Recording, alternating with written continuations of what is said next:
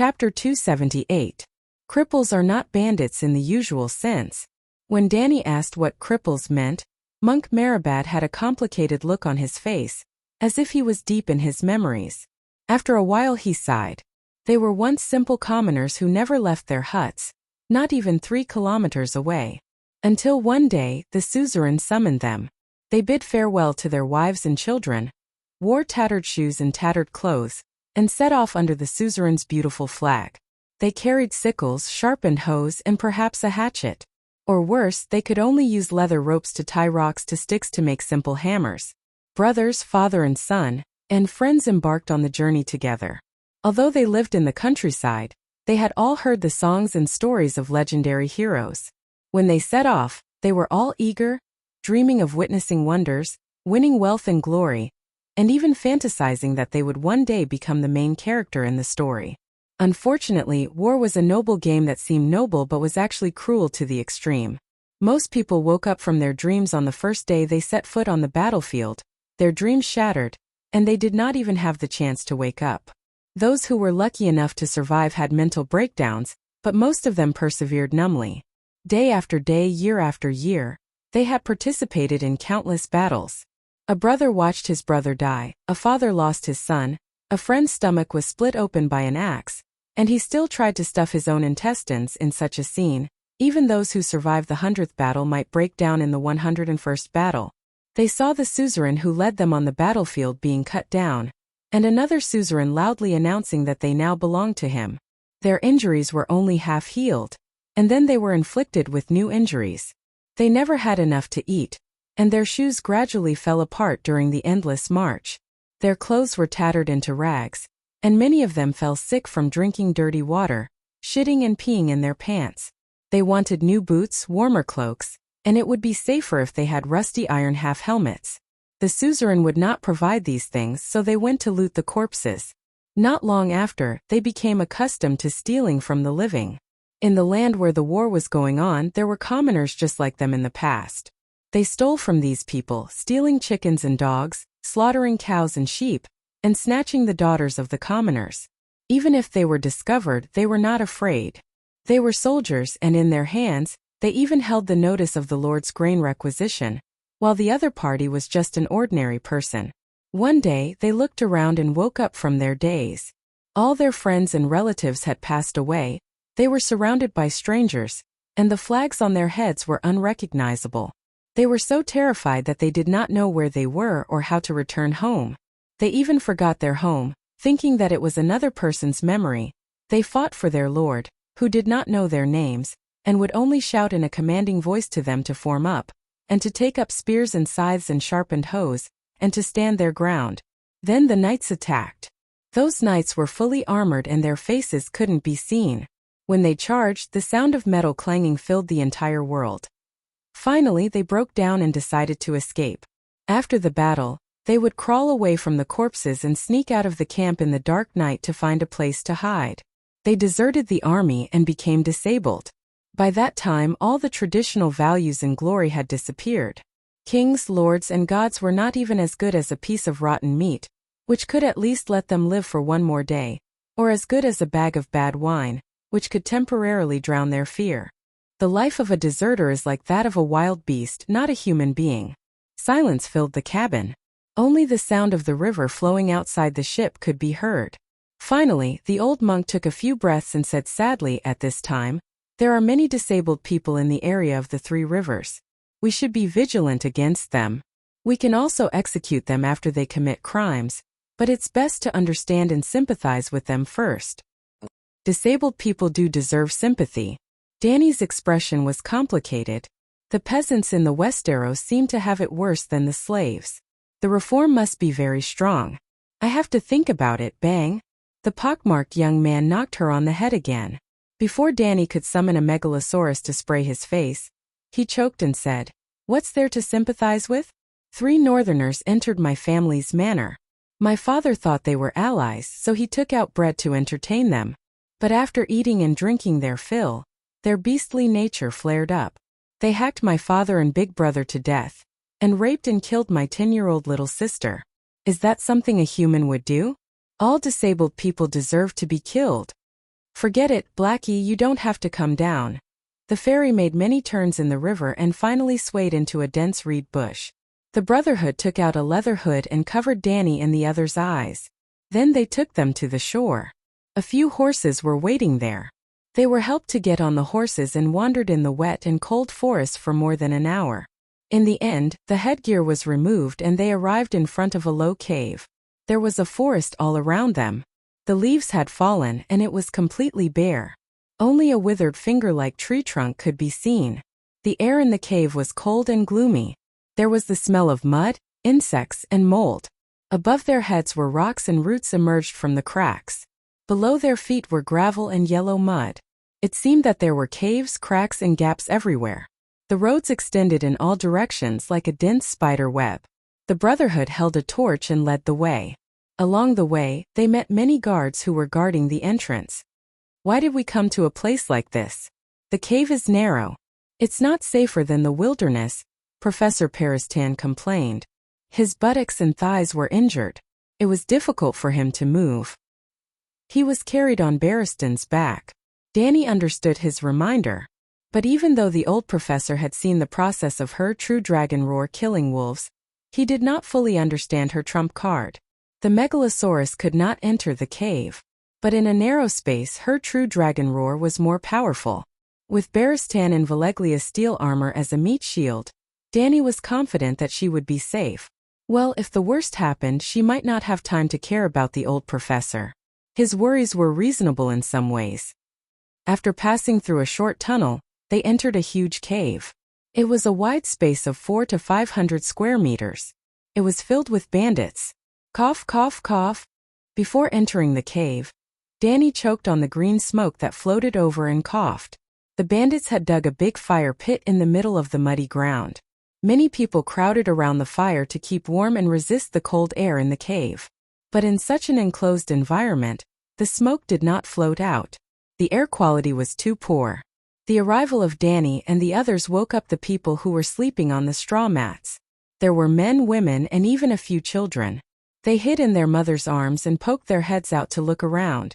All of them looked pitiful and sallow. They did not go down to disturb the refugees. They followed the wall and came to a rock crack on the opposite side. In the long and narrow space of 30 square meters, there was a wooden table. A woman in gray sat behind it. She was wearing a cloak and a hood. It was too dark to see her face clearly, but the eyes under the hood shone with a cold light. They seemed to be more terrifying than Danny's when she was in the state of dragon soul fusion. It was late at night. She did not rest. She was playing with a bronze crown with a circle of black iron swords around it. She looked at it and touched the blades with her fingers as if to test how sharp they were. "Madam, I brought them here." Lemon, who was wearing a dog's head iron helmet, shouted. The big man guarding the door glanced at Danny and the others. He pointed at Brittany and said, "Judge the bitch who killed the king first." "What? What did you call me?" Brittany was stunned. "You are a lion." A young man with a northern accent came over with Brittany's Oathkeeper sword and placed it on the table in front of Madame Stoneheart. There was a golden lion head at the back of the sword hilt. The ruby eyes shone like two red stars. And this? A gray-haired old man put a piece of parchment beside the sword. "There is the seal of the little king on it. It says that the bearer is working for him." Danny paid special attention to him. He was wearing a tattered old robe, pale red and white. His gray hair was long and messy. The skin on his cheeks and chin was loose. His face was covered with coarse stubble. He was not handsome. However, there were two clusters of raging flames in the old man's eyes like volcanic eruptions, which were only slightly inferior to her 9-colored vortex. He was actually the most powerful wizard she had ever seen, and also the most powerful red god priest. Well, except for Benello. She did not know much about the supreme priest. This man should be Murtheros. Madame Stoneheart put the sword aside and began to read the letter. Brittany also began to argue. "I am not a lion. I serve Lady Caitlin Stark. The sword was given to me by Sir Jaime."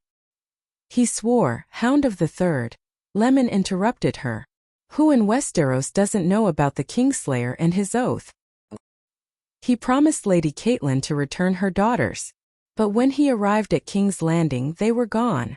Then Jamie sent me out to find Lady Sansa. If you find the girl, the northerner asked with a mocking smile, what will you do with her? Protect her. Take her to a safe place, Brittany said with certainty. The big man laughed. Where would that be? Cersei's dungeon? Even we know that Cersei has a bounty on the girl. 100 gold royals. No, I'll take her to Riverrun, to the Vale of Arryn, even back to the north. I swear to keep her safe, Brittany said hurriedly. Liar! The big man shouted. You have Lannister's sword, a letter from the little king, and 2 lions by your side. How stupid would we be to believe your nonsense? Bring them here, the big man said, pointing at Hay Hunt and Bodrick. This boy is the imp squire, he sneered, pointing at Bodrick and then at the scar-faced knight. He's Blue the Bloody Snight. He's on the lion's side. His hands are stained with blood. That bastard Tolly has already hanged 20 of our brothers. Do you admit to your crimes? Yes, I'm Lord Tyrion's squire, Bodrick said in a panic. But I have no enmity with the Brotherhood without a banner. Being a lion is a sin. Hay Hunt sighed, looking defeated. These bandits don't abide by the sacred oath at all. Freyr was hanged even after paying the ransom. My family is poor to begin with. I can't afford to waste money. The big man announced 2 hangings.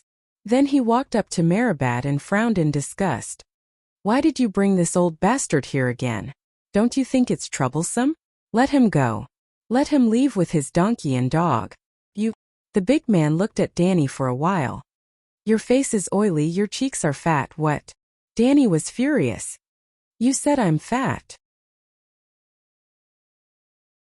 Chapter 279. The big man was shocked by Dany's sudden outburst and took 2 steps back. When he came to his senses, he was abnormally ashamed of his momentary cowardice. He pointed at Dany and scolded, Look at you, your face is red from eating. Your cheeks are fatter than ours. You must be a heartless scoundrel. Are you blind? My cheeks are fat? Dany placed her right hand on her left waist but felt nothing. She turned her head to look at the old professor who was leaning against the wall. He was hugging 2 longswords. Am I fat? She asked the old man. The red-nosed old man looked around and pointed at the refugees nearby.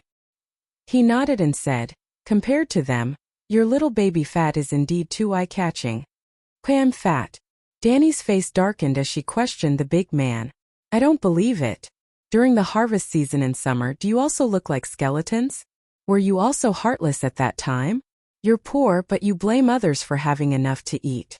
What's the meaning of this? The big man was stunned. He recalled the carefree days of drinking and eating in Winterfell and could not refute her words. Let me ask you, have you ever killed anyone? He asked again. Of course I have. I killed a few blood tricksters at the Black Inn at the crossroads. Do you appreciate each other and want to avenge them?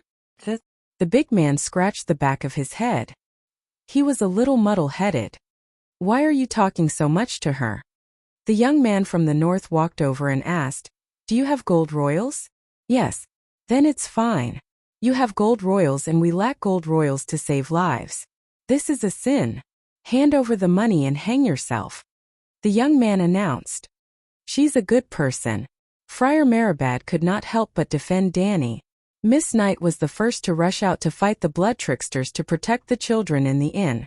She also intends to buy food to help the poor in Hudgyan.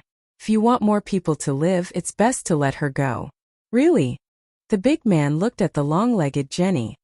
I think she did say that, but I'm not sure if she can keep her promise, Jenny said hesitantly. The big man thought for a moment and sighed. Then you stand aside first. Wait for Madame to finish judging that lion. Then we'll see how she deals with you. Madame Stoneheart moved her gaze away from the parchment. Her right hand reached under her chin and grabbed her neck, as if she wanted to strangle herself. Her voice was intermittent and hoarse as she gasped for breath. It sounded very much like the sound of someone dying. It made one's blood run cold. What did she say? Dany asked. She asked the lion the name of the sword, said the young man from the Northern Territory. Oathkeeper, Brittany replied. Madame Stoneheart's eyes burned like 2 charcoal fires in the shadows. She appeared extremely angry, and her throat once again emitted a sound like a blade scraping against glass. Jenny said, Madam said that it should be called Sword of Broken Oath or False Friend. It is used for betrayal and murder just like you. Who did I lie to? Have you forgotten that you once swore to serve her? The Northerner pointed at Madame Stoneheart. Even though she had already guessed it, Danny couldn't help but exclaim, "How is this possible? You actually resurrected her." Brittany exclaimed almost at the same time, "Impossible, Madame Stark is already dead." "Yes, death is the right of a guest," Jenny murmured bitterly. From then on, their meaning was different from before. Madame Stoneheart glanced at Danny with her glowing red eyes. She reached out her chicken claw-like hands to lower her hood and untied the gray wool scarf on her face, revealing her bone-white dry hair and mottled gray-green forehead, mixed with brown rotting spots. Strips of minced flesh were attached to her face, from her eyes to her chin. Some of the gaps were covered with dried blood clots, and some even revealed the white skull underneath. "Madame Caitlin?" Brittany and Barristan exclaimed. "Seven gods above." Dr. Paristan looked as if he had seen a ghost. His face was pale. "You are dead. You died at the Red Wedding." Zoro said, "That's right." Fry slit her throat from one ear to the other. "When we found her by the river, she had already been dead for 3 days. Harwin asked me to give her the kiss of life, but it had been too long, and her body had already rotted and deformed, so I refused. Perhaps Count Bailey had been resurrected too many times, and every time he was resurrected, a part of his soul would be lost, and his memories of the past would decrease. There were even more serious side effects. He was once young, handsome and strong, but in the end, he was emaciated, his hair was white, and his body was covered in wounds. I could feel that he was living in torment every moment. So he replaced me and placed his lips on hers, passing the flame of his life to her. Then the King of Light blessed her, and Madame was resurrected." This shouldn't be true. The old professor's worldview had collapsed. This world was so unreal. Was there any point in us thinking about exterminating the Megalosaurus? The belief that had supported him all his life suddenly collapsed, and the old professor despaired.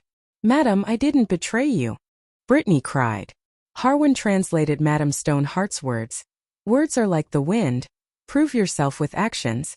"How do you prove it?" "Kill Jaime Lannister, and use this sword, the Sword of Oath." Brittany was stunned and stammered as she defended Jaime. "Madam, it's not what you think. Jaime, when we were captured by the blood dancers, he saved me from being raped. Then he came back for me, and jumped into the bear pit with his bare hands. I swear to you, he's not an oathbreaker.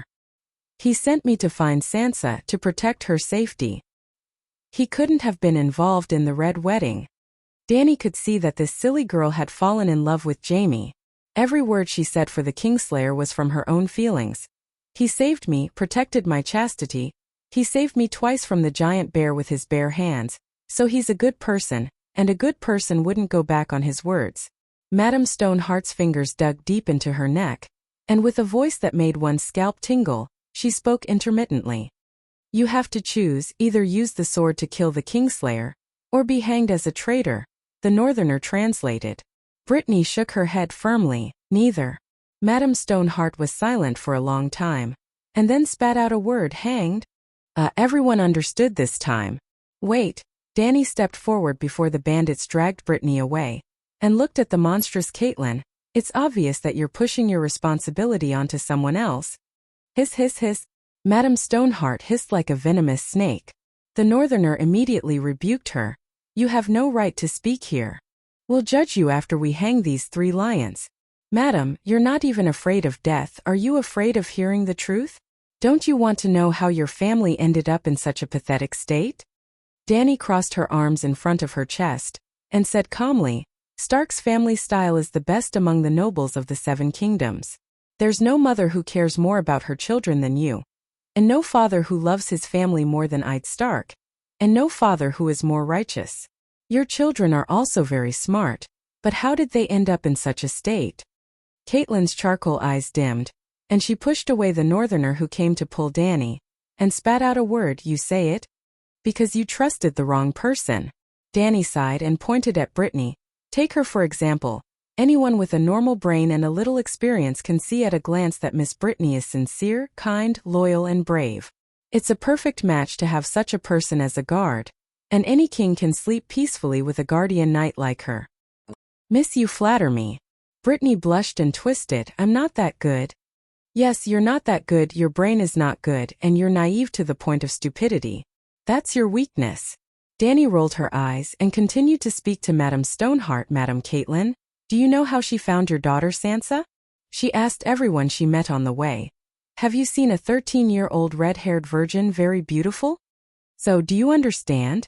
You shouldn't have sent such a simple-minded person to deal with Lannister. Not to mention the Kingslayer.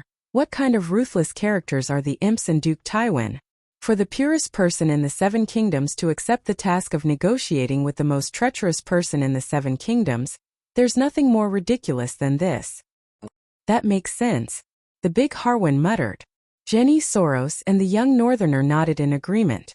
They didn't think there was a problem before, but after this female knight said it, they suddenly felt uncomfortable in their hearts. How stupid is our boss to make such a choice? Madame Stoneheart's expression changed a few times, and finally said unwillingly, the Kingslayer, swear to me. Dany face-bombed, the heavens have pity on you. You already called him the Kingslayer, a white knight who killed the king. You expect him to keep his oath? You know, when he put on the white robe, he swore a sacred oath. It's 100,000 times more valuable than your oath with a sword on your neck. Brittany couldn't help but say, Sir Jaime didn't break his oath. He arranged for me to. Idiot, don't make a fool of yourself here. Dany scolded her unceremoniously. She asked the brawny woman in return, were you arrested by Roose Bolton? Yes, Jaime saved me, and Dany waved her hand and asked again, did Loth Bolton betray Robb Stark, and collude with Tywin and Wald for... Yes. Brittany was honest and didn't say any more nonsense. Did Loth Bolton's men cut off the Kingslayer's hand? It's the Blood Dancer who betrayed Duke Tywin and turned to Bolton. In the end, Loth Bolton arranged for his men to escort you and the Kingslayer to King's Landing. I thought Loth Bolton listened to me about the negotiations, and obeyed Lady Caitlyn's orders, Brittany argued. Yes, with your intelligence it's normal to be fooled so easily, but now? Now you already know about the Red Wedding, you know that Loth Bolton has already betrayed Stark, and now you still think that there's nothing unusual about what happened in Hellenberg? Brittany's expression changed dramatically, and said with a trembling voice, you mean Sir Jaime knows? Whether he knows about the Blood Wedding, I'm not sure. But at that time, Jaime must have negotiated the price with Bolton to betray Stark in front of you.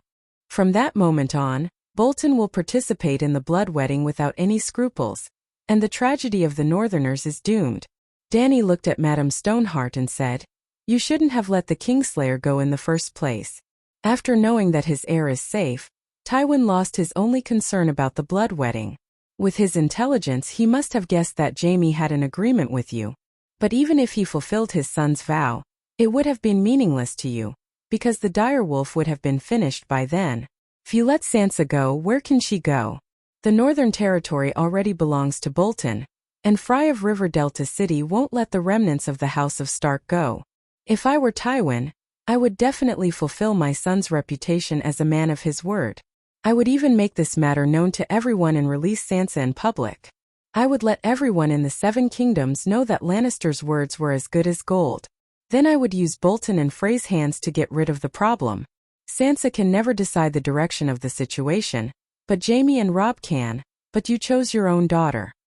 You, Dr. Periston pointed at Dany and said in horror, you're ruthless, even more vicious than Tywin. The bandits couldn't help but take a step back, looking at Dany in horror, as if she had really become Tywin, and then carried out the above vicious plan. Chapter 280. 7 Levels of Hell. Seeing Madame Stoneheart glaring at her, Dany stomped her feet and said, can't you be more reasonable? I'm just analyzing how I failed for you. I didn't do anything bad. I still don't understand. Since Bolton has already joined forces with Tywin, why did he cut off the Kingslayer's right hand? That's his sword hand. Without his right hand, Jaime is almost a cripple. Barristan was puzzled. The one who cut off the hand was the Blood Troop? Dany looked at Brittany. Yes, Wagerhort, the leader of the warrior group. The warrior group was originally hired by Tywin from the other side of the Narrow Sea. Later, when they saw that the Northern army was strong, they betrayed Lannister and joined Roose Bolton. This kind of behavior is normal in the free cities, but it greatly offended Tywin. Dany rubbed her chin and smiled bitterly. It seems that even the Blood Troop has guessed that Bolton is secretly siding with Tywin. The reason why Varg cut off the Kingslayer's hand is most likely to cut off Bolton's path of siding with Tywin. Madame Stoneheart scratched her face crazily, blood staining her scarred cheeks. Looking at her painful and regretful look, Dany sighed and comforted her. Madam, you don't have to regret. You love your daughter and it's a maternal instinct. And a mother's love for her child should not be considered a sin under any circumstances. Although she also thought that Catelyn was too stupid, what was the use of regretting and blaming herself now that things had come to this? She was not the only one who was stupid. Robb, the self-proclaimed king of the North, was even more wrong. When he returned to Riverrun City and found that his mother had wasted his only bargaining chip, Robb actually heaved a sigh of relief and comforted his mother. I can understand you. It's all because of love. We both made mistakes. I also broke the sacred oath and married Jenny because of love. Then the mother and son looked at each other happily. You have forgiven me, and I have forgiven you. These two things were easily forgotten. The faces of the dukes of the northern region and Hudgian County were twisted. They were furious and at the same time they were completely hopeless about the future. In his despair, Stark killed 2 members of Lannister's side family. In the end, Robb and his mother announced righteously that he had made a mistake, and that he should be punished for his mistakes. What the fuck? Apart from Bryn, a blacksmith who was given the job of a carpenter, you have misplaced your trust. Who is it? Catelyn asked hoarsely. Your biological sister. Mrs. Lisa. Barristan exclaimed. She didn't betray Stark, did she? The others were also confused, but Catelyn seemed to know something that Dany didn't. Her face was gloomy, but she wasn't too shocked. She did nothing in the Battle of the Four Kings, and that was her biggest mistake. Barristan shook his head and sighed. You're not in the Westeros, so you're not familiar with the people of the Seven Kingdoms. Mrs. Lisa is delicate and sensitive, and she spoils her only son, Robert. She probably didn't participate in the battle because she was worried about hurting her son. There were also scholars in the Eagle Nest. The City of Knowledge had inquired about the reason why the Arryn Valley was so slow to react. Dany had a strange expression. She looked around at everyone. Were they all affected by a halo that lowered their intelligence? Her biological sister's family was destroyed, and her biological brother's family was destroyed, but she was unscathed. Is this normal? Okay, even if she loves her son more than anything, but even a fool knows that if the 3 Dukes of Tully, Stark, and Arryn work together, they are almost the strongest force in the Westeros. Because Dorne won't work with Lannister, and neither will Bella and Theon. Godding and Dorne have a feud. Simply put, the other 4 kingdoms have many conflicts, and it's almost impossible for them to form an alliance. What's more frightening is that on the young Wolf Master's side, the 3 territories are connected, and they are controlled by the siblings. There won't be a conflict of interest like the one between the young Wolf Master and Fry. Mrs. Lisa, Ide, and Duke Mu don't seem to have ambitions for the Iron Throne, and the matter between Stannis and Renly won't happen again. As long as the 3 sides have the intention to cooperate, they will be close and united. Even if Robb lost everything in Hudgian, there's Neck in the north and the Bloodgate in the east. The most easily defended and difficult to attack natural strongholds in the Westeros are in your hands. How can you lose? According to the young Wolf Master's talent on the battlefield, not to mention finding Lannister to avenge his father, he is even the strongest contender for the Iron Throne. In fact, the young Wolf Master has never lost on the battlefield. Lisa is really worried about her son's safety. She can wait and see for a while. After witnessing the great victory in the Forest of Ravings, she should be relieved. Send at least a few thousand cavalrymen to the Bloodgate and station them in Heron Castle. Bolton won't dare to rebel even if he has 10 guts. Even if Mrs. Lisa is extremely timid and terrified of Duke Tywin, she can also arrange for soldiers to take a boat to the north. White Harbor is just beside the Arryn Valley. Help your nephew take back Winterfell and guard your home. There shouldn't be any danger now, right? Everyone looked at each other, not knowing what to do. If you really want to help, you can always find an opportunity to do so. If you don't want to help, You can find 10,000 reasons to refuse. Danny poked her chest. That's the key. It's obvious that the madam's sister doesn't care about you at all. Why, Lisa, why? Mrs. Stoneheart pinched her throat and said with a gasping voice, Lisa wrote me a letter, telling me that John Arryn was poisoned to death by Lannister. She wanted us to help her. That's why I'd went to the King's Landing to investigate. Why? She's my sister. Did you know that Mrs. Lisa loved Littlefinger very much? Danny glanced at the old professor. She wasn't telling him the truth. In fact, the documents in the City of Knowledge Library contain detailed records of letters from the noble scholars of the Seven Kingdoms. The point was that Lisa didn't hide her relationship with Littlefinger at all. The two of them had officially registered their marriage. Everyone in the Seven Kingdoms knew that Littlefinger lived in the master's bedroom in the Eagle Nest. The old professor thought for a moment and said, indeed, Mrs. Lisa was very infatuated with Littlefinger. She couldn't even wait for him to go to the Eagle Nest to marry her. She hurriedly led the monks to travel thousands of miles, crossing mountains and valleys, to the desolate Five Fingers Peninsula to marry him. I have a question. Why didn't any of you think of Littlefinger as a big player in the game of power? Danny asked curiously. Barristan thought for a moment and said, because he's small and skinny. He's not a knight and doesn't know much about military affairs. Because his family background is weaker than his military strength. They can't even afford to raise a clan soldier. Haha, you haven't been to the Five Fingers Peninsula. There are only rocks, cliffs and sheep dung there. The castle of the Baelish family is a 3-story tower built by the sea. The master lives on the top floor, the second floor is the living room and servants' bedrooms, and the first floor is a sheep pen. It is said that when Mrs. Lisa and Littlefinger consummated their marriage, the guests on the second floor could hear her high-pitched screams and the bleating of the sheep downstairs at the same time. They were so embarrassed that they had nowhere to go. The tower was so small that the guests didn't even have a bedroom. Yep, Lisa's cries were also unique and impassioned in Game of Power. Some of the male guests couldn't hold it in anymore after hearing her screams. They even pressed Sansa against the wall and wanted to hold her hand. Barristan gave Danny a mocking smile that said, "You're so ignorant. Not everyone has the right to participate in the game of power.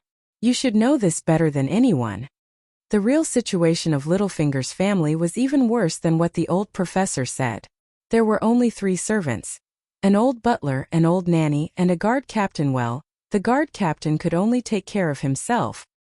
He was the only guard captain, and he also had to work as a shepherd. When Littlefinger and Lisa got married, there were only 23 sheep in the house. In order to feed the feudal lord, the old butler and the old nanny had to go to the river to collect seaweed, shells, and bird eggs. Every time Littlefinger came home, the old butler would ask him worriedly how long he would stay. He was worried that Littlefinger would stay too long and finish all the food. He couldn't even get enough food for his status. How pitiful. It could be said that Littlefinger was the poorest and most shabby feudal lord in Westeros. Because Littlefinger's background was too shallow, Tyrion, Tywin, Varys, Lady Olenna and the other big shots in the Game of Power all knew of his ability. They also knew that he had ulterior motives and had evil intentions, but they never treated him as an opponent. Catelyn and Littlefinger grew up together, but her evaluation of him was that he had been very clever since he was young, but being clever did not equate to being wise. For example, now that her family was ruined, she became Madame Stoneheart. She was still looking at Danny with a look of confusion and disapproval. "Sigh, my lady. Tell me Littlefinger's current identity." Without waiting for Catelyn to answer, Danny counted with her fingers and said, "Duke Hellenberg, the 10th Duke of the Seven Kingdoms. He is one of them. Lady Lisa's husband, the guardian of Duke Robert Arryn, and the regent of the Arryn Valley. At the same time, he has been the finance minister for more than 10 years. The customs and finance personnel of the Seven Kingdoms are all his subordinates, and he has accumulated a lot of wealth. By the way, more than half of the brothels in King's Landing are also his property, and every prostitute is an intelligence agent. Did you notice? Now, he has a title, an army, money, and a perfect intelligence network. Only 2 or 3 dukes of the Seven Kingdoms can beat him, and that definitely does not include the King of the North, Stark. Facing someone with a higher status than you, why do you feel superior?" She looked at Madame Stoneheart and asked. Seeing her expression gradually become serious, Dany sighed and looked around at everyone. She asked, who benefited the most from the rebellion of the four princes? The king of the North's family was ruined, excluded. Lannister was only protecting what they already had, excluded. Theon Bella was a loser from the beginning to the end. He lost so much that he lost his underwear, excluded. Looking at it, Gao Ting benefited the most. And Dwayne had been hiding and watching the show. And he was also suspected of sowing discord and taking the opportunity to take revenge. But everyone knew that Gao Ting had bet on Lonley first and suffered a great loss. Dwayne's pace was slow, and his actions were completely going with the flow. He did not have the aggressiveness to lead the situation. Thinking about the Red Viper who died tragically at the hands of the Demon Mountain, it was clear. Was that something the mastermind behind the scenes would do? Littlefinger was different. At first, he was just a small feudal lord on one finger of the Five-Finger Peninsula. Compared to his current benefits, his wealth was more than 100 times greater. More importantly, the situation in the Seven Kingdoms is too chaotic now. The kings have fallen one after another, and it is very likely that someone is behind it, deliberately leading it in a more chaotic direction. A chaotic political situation is actually disadvantageous to the great nobles, because they are the ones with vested interests. The only ones who can profit from the chaos are the smart nobles. No. The red-nosed old man pointed at Dany and shouted in realization, the chaos in the Seven Kingdoms is more beneficial to you. Siu. Are you the mastermind behind the scenes? Dany. Chapter 281. Why her? Who is she? Harwin was puzzled. She is. Facing Dany's cold gaze, the old potion shuddered. She is, the heir of an exiled lord. Then the old man slapped his forehead and exclaimed, oh, I got it wrong. It has nothing to do with her. She is only 16 years old. Although she is more cunning than Tywin now, she was still young and weak back then. She should not have been able to interfere with the affairs of the Seven Kingdoms. I wanted to send you directly to the Great Wall, but now it seems that I have to take you to the northern frontier to see the snowy scenery. Yes, I will let you have a good talk with the real master of the northern frontier. I still don't believe it. The old potion knew nothing about his future and continued to talk. Maybe it is all a coincidence, an accident. I don't believe that Littlefinger can cause chaos in the Seven Kingdoms by himself. It is hard to believe. Hale and Barristan nodded in agreement. I have seen Littlefinger.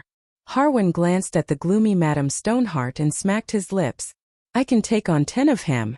Dany could not be bothered with these fools. She asked the old potion, don't you know the power of wisdom? How does the current situation compare to the dance of the blood dragon? The scholar was weak and did not even have half a territory. How did he manage to kill the powerful Targaryen with his schemes? The old potion's expression changed drastically. He fell silent and began to think slowly. What did Littlefinger do? Madame Stoneheart's voice was as cold as a viper's. How did Littlefinger deal with Duke Stark? Dany looked at Barristan. He was involved in the palace coup after Robert's death. The old knight thought for a moment and said, I don't know what Littlefinger promised Prime Minister Stark, but he did betray the Prime Minister. At that time, Stark thought that he had bribed the Golden Robes, the garrison of the capital. But when he gave the order to capture Cersei, the Golden Robes killed all the Northerners. Obviously, they had joined Cersei long ago. Peter himself put a dagger to the Prime Minister's neck and said with a smile, Didn't I warn you not to trust me? Catelyn stared at him for a while. Barristan. What? Fearless Barristan? Everyone was shocked. Harwin and the Third Hound drew their swords and looked at the old knight warily. Are you really Ser Barristan? Brittany could not help but ask. Barristan nodded and took off his helmet, revealing his face completely. He came to Madame Stoneheart's table and bowed. Madam, I am Barristan Selmy. I am deeply sorry for what happened to you and Prime Minister Stark. Dany face-bombed with a helpless expression. Barristan, who was deep in thought at the side, revealed a gloating expression. You, Madame Stoneheart, looked at the White Knight with hatred. Why are you complaining about him? Dany sighed. Joffrey even stripped him of his white robe. The White Knight has never been humiliated like this since he was born. Do you think he is Cersei's confidant? I dare say that neither Ed Stark nor Cersei wanted to rope him in. He was just a confused passerby the whole time. I still know some things. The old knight blushed and said awkwardly. And you, who are you? Madame Stoneheart turned her cold blood-red eyes to Dany. Yes. Madame Stoneheart looked at the old knight and then looked at the delicate girl under the firelight. Silver hair and purple eyes, Barristan can't leave. King, you are Targaryen, Dany Liz Targaryen. Madame Stoneheart's hatred was overwhelming.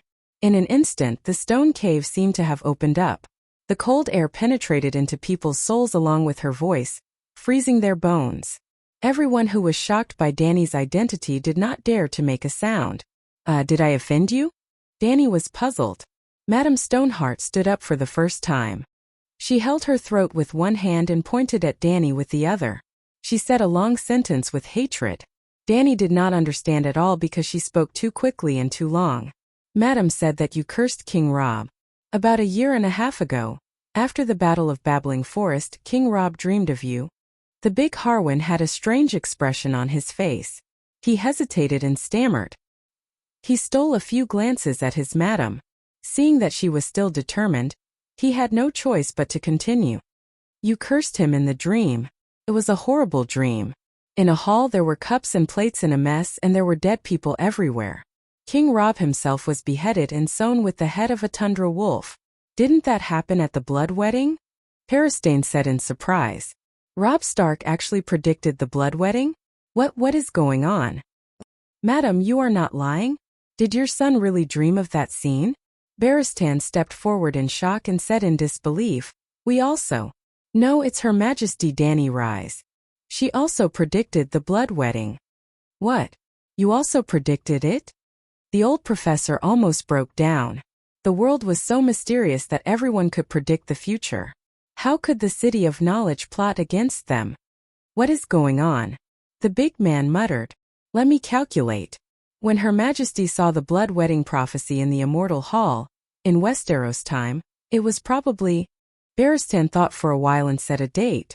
Madame Stoneheart's pupils suddenly shrank when she heard that. It was that day. Someone wanted to change history and failed. Dany's face was gloomy. Damn it, that bastard actually connected the cause and effect to me. Who wants to change history? Why are you talking nonsense? Isn't that the future? The red-nosed old man said in confusion. Standing at the point of time after the blood wedding and reminding Robb Stark before the blood wedding, it was changing the future for Robb, but for that person it was changing history. The others were confused. But the old professor's intelligence and knowledge were enough to understand Dany's words. But because he understood, he found it even harder to accept. Foretelling the future was not the first or second time, but the person in the future changed the present, the past. Wasn't it too mysterious? How is that possible? Who is he? Who else could it be that wants to save Stark? Dany asked. It must be another Stark. Could it be the son of the young wolf master? The red-nosed old man was puzzled. Son. Madame Stoneheart's eyes widened and asked anxiously, Jenny is pregnant. The Jenny she was asking about was definitely not the female bandit beside her. Longlegs Jenny. No, I mean illegitimate child. Does the young wolf master have an illegitimate child? My son clean and good. So your son has no descendants. Dany shook her head and said, your wife will never be pregnant with Robb's child. Her mother won't allow it. Why? You still don't know that your in-law is a spy for Duke Tywin? Dany was shocked. No, Reynold is very loyal. He would rather die than surrender. Madame Stoneheart took a deep breath. Reynold was Jenny's brother. He had attended the blood wedding with Robb, but he didn't know that his mother was in cahoots with Tywin. During the incident, Fry had been persuading Reynold to surrender. He even told him that his mother had a part to play in the blood wedding and that they were all on the same side. But Reynold still refused to surrender. After Grey Wind, Robb's Icefield wolf, died in battle, he jumped into a river filled with despair and shame to commit suicide.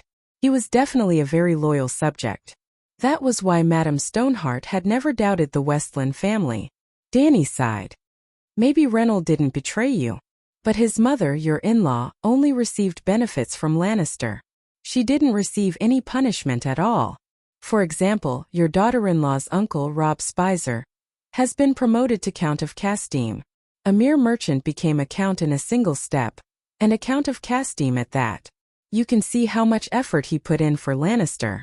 No, that's impossible. Madame Stoneheart shook her head. Ginny wouldn't betray Rob. It's true. The old professor sighed. You're uninformed here, so you probably don't know. Just a week ago, Rapid Flow City's Jaime and Lannister were taken down. Your Uncle Blackfish's whereabouts are unknown. Your brother-eyed Mull was stripped of his fief and title. He will spend the rest of his life under Casterly Rock's watch. On the other hand, Madame Sebel, Rob's mother-in-law, and her 3 children were not punished. Instead, they were rewarded generously by Lannister. Apart from a title and marriage, even Queen Jenny's life was saved and she can remarry. Madame Stoneheart slumped in her chair and laughed like an owl. Betrayal, traitor, madam, aren't you forgetting something? Dany reminded her. The Westland family of Cliff City is actually Lannister's vassal. The Northerners pillage and burn in the western region, and are the enemy of all the nobles there. Don't you even know the relationship between us and the enemy? And what kind of person is Tywin? Everyone knows about Castile's reign. What gave you the misconception that the Westland family would rather give up Cliff City, which has existed for thousands of years, and risk being exterminated by the ruthless Duke Tywin to side with the Northerners? They were captured by the young wolf master. That's true, but captured nobles can be ransomed. Everyone knows that. Being captured doesn't mean losing your title or land. And even if there's no bloody wedding and Jenny Westland goes to the north and becomes the queen of the king of the northern region, what can the Westland family get? A new land? Everyone knows that's impossible. There's no land left in the northern region. Giving up the title of count, giving up the rich and historical Cliff City, and going to the north to become a jobless knight, the Westland family will be cut off. No one in their right mind would do that. Dany said a lot of things and the others nodded in agreement. But Madame Stoneheart didn't listen at all.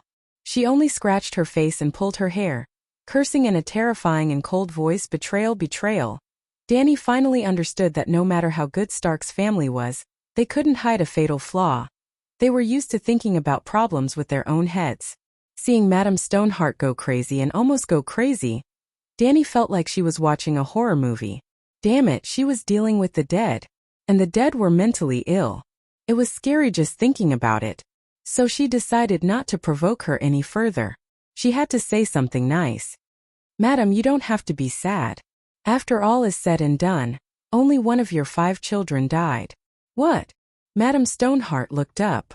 We saw your youngest daughter, Arya Stark, on the river this morning. Oh, yesterday morning. Which river? Madame Stoneheart asked anxiously. Chapter 282. Each of your 6 children has a direwolf? Dany asked. 5 of them. Snow is a bastard. All right. Jon Snow is a bastard. Dany nodded happily in agreement. Then have you noticed that your children have a special relationship with the direwolves? The direwolves are especially smart, almost as if they can understand humans. Madame Stoneheart was silent for a long time. She pinched her neck and hissed. The little devil sent an assassin to assassinate the Bran. Summer saved him. Rob's Grey Wind. It reminded him. It barked at Sebel and Rofo Spicer and wanted to bite them. However, it was very close to Reynolds. In River Delta City, Grey Wind bit Rob's trousers and dragged him out. It bared its teeth at Fry. Rob, however, locked it up. That's it. Your 5 children are all the lucky ones blessed by the old gods. It is very likely that they all have the talent of transfiguration. No, don't slander my children. Madame Stoneheart denied. Dany frowned. Don't you know your own situation? Children of the forest, magicians, gods, old gods and transfiguration are all real. Since you can revive from the dead, why can't your children be transfiguration? I know that transfiguration and werewolves have been demonized by Westeros and have a bad reputation. However, that is just a method used by the Undulls to attack the old gods. Just like today, the Red God Priest announced that the 7 gods are fake gods. The 7 gods are indeed fake gods. 7 broken pieces of wood. The night is long. Only the Light King Lalo can bring us to the light. Soros of Mill could not help but say. 7 gods above. Let the deviant ghosts capture this heretic. Monk Marabat cursed softly. Glancing at the two of them, Danny continued. Transfiguration is the child of nature. It has mysterious and powerful strength. Whether it is evil or not depends on the person's personality, and has nothing to do with the profession. Did you know that Arya Stark once released her direwolf in River Delta? Madame Sher Exian nodded.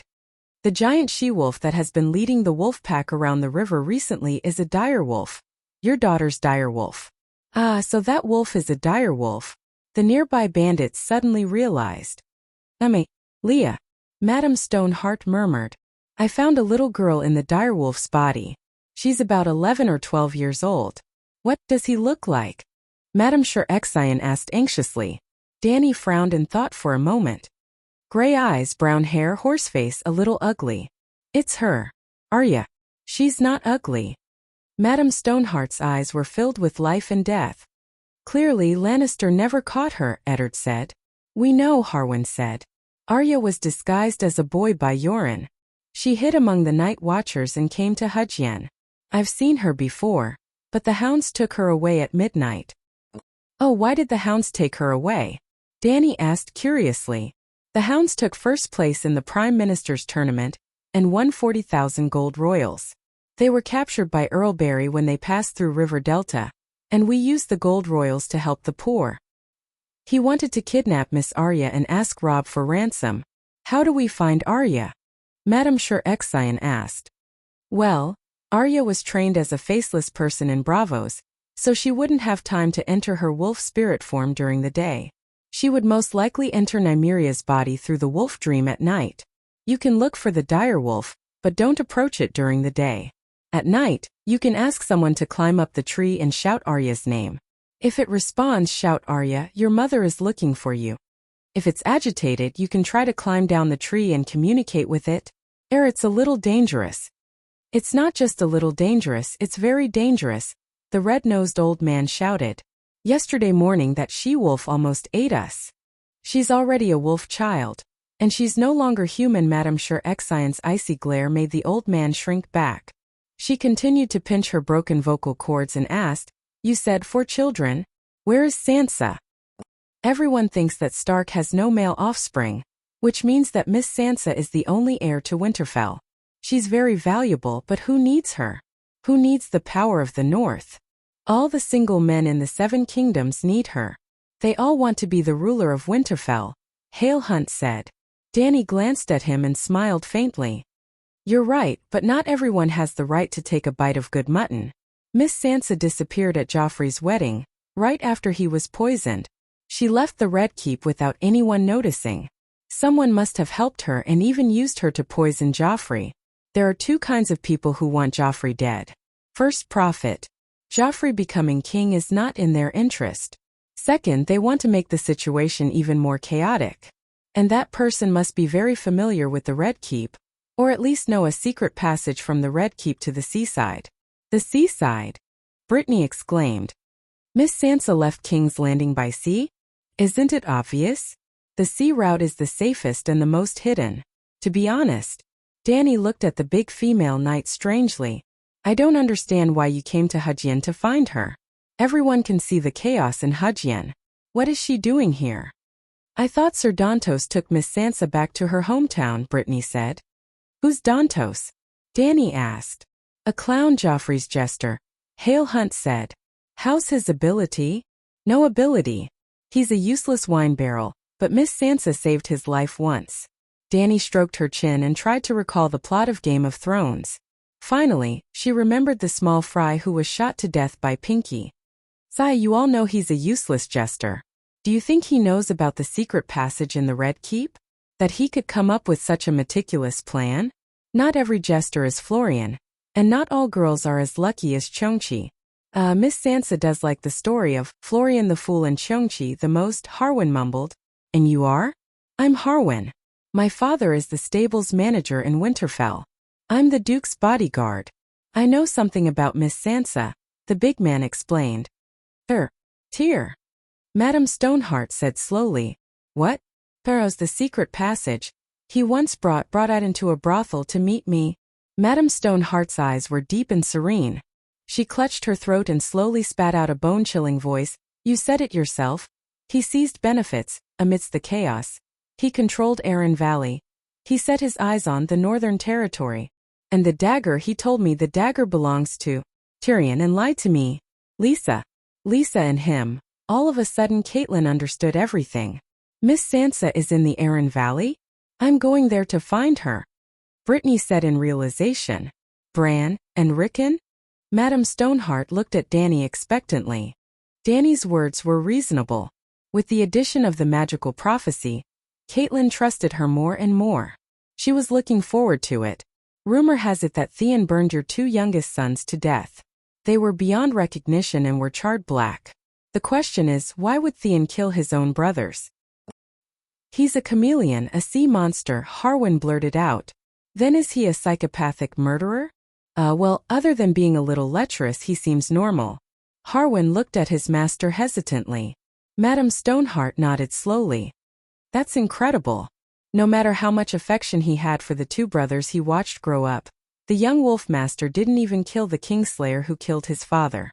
Theon isn't a psychopath or crazy. Why would he kill his hostages? In the past few years, the Westeros had broken their traditions. The guests' rights and sacred oaths had been violated many times. However, killing a captured noble had only happened once. That was when Stark killed the 2 young Lannister to vent his anger. Why? He wouldn't dare. Both sides had noble captives in their hands. If you kill my people, do you think I won't kill yours? For example, if Robb didn't kill Stark, what would happen? First, Stark's eldest son would have to die. Old Stark wanted to kill young Lannister because his eldest son had been captured by Lannister. His second and third sons had been killed in front of him by the Kingslayer. He hated Lannister to the core. However, protecting noble captives was a tradition of Westeros. If you kill my people, do you think I'll let your eldest son go home for the new year? Secondly, because 2 Lannister had died, and there was only 1 Stark, Tywin might kill another northern noble as a response. The family of the northern noble who had been killed would be extremely dissatisfied with Stark, and they might even hate Robb for allowing him to kill. In the end, if you kill my captives, I kill yours, there would be no money to ransom them. This would cause the nobles to wither like farmers and soldiers, and the war would be completely out of control. Therefore, it was reasonable for Robb to kill Stark to appease Lannister's anger, just like how I'd wanted to chop off Mormont's head. Both father and son's insistence was not wrong, but their methods were not slick enough. If it were Dany, she would rather chop off her dominant hand and give it to Tywin to atone for her sins than chop off Stark's head. This was not only to buy people's hearts, but more importantly, a monarch also had the obligation to treat and protect his loyal vassals well. You can't always let others be loyal to you without any bottom line. And as a monarch, you don't reciprocate at all, right? Okay, I digress. The main point was that treating noble captives well was a tradition, and even Tywin wouldn't go against it, except for you, Luwin. Harwin translated Caitlyn's words and said, Theon didn't want to kill them at first. It seems that the 2 young masters escaped from Winterfell with the help of their servants, and Theon punished them by burning them at the stake. Even if you want to punish the captives to establish your authority, you can just kill one. Why waste all your bargaining chips? Dany laughed. This shows that the 2 little Starks successfully escaped capture. Because he couldn't catch them, Theon purposely burned the corpses beyond recognition. Otherwise, wouldn't it be better to chop off their heads personally? That makes sense. Everyone nodded in agreement. Very good. Dany Rise. Very smart. Too smart. Using only a few bits of information. Almost reconstructing the entire process. Luobo is not as good as you. Thank you. Dany said proudly. No. Madame Stoneheart's eyes suddenly emitted a cold murderous intent. You're so smart. This is a good thing. I will let you go. You can help me deal with Lannister. But my 4 children. Since they're not dead, I can't let you live. Dany's proud smile froze. What did you say? Kill her to prevent future trouble. Madame Stoneheart pointed at Dany and roared. Clang, clang, clang. The bandits were only stunned for a moment before they immediately drew their swords and charged at Dany. Chapter 283. Hee ha ha. Someone laughed out loud while holding his stomach. It was not Danny. The red-nosed old doctor pointed at Danny and laughed until tears came out of his eyes. Who told you to show off your cleverness? Who told you to like showing off in front of others? Who told you to be so smug? Who overthrew the Targaryen dynasty? You've forgotten, but I remember it well. Wait, I have something to say. Barristan opened his arms and stood in front of the gloomy Danny. He said to Madame Stoneheart, Madame Caitlin, your worries are unnecessary. Her Majesty is benevolent, righteous, kind, and just, but every time he praised Danny, Madame Stoneheart's face turned uglier. White Knight could only stop and sigh. Danny, if Her Majesty Rise was merciful to Robb Stark, how could she be merciful to other innocent children? In Queers, in the undying shrine of the male wizards, Her Majesty has been unable to eat or sleep since she saw the prophecy about the young wolf master. Ahem, don't make it sound so ambiguous. I eat well and sleep well.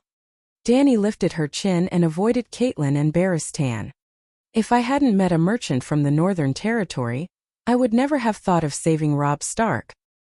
Sigh, you're always so humble. White Knight sighed. Are you done? If you're done, die. Madame Stoneheart said coldly. No, I'm not done. White Knight waved her hand and quickly explained how the Megalosaurus had drawn the Crimson Wedding, and how it had been handed over to the captain of the Ginkgo Maiden, Jordan Snow. Jordan Snow? Madame Stoneheart looked at Harwin. I don't know him. Maybe we can ask around at White Harbor. The big guard said. A person's heart is unpredictable. I won't trust anyone. Madame Stoneheart said with a hoarse voice. There's a wrong name, but there's no wrong nickname. Your kindness, your compassion, and your humanity were all left with Lalo when you were resurrected. Danny sneered. Madame Stoneheart spat out a single word like a viper, kill. Long-legged Jenny Soros and the rest were hesitant. Even Harwin looked like he was struggling. However, Lemon, the third-generation hunting dog, shouted the word kill, and immediately rushed over with two bandits. Clang rip. Barristan suddenly stretched out his right hand and grabbed the sharp sword that was slashing at him. The blade of the sword rubbed against the iron glove, producing a teeth-numbing sound as sparks flew everywhere. Boom! White Knight raised her leg and kicked Doghead Lemon in the stomach, sending him flying 2 meters away. She then used the long sword she had snatched to block the other two bandits. Impossible! The bandit on the ground roared in disbelief. Go, kill them, kill, kill, kill. The bandits, who had been hesitating, quickly moved closer. But Danny had been waiting for them. The space outside the cave was a little big, and the bandits were standing scattered. The effect of the Megalosaurus roar was not the best. At this moment, how dare you? A visible arc of air was emitted from Danny's body. The flames of the torches on the wall stretched into a horizontal line of fire. The dust in the air solidified and instantly gushed outwards. The bandits who were rushing over fell into a bottomless hell in an instant. Their souls seemed to be gripped by cold and scorching claws. Their minds were clear, but their bodies were unable to move in fear.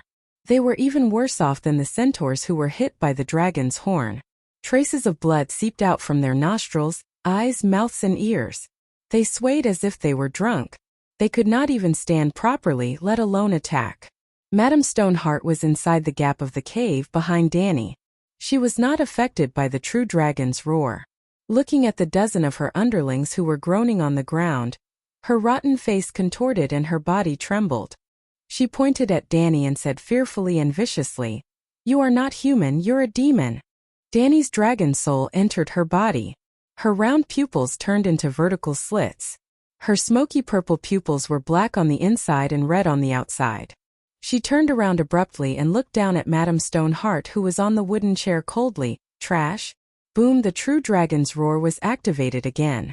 The cone-shaped airwave smashed onto Madame Stoneheart's body like a 1,000-kilogram boulder. Crash! The high-back wooden chair shattered. The hair of the person on the chair was messed up and her tattered clothes burst open. She hugged her head and was pushed to the corner while howling. Fuck! Pereston's eyes almost popped out.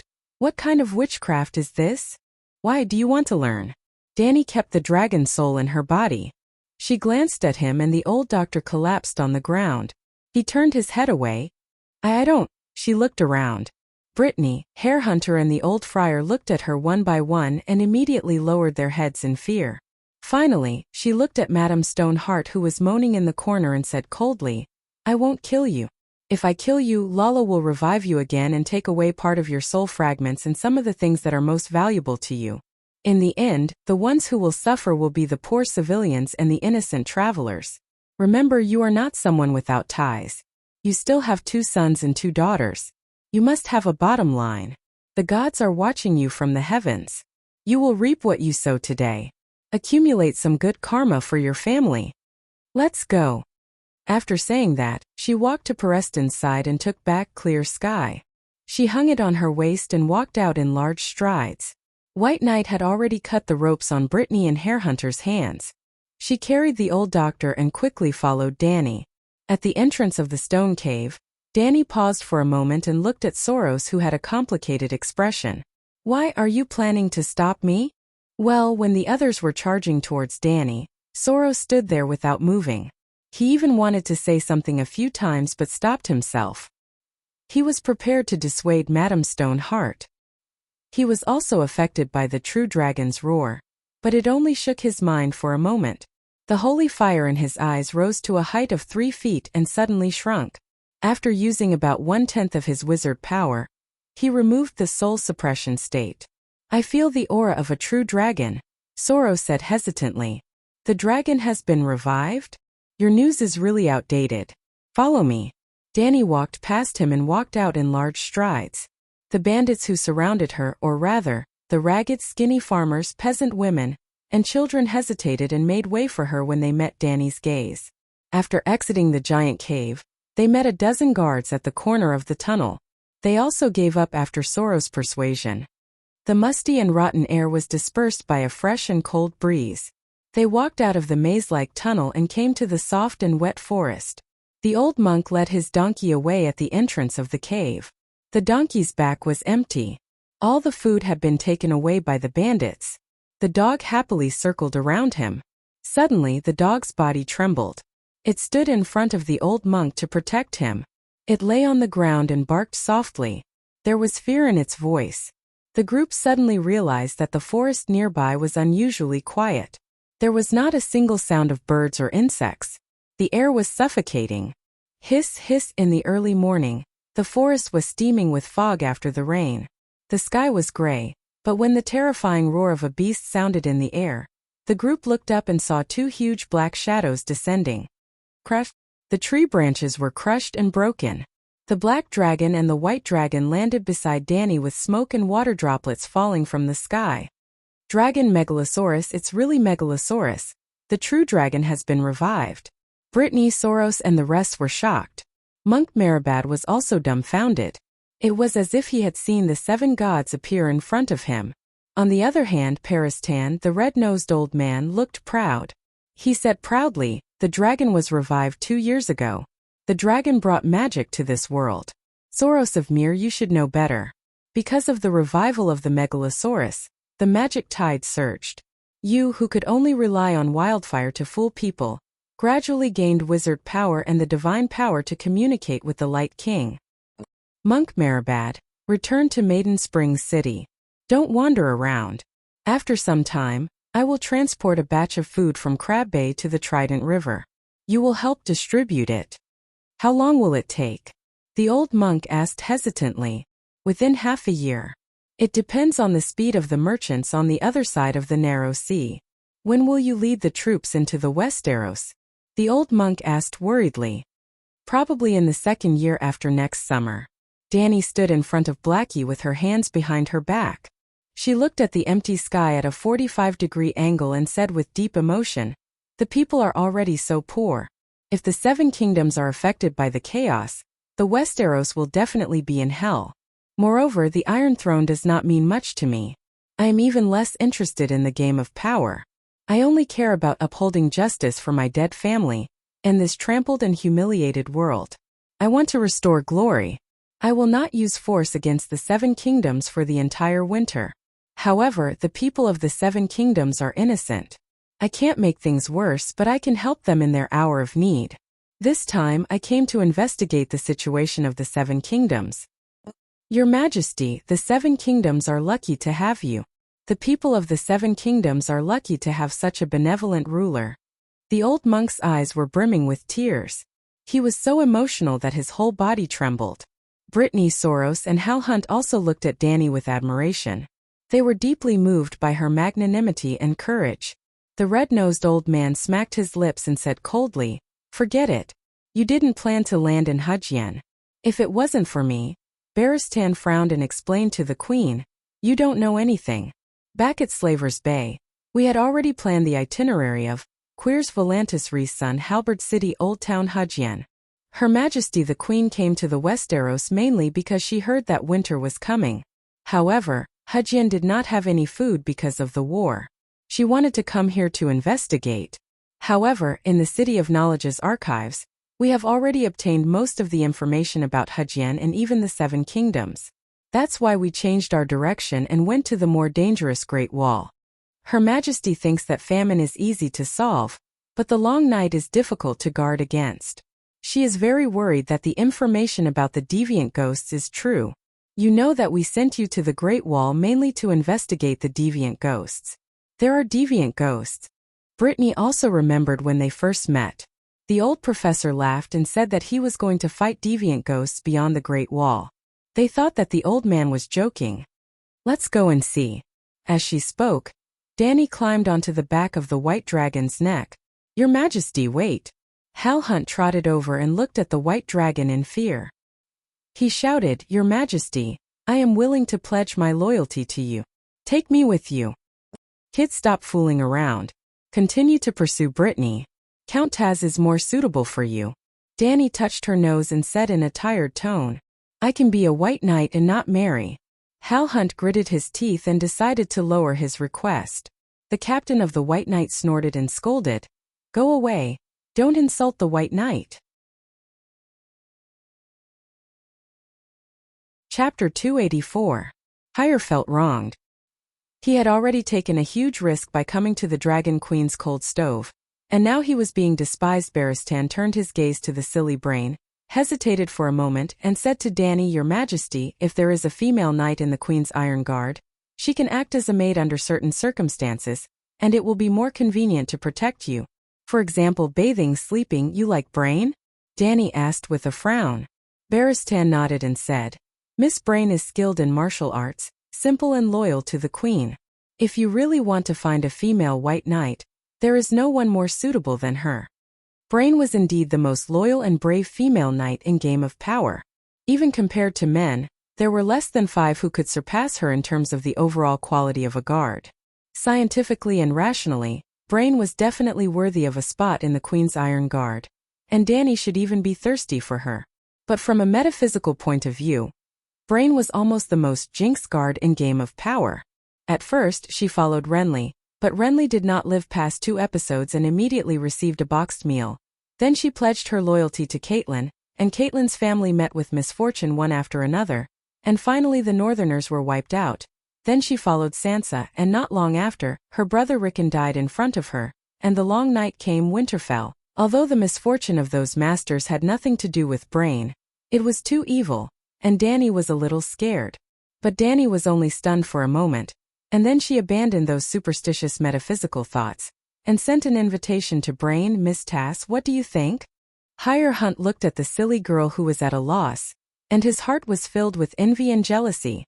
Brain herself was in a complicated mood. For the first time, she was truly recognized by someone.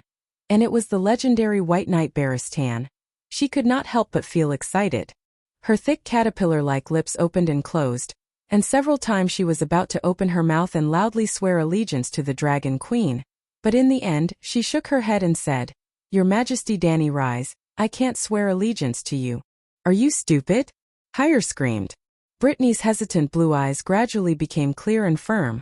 "Sir Barristan, Her Majesty Dany Leezy, I'm really grateful. Obtaining your recognition has almost achieved the greatest goal of my life. But I have sworn to Lady Catelyn, and I am bound to her." "That monster wants to hang you, hang you. Didn't you hear her trial? Hang him." Hire waved his arms and cursed at Brain. "You idiot, you've always wanted to be a knight, but everyone, including me, laughed at your body size, your ugly face, your unrealistic dreams. Now, the greatest white knight of the 7 kingdoms personally invited you to be his brother. And you refused? Is there something wrong with his head? It is precisely because Sir Barristan's invitation is so precious that I have to make myself worthy of his recognition. Brain's expression was as firm as granite. If I go back on my oath to Lady Caitlin and willingly wear the white robe, it will be a great insult to the sacred oath, to Sir Barristan and Her Majesty Dany Rise, and even to the White Knight itself. Good. Dany and Barristan cheered loudly. Miss Brain, I apologize to you. Barristan climbed down from the black dragon and bowed solemnly. He looked at Brain, who had become confused again, with admiration and said, I invited you to join the Queen's Iron Guard because I value your identity as a woman, and you are suitable to protect the Queen in places that are inconvenient for me. Now I realize that you have the noblest chivalry, whether you have been anointed with the holy oil or not, whether you have been canonized as a knight. I have to say, with your character and ability, you are absolutely qualified to wear the white robe. Sir, Brain's ugly face turned red. You don't have to apologize to me. Ha ha ha. Dany laughed. Brain, you don't understand what you have done. She glanced at everyone present and said loudly, Today Westeros, from the kings to the people, have lost their morals and honor. Sacred oaths have been violated repeatedly, and the rights of guests are no longer respected. People are like wild beasts that have broken free from their chains, driven by greed and desire, and they have abandoned the beautiful traditions and great spiritual beliefs that bound us in the past. In this bad world of music and etiquette, your appearance is like a ray of light that shames all the beasts and gives hope to those who are lost. I am not as good as you say. Brain cried emotionally. Barristan had a complicated expression, and he began to reflect on his actions with shame. At the same time, he had a kind of inexplicable recognition and admiration for Dany, who said such words. Brain, Dany said loudly to the ugly knight, they all call you Beauty, Brain. This is an insult to your noble chivalry. I won't allow it. From today onwards, as the King of Knights, I grant you the title of Roseless Iron Guard. You don't have to be loyal to me, you can even be my enemy. You don't have to protect any king. You only have to uphold justice and justice. I want more people to know that in the long night, danger is everywhere. The one who can light the road ahead and lead us to the light is never God, not the King of Light, not the 7 gods, not the old gods. It is only the humans who have a noble spirit and hold the torch of justice. Yes, it's me. Good, well said. Barristan's eyes were red, and he clapped his hands excitedly. He decided that even if the Dragon Queen's reputation was ruined in the future, even if she was defeated by the Allied army, eliminated by the powerful players of the game, and killed by the City of Knowledge, he would still write a book to praise Queen Dany's persistence in justice. Glancing at the red-nosed old man who couldn't control himself, and then looking at Brain, Barristan, and even a few bandits, Dany couldn't help but sigh in her heart. Be it ancient or modern, tricks are always more popular than swords. Screech! Blackie suddenly roared towards the forest on the side of the hill. Dany looked over and saw a small pale figure sneaking out from the brambles like a ghost. It was a barefooted old lady, leaning on a black wooden cane that was full of bumps. Her tattered gray robe was wet from the rain, and her sparse white hair was flying wildly. The cold morning wind made her wrinkled skin pale. She was originally a dwarf and her back was hunched. She was only about 0.8 meters tall. Her red eyes glanced sadly at Dany and the dragon below her. Who are you? Dany asked loudly. You're not him, you're not him. The little old lady mumbled. He and she in Westeros had different pronunciations, which made Dany even more confused. Who am I not? Why are you here? Soros asked curiously. Didn't you refuse to serve the lady? Dragon, I'm here to look for a dragon. I saw a dragon. I finally saw a dragon. Sob, sob, sob. The little old lady wiped her tears sadly. Did you see it? The dragon has finally hatched again. I told you not to worry. There will always be a dragon, but you didn't listen. Sob, sob, sob. I finally saw a dragon. Too bad she can't see it. Too bad she's not him. The red raven landed in between her eyebrows, but she didn't notice. Oh, I can't say anymore. The red raven is warning me. Sob, sob, sob. But when can I see him? Fulfill my promise to meet you again. The little old lady stumbled back into the bushes as she talked nonsense. In just a few words, she disappeared like a groundhog retreating into the field. Barristan had a thoughtful look on his face. I think I've seen her before. She's a forest witch proficient in prophecies. Because she often wanders around the Noble Heart, we call her the Noble Heart's ghost. The Brotherhood can't go out to gather information outside River Valley, so we rely on her to help us with prophecies, Soros of Mir explained. The Noble Heart was the name of a tall hill in the middle of River Valley. It was once the holy land of the children of the forest. It was said that the ghost of the children of the forest killed by the Undul King haunted the hill, and the people nearby avoided it. Using prophecies to gather information? Danny's mouth twitched. This was more extravagant than using an anti-aircraft gun to kill a mosquito. Is it accurate? Very accurate. Soros nodded and sighed. I even suspect that she's a child of the forest. When she sleeps, the weirwood whispers in her ear. Well, in sorcerer's terms, she can communicate with the roots of the earth and observe the past and future through the weirwood. Isn't that the three-eyed crow? Danny asked in surprise. She doesn't have a crow.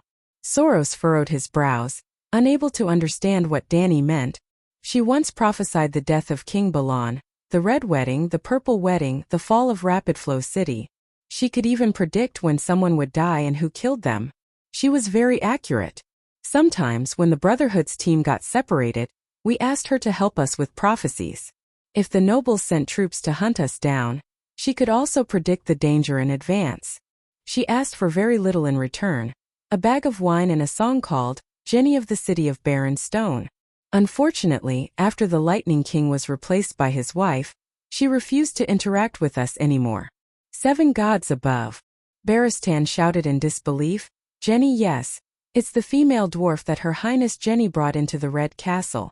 Everyone thought that she died in the fire at the Summer Hall. I didn't expect that not only did she not die, she even lived for so long. Female dwarf. The witch who brought my parents together? Danny recalled as well. Yes, that's her, the root of everything. Barristan nodded heavily.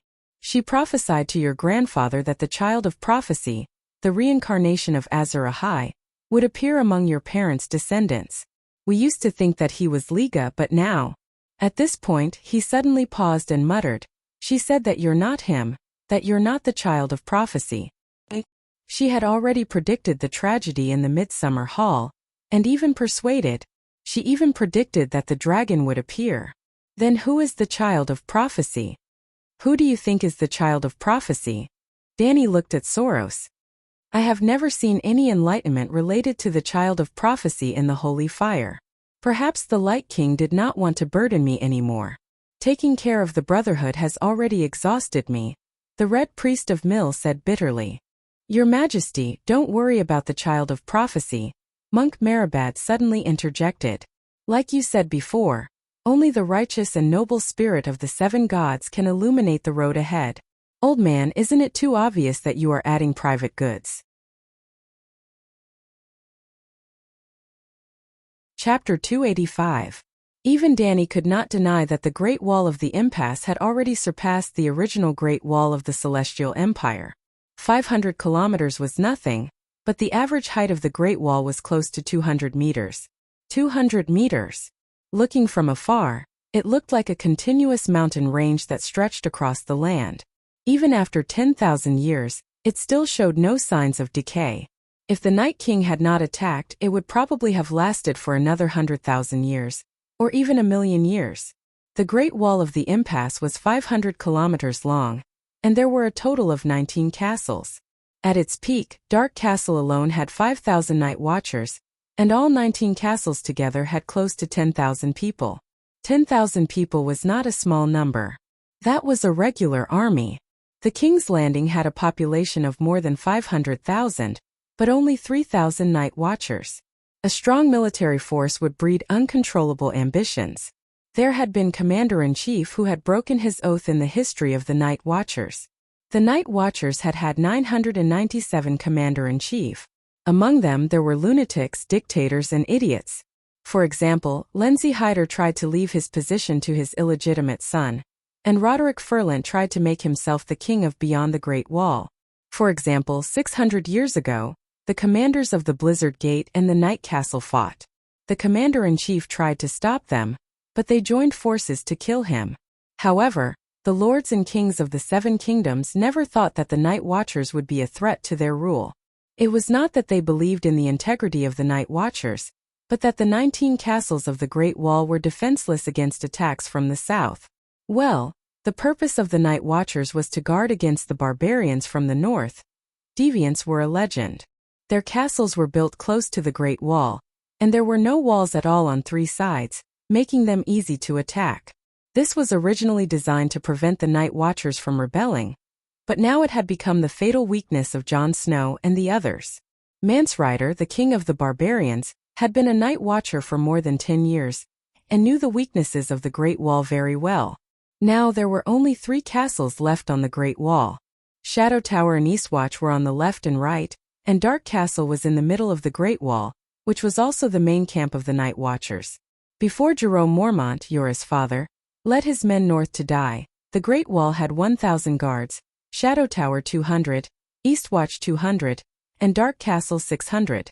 In order to investigate the movements of deviant ghosts and barbarians, Elder Xiong led 300 elite Night Watchers from the Great Wall to the north. 200 of them went to Dark Castle. However, the Night Watchers didn't carry any weapons to deal with the deviant ghosts. The 300 Night Watchers were almost wiped out. Except for Jon and a few of his companions, only 30 to 40 people survived. After that, Mansred purposely sent the savages to the east and west of the Great Wall, causing the Night Watchers to be exhausted while he secretly arranged for a 200-man assault squad to climb over the Great Wall, intending to take a detour and steal Dark Castle from the rear.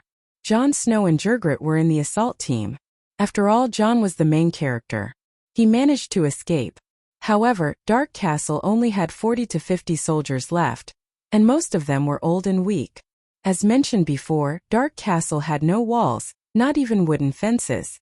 The enemy could march straight in, and the Night Watchers had no choice but to face them head-on. Therefore, after receiving Jon's information, the Night Watchers abandoned the kitchen, the hall, the stable, the tower, and emptied the armory. They only defended the gate that connected the Great Wall to the north. They piled up wooden barrels filled with iron ingots and pickled mutton, wicker boxes, bundles of dyed black wool, wooden stakes, and sacks of grain into a 3-meter-high curved rampart. There were only 2 things in the defensive circle: the gate and the huge zigzag wooden staircase that climbed up the wall. The staircase was like a zigzag bolt of lightning climbing up the wall. The wooden beams were as thick as an adult's thigh, deeply embedded in the ice. In addition to the Night Watchers, there were also more than 100 civilians from the nearby villages. The strategy of the Night Watchers was very simple. They wet the stairs at the bottom with oil and defended the rampart first. If they couldn't defend it, they would retreat to the wooden stairs at the back. They would retreat step by step and use bows and crossbows and other long-range weapons to weaken the strength of the savages. Finally, they would detonate the barrels of oil buried at the bottom of the zigzag wooden stairs, burning down the wooden stairs below and burning or falling the savages to death. It was still uncertain whether they could kill all the savages, but at least they could help the Night Watchers of Dark Castle survive this night. The moonlight in the snowy night was hazy, and the silent land was covered by a layer of gray and silver. Only the bone-chilling north wind was blowing. The enemy used the moonlight to launch a surprise attack on Dark Castle in the middle of the night. The horn sounded, and the war instantly became white-hot. The savages rushed into Dark Castle like a tide, burning the hall and the stable. They crossed the rampart and chased after the Night Watchers and civilians in the yard. Some savages even climbed up the wooden stairs. Jon retreated from the rampart to the first level of the wooden stairs, and then from the first level to the second level. At this time, he leaned against the railing of the wooden stairs on the 4th level. The wound on his left leg that was shot by Jigrit was tearing apart. He was sweating profusely and gasping for breath. The arrow in his hand was aimed at the barrel of oil at the bottom of the wooden stairs. Fire, ice, blood, cries and screams before death. Squeak! Suddenly the sound of a beast piercing through the night sky came from above. A heavy scorching atmosphere spread in Dark Castle. Not only Jon felt the pressure, but the savages and Night Watchers who were fighting below could not help but slow down and look up at the sky. Whoosh! The sharp sound of something piercing through the air sounded in the sky. When it landed below the top of the wall, everyone could finally see what it was. A javelin. A wooden javelin that was 3 or 4 meters long. Whoosh! The javelin stabbed into the mud in the center of the yard that was stained with blood. Under the confused gaze of the savages and night watchers, the flag wrapped around the tip of the javelin slowly opened up. A gust of wind blew through the wall and made the flag fly high. A red dragon with a black background. A 3-headed dragon. This. Jon Snow was stunned for a moment. He pulled back the arrow on his bow and suddenly shouted, "Targaryen! The flag of the true dragon!" Almost at the same time, the other night watchers also recognized the symbol of the royal family that had ruled this continent for 300 years. Dragon Megalosaurus. Someone shouted at the sky. Jon looked up. On the top of the wooden ladder, the old scholar who had always been calm was waving his hands wildly. "It's a dragon! That's right, that's a dragon's roar. Megalosaurus, a Targaryen is coming." The old man's eyes were filled with tears. As if responding to his call, a huge black shadow fell from the sky. Squeak boom! A white dragon. A white dragon that was bigger than any creature Jon had ever seen swooped down at high speed. It drew an arc over the savages' heads and breathed out a bright red dragon flame that was 15 meters long. He could see the savages' faces twisted in fear. He could even feel their fear. He was also trembling. A strange mixture of excitement and fear filled his heart. The white dragon did not burn any savages to death. After it flew past the yard, it landed at the outermost edge of Dark Castle. Step by step, it walked towards the courtyard that was surrounded by simple walls. Its heavy footsteps seemed to fall on everyone's hearts. "Put down your weapons, surrender, and you will not die." A crisp female voice rang out. "A dragon knight. Who is she?" Jon Snow looked around, but other than the sparks that splashed out from the dragon's nose, he could not see anything. When the Megalosaurus approached the walls made of wooden barrels and sacks, one of the savages shouted, "It's a woman, kill!" Jon recognized it. It was the leader of the Thurn clan, Stee. He was also the leader of the assault team. The bald Stee raised his sword and rushed towards the Megalosaurus. The white dragon seemed to be stunned. It did not react at all until Stee was 5 meters away from it. Bang! A black shadow came from behind like lightning. Like a tomato that had been hit by a baseball. CD flew into the air and his body was split in half. In fact, other than his head and legs, everything else had turned into a splattered mush that landed on the faces, hair, and tattered leather armor of the savages who had rushed toward the giant dragon. Fear gripped the savages' minds. And this was not the end. Squeak! The white dragon roared into the sky. A dark red fireball gradually expanded from the size of an orange to the size of a dustpan. Then slash, the huge fireball instantly transformed into a palm-wide, 40-meter-long bright red arc of light. Like a huge machete, it suddenly slashed forward. Boom! Wood chips, snow, bloody mud, broken limbs, and bright red sparks exploded on both sides of the 40-meter-long straight line. Gulp! Jon swallowed hard, sweating profusely. Suddenly, he was even more terrified of the female dragon knight than he was of the barbarians. Those who surrender will be spared. Those who resist will be killed. The woman's cold voice rang out again. He thought her voice was sweet before, but now it had become inexplicably cruel. The 40-meter-long machete looked powerful, but in fact, it only burned 4 or 5 unlucky savages. It did not kill anyone. The dragon flame only changed its form, but its power and nature did not change. The illusory flame could not cut through solid flesh. To put it simply, other than the beautiful scene and the waves of air, the lethality came from the temperature of the flame itself. As for the broken limbs, this was originally the center of the battlefield. Severed limbs and heads were everywhere on the ground. But Jon did not know, and neither did the savages. Squeak! When Blackie appeared and slid over the savages' heads, the savages finally broke down. They were the first to throw down their weapons, followed by the second, third. The savages surrendered. Dany sat on Little White's back without moving. White Knight helped Peristan down from Blackie's back. The old professor had flown for close to 20 hours. His face was pale and his legs were trembling. He was about to faint from exhaustion. Flying from the Three-Forked River to the Great Wall was close to 3,500 kilometers. They stopped 3 times for an hour each time to eat, drink, and relax before continuing to fly. Dany could feel that after 2,000 kilometers, Little White started to feel tired. Blackie, on the other hand, kept flying at a constant speed. It did not feel tired at all. When it was flying, it was also operating the 9-colored vortex to absorb magic particles from the void. Magic allowed Blackie to last longer. Which Targaryen is it? While she was thinking, the Night Watchers climbed down from the wooden ladder. They consciously started to tie up and detain the savages who surrendered. Then, a black-haired bearded man walked over with a trembling old man in a gray robe. White Knight took a step forward and opened her helmet. She said loudly, Barristan, I am Barristan Selmy. I have come with Her Majesty Dany Rhys Targaryen to the Great Wall to assist the Night Watchers. Barristan, the young man exclaimed. He was even more shocked to see the legendary White Knight. Dany Rhys. The old scholar was surprised. A beautiful scene that he had never dreamed of appeared in front of his eyes. It's me. Dany saw the long chain around the old man's neck and guessed his identity. She jumped down from Little White's back and took off her helmet. Her silver braid hung in front of her chest.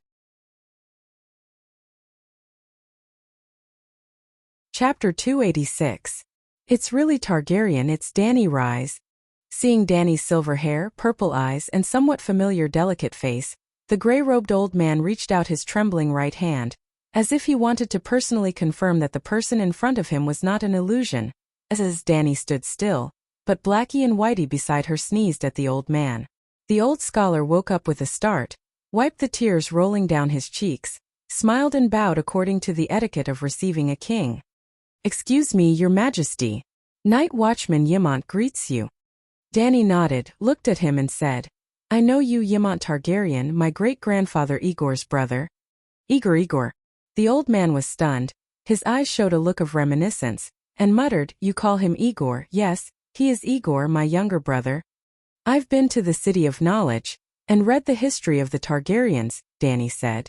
Dany Rhys's great-grandfather's real name should be Aegon Targaryen, the 5th-generation Aegon, but he had the nickname Igor. His family and friends called him Igor instead of Aegon. Well, in the common language of the Celestial Empire, Igor Egg was Iron Egg, Egghead, and so on. As for the relationship between Igor and Ymont, well, it could be seen from the love between Arazuko and Itachi. In order for his younger brother to inherit the throne, Ymont chose to exile himself, put on black clothes and came to the Great Wall to be a night watchman. After the death of the eldest brother, according to the order, Ymont should have inherited the throne. The Great Council even secretly gave the crown to Ymont, but Ymont rejected the nobles with the reason that he was a scholar.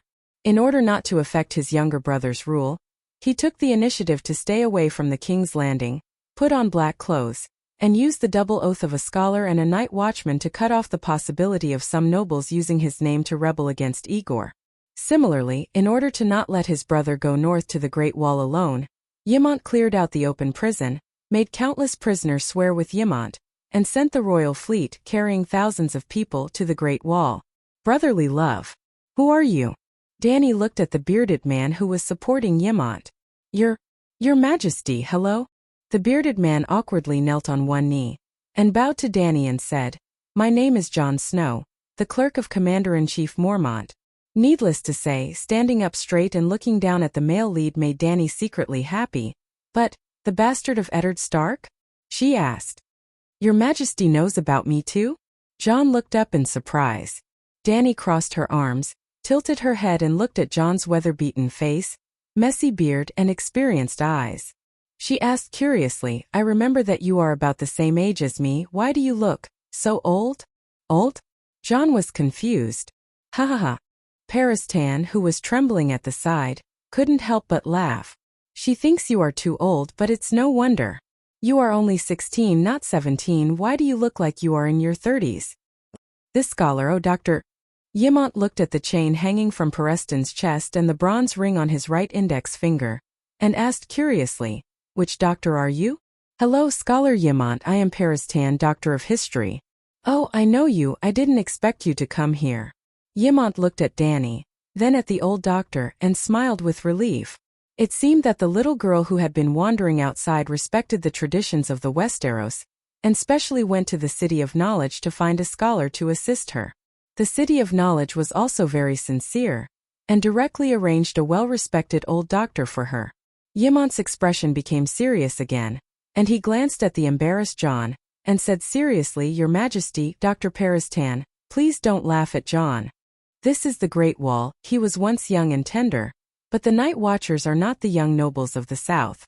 They face the wind and snow to guard the borders of the 7 kingdoms, and all of them are weather-beaten men." "Hey," Danny smiled and nodded and said to John, "I am sorry, Jon Snow. I am not laughing at your appearance, it is just that I heard about you when I just entered the Westeros, and I also saw some of your files in the City of Knowledge, so I am a little curious about you." "I am very famous?" John's bearded face scrunched up into an awkward shape. "I rode a dragon and flew west from Slaver's Bay, passing through Volantis, Lys, and Sun Halberd City. I met Dane on the way and even circled above Starfall City for a while. And this white knight beside me has deep feelings for your rumored mother, so we have talked about you many times. Your Majesty, there is no need to be so detailed," Barristan said awkwardly. Who is my mother?" John asked excitedly. "Ashera Dane, the sister of Sir Arthur, the Sword of Dawn," but Sir Barristan denied this. Screech Blackie suddenly screamed. Danny tilted her head and looked in the direction of the courtyard, and said, "Someone is coming." John and Yimant turned their heads at the same time, and saw a big-bellied, one-armed man walking towards them. "He is the blacksmith Tanner Noy, and also the temporary commander of the Night Watchers of Dark Castle," Yimant introduced. The blacksmith Tanner looked to be in his 40s. He did not have a left arm, and his left sleeve was tied to his shoulder with a pin. His chin was full of black beard, and he was tall and muscular. He walked over without saluting, and frowned at Danny and asked rudely, "Are you Targaryen?" Yimant carefully glanced at Danny, and saw that she only raised her eyebrows and did not get angry, so he whispered to the blacksmith, "This is the daughter of King Aerys, Her Majesty Danny Rise. In the 2 years since King Robert's death, there have been 6 kings in the Westeros. 4 have already died, and now another one has come," the blacksmith Tanner muttered, and the expressions of the people around him changed. Yimant hurriedly pulled his sleeve and warned him, "Her Majesty saved us. She is the only monarch who responded to our request for help and came to guard the wall." "Not necessarily." The blacksmith stopped talking and bowed reluctantly. "Your Majesty, we are very grateful that you have come to the wall's rescue." Danny had been watching the conversation between the blacksmith and Yimant, and when the one-armed man bowed, she raised 2 fingers and said softly, "You have 2 things wrong. First, I am not a king. At least don't put me together with that bunch of trash. The 6 of them together are not worthy of being my opponent. The kings you speak of are all fighting for the title of King of the Undulls, Loinars and Forerunners. I am on the path of conquering the world. The Westeros are not even the hardest bone to chew. Are you crazy? What nonsense are you talking about?" The one-armed blacksmith looked at Danny in shock, as if she had become the second Mad King. "Your Majesty," Yimant looked worried, and did not know how to persuade her. "Robb has never been defeated on the battlefield. He is not trash," John retorted with a red face. Danny lifted her chin slightly and looked at the moon hanging in the sky. She sighed. "The information here is too restricted. You have no idea who I am." "Aren't you Danny Liz Targaryen?" John said. "Do you think you are so great just because you brought 2 dragons here?" "Jon Snow, you know nothing." Danny pointed at the red-nosed old doctor. "Tell them." "There is nothing to say." The red-nosed old man rubbed his red nose that was red from the cold. "The Dragon Queen is just fighting a world war with the 9 free trade city-states, New Gith, Queers, Jade Sea, and a few other slave-trading organizations." John Yimant, blacksmith. "This pretentiousness. I don't want to give you full marks, but your strength does not allow it. I was going to punish you by killing a few ghouls outside the Great Wall, but now it seems—" Danny was still feeling proud when the old man immediately continued. "But because the Dragon Queen has too many enemies and is too strong, she will definitely not be able to get past the Alliance. If she does not die in the end, she will most likely have to return to the Westeros to fight for the Iron Throne." It seemed that the old man felt that killing ghouls was not exciting enough. He wanted to kill deviant ghosts. Ghouls are the dead bodies resurrected by deviant ghosts. Deviant ghosts are the wild babies that the Night King turned into. Alright, the name is a small matter. I will not force anyone to call me queen. I have not ascended the Iron Throne yet, so you can call me whatever you want. You can call me by my name. Dany waved her hand and ended the conversation about the king. She glanced at Jon and the others and said seriously, if there were only savages outside the Great Wall, I would not have come thousands of miles to this broken place. Let me ask you, are deviant ghosts real? The blacksmith Tanner and Jon looked at Dany in surprise. They did not expect her to be so carefree. Ymont looked at Dany again and nodded with satisfaction. He asked, you know about deviant ghosts? I saw the letter from the Night Watchers in the City of Knowledge. It is a serious matter, so I had to come here to confirm it. Jon could not help but feel a trace of respect for her. He sighed and said, the others, the king, the great lord, and even the City of Knowledge, all think that we are lying.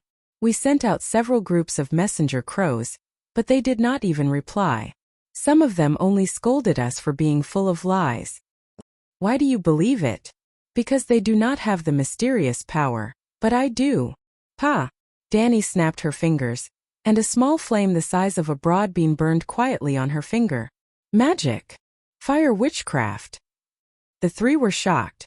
Putting away the flame, Dany said, judging from your reaction, deviant ghosts are probably real. Absolutely.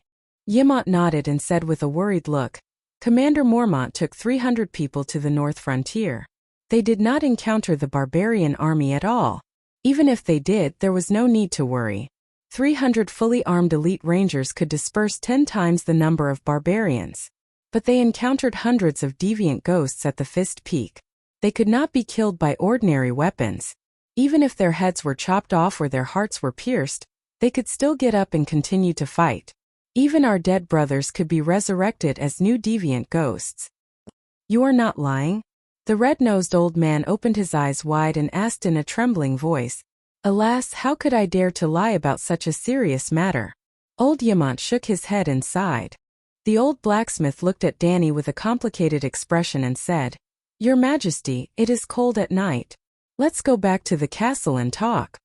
Dany looked at the red-haired female barbarian who was struggling and screaming in front of her and said with a smile, No hurry. I will stay here and watch you send all the captives to the prison. Otherwise, when I leave, I am afraid that the barbarians will rebel again. It seemed that her appearance had saved a poor person who should have died in this small battle.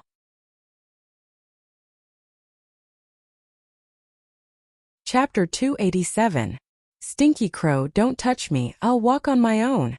Under the light of the fire, a woman with disheveled red hair stumbled to her feet. 2 black-robed night watchers went over, one violently strangling her waist from behind, the other slapping her in the face, and chaining her hands and feet from the front. The 3 of them did not stop their actions, cursing and swearing. The savage called the night watcher a crow, and the black-robed night watcher an uncivilized woman with a spear. Yrgrit. Jon heard the red-haired woman's sharp curses, turned around and trotted a few steps, stopping a few steps away from the woman, and said hesitantly, Yrgrit, are you hurt?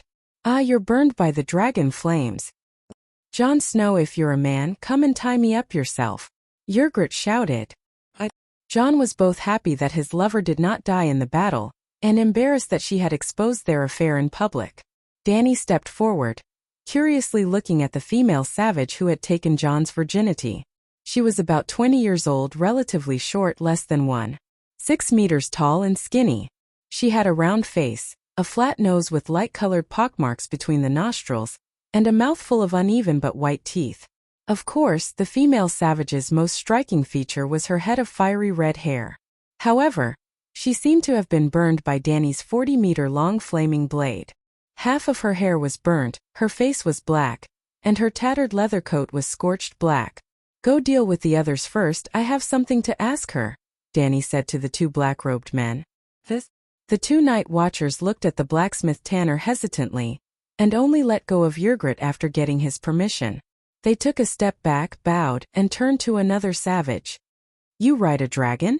Yrgrit stared at Dany, her hands clenched into fists, as if eager to try, but the sound of the chains on her wrists made her loosen her fists in frustration. Dany pulled a wooden bucket upright, sat on it and said calmly, Your name is Yrgrit, right? Now that you're my captive, I'll ask you questions and you'll answer. Do you understand? Ygritte opened her mouth, and finally glanced at John, who was in a daze. She nodded and said, "Yes, we surrendered to the woman riding the dragon, not the crows." "When did deviant ghosts first appear?" Dany asked. "Well," Ygritte thought for a while and shook her head. "I don't know. Those monsters seem to have always existed. Anyway, as far back as I can remember, I often encountered walking dead people when I left the tribe to hunt in the wild." "Seven gods above, how long is that?" Barristan and the others exclaimed. "At least 10 years ago or even earlier." Scholar Yemont frowned. "Why didn't you say so before?" John was also shocked. "Jon Snow, you never asked me," the red-haired savage shouted at him. "You've been living with those monsters?" Dr. Peristan asked in disbelief. "We wanted to go over the Great Wall, but the crows wouldn't let us." Later, more and more monsters appeared and became stronger. Even the largest tribe's camp was broken by them from time to time. Mance Rayder decided to go over the Great Wall and take refuge in the south before the more dangerous times came. The female savage shouted. The red-nosed old man asked in surprise, "What do you mean by more dangerous times? Are you stupid?" Dany rolled her eyes. "Of course it's winter. Deviant ghosts are so rampant even in the hot summer." "What about winter?" "Yes, winter," Blacksmith Tanner said worriedly. "All the savages went south?" "All of them. Hundreds of thousands of troops have come under the Great Wall. We have giants, hundreds of giants. Even the Megalosaurus is no match for the giants. The Megalosaurus can fly. Can the giants fly too?" Dany laughed. "The giants have bows and arrows and spears." Ygritte smiled proudly. "Strong Mark has a longbow taller than the city gate. The bow is thicker than your leg. He once stood at the foot of the mountain and shot a vulture on the top of the mountain with an arrow. Your dragon can't burn him if it flies too high. If it flies too low, it will be shot through the head, just like my arrow shot through the neck of a pheasant." "Oh, I was careless." Dany slapped her forehead and said solemnly, "I neglected the power of the giants. Fortunately, you reminded me. Otherwise, it would be dangerous tomorrow." Ygritte's proud smile froze on her face. Her blue eyes were filled with annoyance and frustration. Dany was secretly amused. She almost didn't use the trick of riding a dragon and breathing fire. When she really needed to breathe fire, she would carefully observe the enemy's situation. For example, tonight she came early. She quietly circled several times in the sky. After making sure that the savages had no crossbows and only a few arrows, Little White swooped down from the sky. And she didn't breathe fire. Instead, she stayed far away and used the dragon flame with special effects to deter the enemy. Dany was very careful even with ordinary people's crossbows. How could she not be wary of the giant's bow? "Is there any chance that Mansred will surrender?" Dany asked again. "Free people never surrender," Ygritte said proudly. "Didn't you surrender now?" Barristan laughed. "The first time I saw a dragon, it breathed a fire knife and hit me in the face. I was very scared," the female savage said frankly. Then she touched her left cheek, which had turned black and red from the heat, causing the female savage to grimace in pain. "But I'm not afraid anymore. Even such a strong dragon flame blade was only like this on my face. I think the giant dragon isn't that scary." "Oh, I hope all my enemies think so." The Dark Castle was composed of a wooden main castle connected to 6 stone towers. The main building included public facilities such as dining and meeting halls, crow's nest, armory, barracks, and so on. The 6 towers were the Commander's Tower, King's Tower, Harding's Tower, Spear Tower, Guard Tower, and Silence Tower. The King's Tower was specially prepared for VIPs. Dany, Barristan, and Peristan were staying there tonight. A night watchman named Galen and 2 peasant women cleaned the master bedroom overnight, covered it with a brand new feather quilt, and lit the fireplace. The savages attacked in the middle of the night. After the battle, the remaining 130 savages were all sent to the dungeon. It was already dawn in the east, but none of the night watchmen were in the mood to sleep, including John. They were all curiously looking at the 2 dragons sleeping by the gate of the king's tower. "That's the Megalosaurus. So big. Look, there are sparks coming out of its nostrils." Piper, who had a pair of protruding ears, clicked his tongue. "It's just a baby dragon." The short and ugly man, Todd, shook his head and proudly showed off the story he heard from the bards in the tavern. Legend has it that Balerion can swallow a mammoth in one gulp. Queen Dany Rise's dragon is still much longer. Toad, how long do you think Balerion can spit out a dragon flame machete? Piper asked dumbly. This? Toad scratched the back of his head. In the story, Balerion had burned Helen Castle, created the Prairie of Wrath, burned down the great cathedral of King's Landing, and burned the cities of Dorne into ruins. But he didn't seem to have spat out a machete. But he didn't want to weaken his reputation as a knowledgeable know-it-all, so he directly made up a story based on the size of the dragon, at least 2 kilometers. Wow, how many people can he kill with one strike? Sigh, this is the power of the Megalosaurus. Toad shook his head and said proudly, no matter how many savages Manslade brings this time, they are destined to be defeated by Her Majesty's 2 Megalosaurus. Jon glanced at his 2 companions and asked the blacksmith, Tanner, beside him, Master Luwin told me that the Megalosaurus of the Targaryen family have been extinct for 200 years. Yes, not long after the mad dance of the blood dragon, the dragons were completely extinct. The blacksmith nodded. But why does Dany Rise have 2 dragons? I haven't heard anything about her before, but she suddenly came to the Great Wall with 2 dragons, Jon said with a worried look. What are you worried about? The one-armed blacksmith glanced at him. Duke Stark's family is either dead or missing. Will she seek revenge on you, a bastard? Jon hesitated. I don't know. The Night Watchers shouldn't have political leanings. But maybe Sansa and Arya still have a chance to rebuild Winterfell. Now that the Targaryens are back, the one-armed blacksmith shifted his gaze from the Black Dragon to the King's Tower and said with a complicated expression, Westeros always need a king. At least there is one thing that she did better than all the other kings. She has a sense of responsibility. She gave up the pursuit of the Iron Throne and helped the Westeros solve their external problems first. If the savages and the ghosts cross the Great Wall, Winterfell, and even the entire Northern Territory will be finished. There is no point for 100 Sansa Stark to live. Master Tanner, shouldn't you arrange 2 guards for the King's Tower? Toad grinned and moved closer to the blacksmith, flattering. I am willing to protect Her Majesty. Me too. Me too. I'm not hurt and I'm not tired. Immediately, a few Night Watchers gathered around excitedly. The one-armed blacksmith thought for a moment and felt that the Toad's suggestion made sense. The Dragon Queen was protected by 2 dragons and fearless Barris Tan, so she was safe. But arranging guards for the Queen was the Night Watchers' etiquette. Jon, you will be responsible for guarding the Queen's Gate for the next few days. The one-armed blacksmith felt that he should create an opportunity for his little brother to get close to the Queen. His worries were not unfounded. Stark and the Targaryens had a blood feud that went back several generations. Perhaps Jon's performance made the Queen happy. Seeing how Stark's family was killed, would she forgive Jon and his 2 sisters? Jon seemed to understand Master Tanner's good intentions. He patted his chest and promised, although my leg has not recovered, I will perform well and not disgrace the Night Watchers. The next morning, Dany had just walked out of the King's Tower when she saw Jon shivering by the oak door. He was holding a spear against the cold wind and snow, guarding the door for her like the most loyal soldier. Seeing him limping over to greet her, Dany even felt a little pity, but that pity was soon replaced by doubt. Big Black and Little White did not drive him away. The 2 dragons were guarding the door. Not everyone could stand close to them in the middle of the night. Did they bite you? Dany pointed at the dragons and asked. No. When I walked over, the 2 dragons looked at me and then went back to sleep.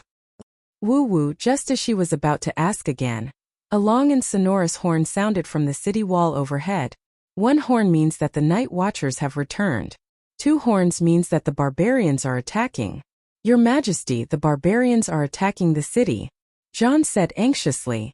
I haven't had breakfast yet. Dany muttered and said to Barris Tan and the old doctor beside her, let's go up and see.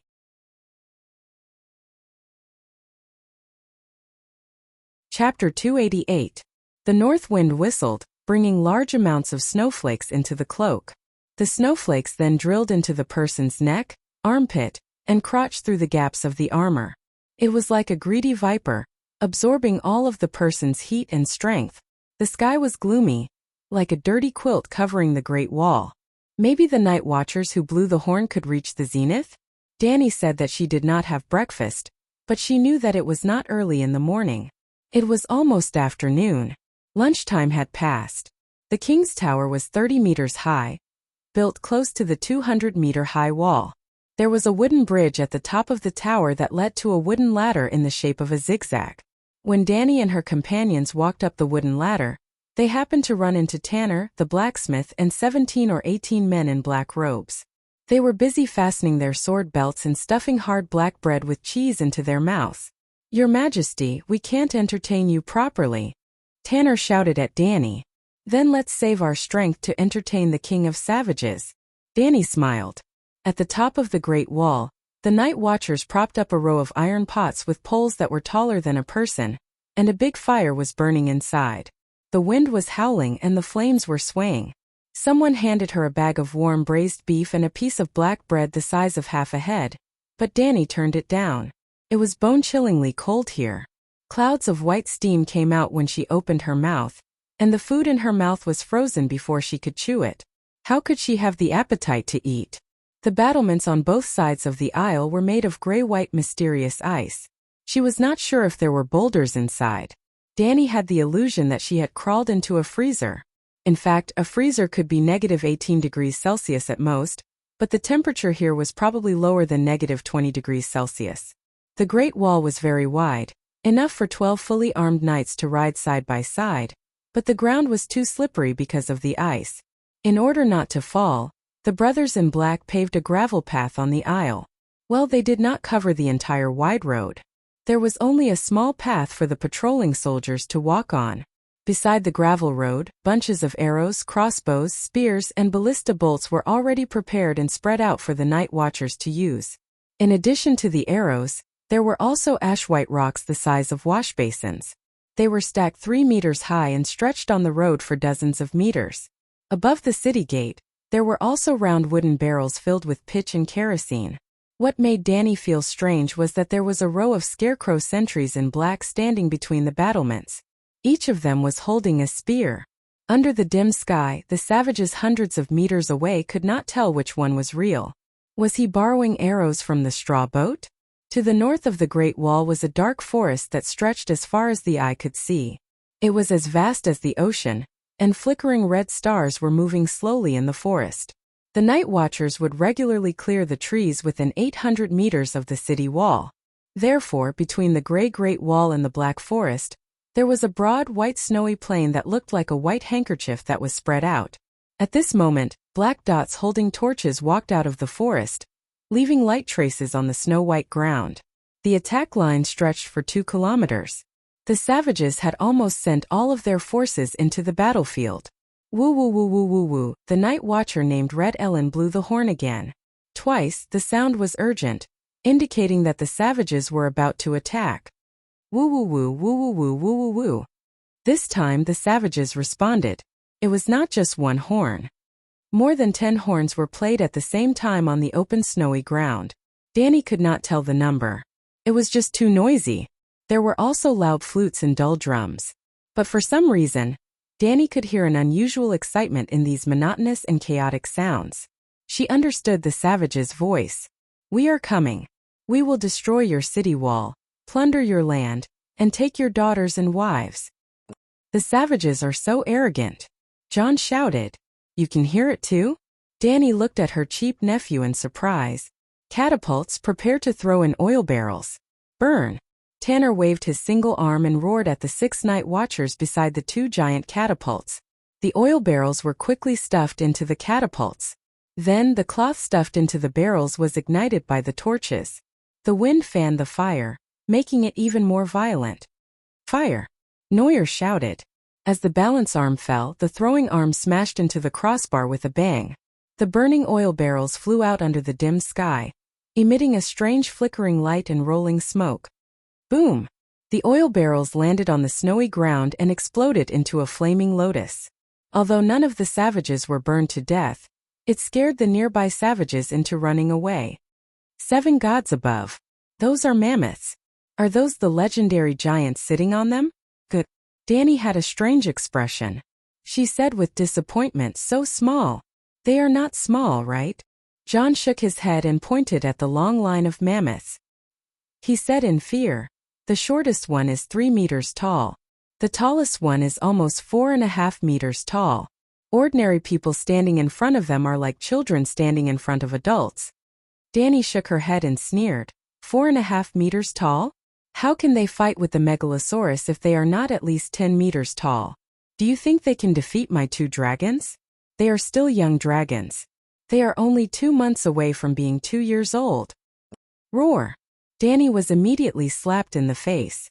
A giant stood up on the back of a mammoth and raised a wooden stick, a tree trunk. It roared angrily at the night watchers above the city gate. The sound was like thunder from ancient times. The snow on the battlements even trembled. The people on the battlements, including Danny herself, were also shocked. It was as if they had been hit by the true dragon roar. So powerful. Danny stopped smiling and said seriously, "It seems that I am a bit arrogant. Being twice as tall as a human does not mean that its strength is also twice as strong. I am afraid that if 10 people were to fight a giant in a tug-of-war, the giant would still win." Continue. Neuer shouted. The catapults were loaded again. Then 2 barrels of burning asphalt flew across the sky and fell into the enemy's army. Well, it was very embarrassing. It seemed that another savage was not killed. It was because the barrels flew in a parabola for a long time. Although the savages were reckless, they were not blind. How could they not see the bright flames? "Stop throwing. It will be a waste if you can't hit anyone." Danny shouted at the one-armed man. "We can't stop attacking. I have to boost their morale." The one-armed blacksmith lowered his voice and pointed at the night watchers who were shivering behind the battlements. "What are they afraid of?" Danny didn't want him to. She deliberately shouted so that everyone could hear. "It is just an army of 20 to 30,000 savages and hundreds of thousands of savage tribes. I have seen this kind of battle many times." The blacksmith was stunned. He sighed and said, "We only have 20 warriors left. After the battle last night, most of the villagers of Mole Village left." "Wrong. You still have 2 megalosaurus. Then let the megalosaurus go out and burn them." A woman with unkempt hair poked her head out from behind a scarecrow. Danny had met this woman when she was on the wall. She was a prostitute from Mole Village, Zay. She was holding a long-armed crossbow. There was no trace of cowardice on her face. She was as brave as a female warrior. "I am waiting for someone." Danny smiled at her. "You are very brave. Braver than the men of Mole Village." The prostitute Zay blushed and asked awkwardly, "Your Majesty, who are you waiting for?" "Mansred." John blurted out. The blacksmith Tanner nodded and said, "Yes, burn the king of savages. If the megalosaurus appears too early, Mansred will definitely hide." Whoosh whoosh whoosh whoosh. While they were talking, a sharp whistling sound came from outside the wall. The heads of the scarecrows that were placed between the battlements suddenly exploded, as if someone had stuffed a grenade into them. Danny immediately crouched down and shouted, "Be careful of the giant's arrows. It's the 7th level of hell. It has flown 200 meters, but it is still so powerful." But her warning was still a little late. The giant archers were mainly focusing their fire near the catapults. A 2-meter-long thumb-thick wooden pole pierced through the lower abdomen of a night watcher. It was like a feather stuck to an arrow. It did not slow down the arrow at all. The arrow flew diagonally into the sky as if it was nothing. Fuck. Danny was dumbfounded. The arrow carried the night watcher with it for another 100 meters. At that time he was still alive. His screams were louder than the horn, and the whole dark castle was shrouded in the horrifying howls of death. The monk from the dark castle, Silita, looked at the unlucky bastard who was flying into the distance with fear in his eyes. He gulped down a mouthful of wine and sang the song of the Madonna with a trembling voice. "Ah, the gentle Madonna, the source of mercy, bless your son to travel through time and space, to stop the arrows, to block the swords, to let them see a better tomorrow." The one-armed blacksmith did not care about the wailing that was getting farther and farther away. He quickly poked his head out of the battlements and glanced down. He was shocked and angry. "Oh no, the savages are going to attack the gate." Hundreds of giants stopped 500 meters away from the gate. They were shooting at the battlements in a 3-stage shooting pattern. The night watchers did not dare to look up. There were also a dozen particularly tall giants riding mammoths. They led thousands of savages past the giant archers and surged toward the city gate. Beristan ignited a bucket of asphalt on the walkway. He lifted the unburned bucket and threw it out of the battlements. Boom! A giant arrow like a javelin hit the bucket that was about 10 meters away. Flames fell down like raindrops. The barbarians with fur and unkempt hair down below who were touched by the burning, viscous pitch would immediately howl and throw down their weapons, rolling around in the snow. There was also a mammoth whose fur on its neck was ignited. It roared and broke up the formation of the savages. Countless savages were trampled to death. Good. The one-armed blacksmith urged the night watchers to learn from the white knights. The two of them carried a wooden bucket, lit it up and threw it out. There were also people who directly threw basin-sized stones down. The Great Wall is here. As long as the night watchers do not make any obvious mistakes, no matter how many savages come, it will be useless, Danny murmured. Boom! Boom! Boom! Suddenly there was a sound that sounded like someone hitting a shield. Yes, the sound was amplified by 100 decibels. Damn it, the mammoth is hitting the gate, Tanner cursed loudly. The giant on the mammoth's back was holding a huge oak shield that was as wide as 2 double beds put together. As for its thickness, anyway, it had already been hit by 2 or 3 huge rocks, and there were still raging flames burning on it, but the shield still did not break. Boom! Boom! The mammoth let out a loud sound like a train whistle. It took a big step forward and hit the shield again. Crack! The crisp sound of the oak cracking made everyone on the city wall feel cold. It was not the giant's shield that cracked. The gate was also made of thick oak. Now there was a big hole in it. The city has been breached. Professor Peristan, who had been hiding in the corner and warming himself by the fire, screamed like a woman. Danny was speechless. Without a doubt, she was slapped in the face again. This was a fantasy world. There were creatures called magic beasts. Like the megalosaurus, the direwolf and the shadow lynx, giants and mammoths were top-tier legendary creatures. She should not judge the strength of these magic beasts with scientific thinking. The blacksmith Tanner was stunned. He gritted his teeth and said to Beristan, "Sir, you command the battle on the city wall. I will bring people to the gate to kill those bastards." Without waiting for the White Knight to speak, Danny dissuaded him loudly, "Don't get too excited. There are still 2 dragons down there.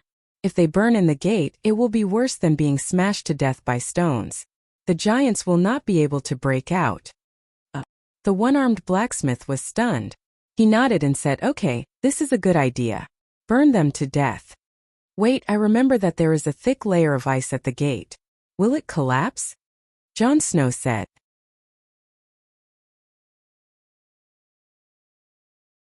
Chapter 289. The blacksmith continued to stay on the wall to direct the night watchers to throw stones, oil barrels, and spears at the gate. Danny, Beristan, Jon, and 4 or 5 night watchers took the lift down to stop the barbarians in the gate. Well, inside the Great Wall there was a wide groove. The night watchers built a steel frame in the shape of a well at the mouth of the groove, and built a human-powered lift with pulley blocks. They climbed into the big iron cage at the mouth of the well.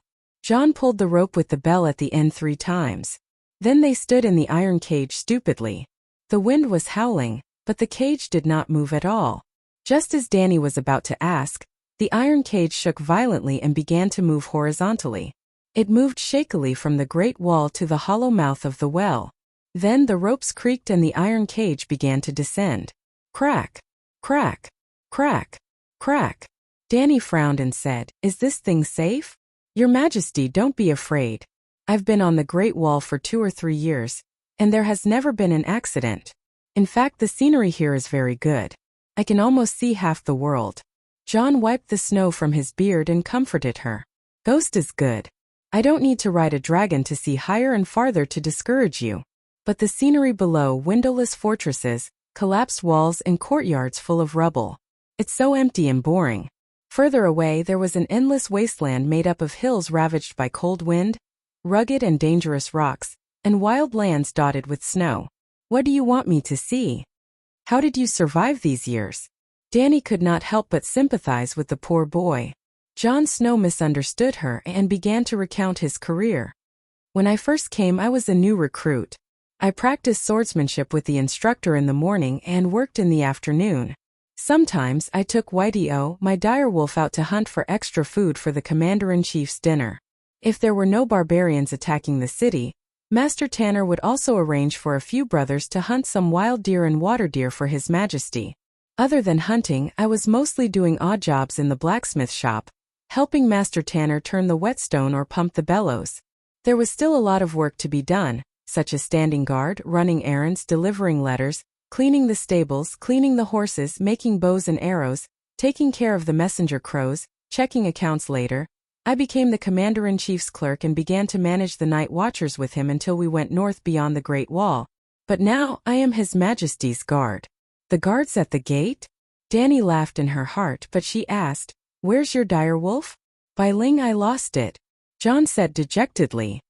The direwolf can still be lost?" "I was captured by the barbarians. When I followed them up the Great Wall, Bai Ling was blocked on the other side." "What I mean is," Danny looked at the other night watchers hesitantly, "can't you sense its location? Perception? Why can I sense it?" John was puzzled. "John, do you know who you are?"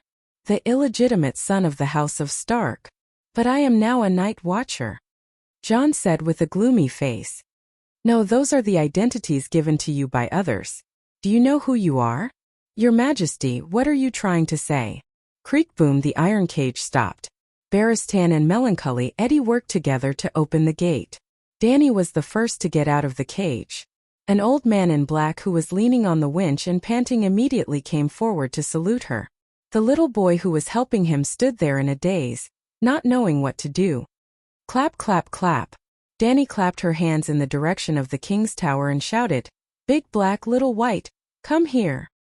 Hiss, hiss, the two dragons immediately flapped their wings and glided to the courtyard in front of the gate. The ice is indeed a bit thick. The gate was not spacious. It only allowed one person to ride in and out. It was difficult for two horses to ride side by side. There were also many twists and turns inside. It was not a straight road. Inside the stone cave, the two walls, the floor, and the ceiling were all made of rock. However, there was a layer of gray ice more than 10 meters thick at the entrance. If it was burned by the dragon flames, it would be in danger of collapsing. Of course, even if the ice layer collapsed, it would not affect the Great Wall. The key was that the entrance was blocked. The only way in and out of the Great Wall for hundreds of miles would be destroyed in a short period of time. They could not even repair the broken gate at the other end of the gate. Thump, thump, thump. The sound of metal twisting came from the gate. Danny knew that the giants were ramming against the iron fence. There was an old oak door inlaid with nails that was 30 centimeters thick at the entrance and exit. There were also 3 iron fences inside the gate. "Why don't we put them in the courtyard and burn them? The gate is narrow and only one giant can enter at a time. 2 dragons can't burn one person to death?" Barristan said. Danny thought for a moment and asked John, "Do you have chains to tie the giants? Do you want to capture the giants?" John was shocked. "Giants are wild and hard to tame. Why should we capture them?" Depressed, Eddie was confused. The gray-haired guy came from a family of knights and used to be an attendant of the commander-in-chief. His position among the night watchers was almost as high as John's. Farming, building the city, working as coolies, and being exhibits. "What can't you do? Isn't the Great Wall that you are guarding built by the giants?" "The Great Wall was built by city builder Brandon Stark." John corrected him. "Brandon only drew the design. At most he added some magic circles. The farmer workers must be the giants." Danny waved her hand and ended the topic. She asked again, "Do you have chains to tie the giants? Can the chains to drag the iron cages?" John asked. Danny looked sideways. The chains on the elevator shaft were as thick as her wrist. John also said that they had never broken in the past few years. "Yes. Eddie, you take these brothers to move the chains. Night John, you two stand aside."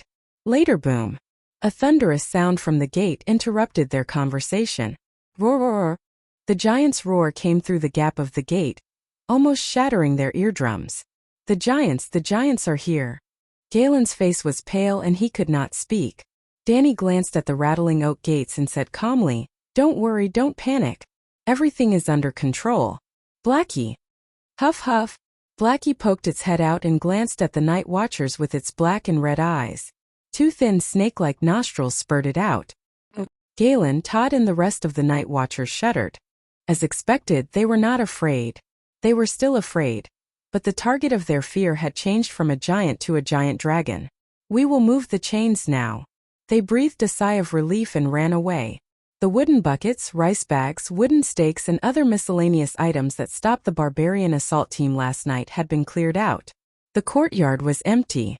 Well, there were a few towers on both sides of the gate. The stone towers were built on a 3-meter-high stone foundation. Other than that, there was an open space. John and Barristan stood on the stone steps in front of the king's tower and looked at the head-sized fist marks on the oak door. The giant's roar was getting louder and louder. The blacksmiths on the Great Wall had been climbing up the battlements and looking down. After waiting for nearly 10 minutes, Eddie and the others were panting as they carried 2 large baskets of chains to the stone steps of the king's tower. The giant finally smashed a hole in the oak door. They saw his furry arms. His grayish-white hair was longer than John's hair. He looked like a long-haired gorilla that was several times bigger. "Roar!" The giant at the gate shouted excitedly in an ancient language that Danny could not understand. The excited howls of the giants and barbarians echoed in the tunnel. "That's a bit too much." John was worried. "Don't be afraid. Look at their arms. They are so hairy. If they spit dragon flames, they would be burned into a torch," Barristan said. The frost giants that lived in the extreme north had long body hair. Otherwise, how could they survive in such a cold environment? Boom! Wood chips flew. A 4-meter-tall hairy giant staggered out of the gate. He ran a few steps in the courtyard and fell into the mud. Roar! He did not care about his sorry state. He opened his bloody mouth and laughed wildly. Even Blackie and Little White could hear his pride and joy. Then bang! The laughter stopped abruptly. As soon as the giant got up from the mud, Blackie, who had been waiting impatiently at the gate, immediately whipped him in the back of the head with his tail. The giant rolled on the ground like a ball and rolled more than 10 meters away. He landed in front of Little White and whipped him with his tail again. Bang! The hairy giant did not even have time to scream before he lay on the ground in a bloody mess. No one knew whether he was dead or alive. Danny saw that the giant's head was deflated, and the blood was like a tap that had been opened. She could not help but grit her teeth and said, be gentle, don't kill it." Roar! Another 3.5-meter-tall giant rushed out. He only roared once before he looked at the white dragon in front of him and froze. Even if the giant was stunned, Blackie, who was guarding the gate, did not let him go. Bang! The bowling ball moved, but this time it did not hit the giant's head. Its tail hit the giant's back. Therefore, he could still roll on the ground and howl. The night watchers held the chains and hesitated to go forward to tie him up. "Don't worry about him. Cripple him first, but force him to kneel and surrender later," Danny shouted. The third one who rushed out was not a giant, but 4 or 5 savages with bronze axes. "Surrender and you will be spared," Barristan shouted with a megaphone on the stone steps. "Kill boom!" One of the barbarians had a ferocious look on his face. He raised his axe and rushed towards Blackie. Then a bright red dragon flame poured down from above. The 5 barbarians let out a hurried howl and melted like candles thrown into a steel furnace. Well, the temperature of the black dragon flame was higher than before. The process of Megalosaurus spitting dragon flame was actually casting magic. There was no flamethrower fuel tank in the dragon's stomach. In fact, when they spit dragon flame, their mouths were empty.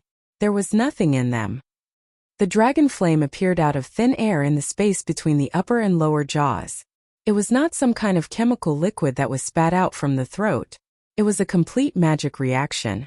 When there was a meditation vortex in Blackie's spirit ocean, the magic power changed from disordered to orderly, instinctive to perfect control. Its strength increased several times. 7 gods above, the dragon flame is so scary. Fortunately, it did not directly spray into the city gate. John and the others were stunned by such a horrible scene.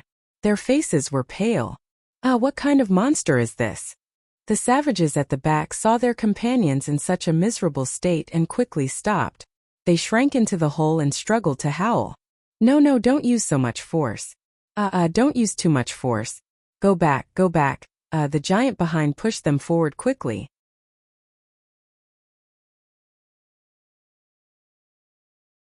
Chapter 290. There's a monster in front. Don't push. Don't push so hard. Go back. Don't. The barbarians in front struggled with all their might.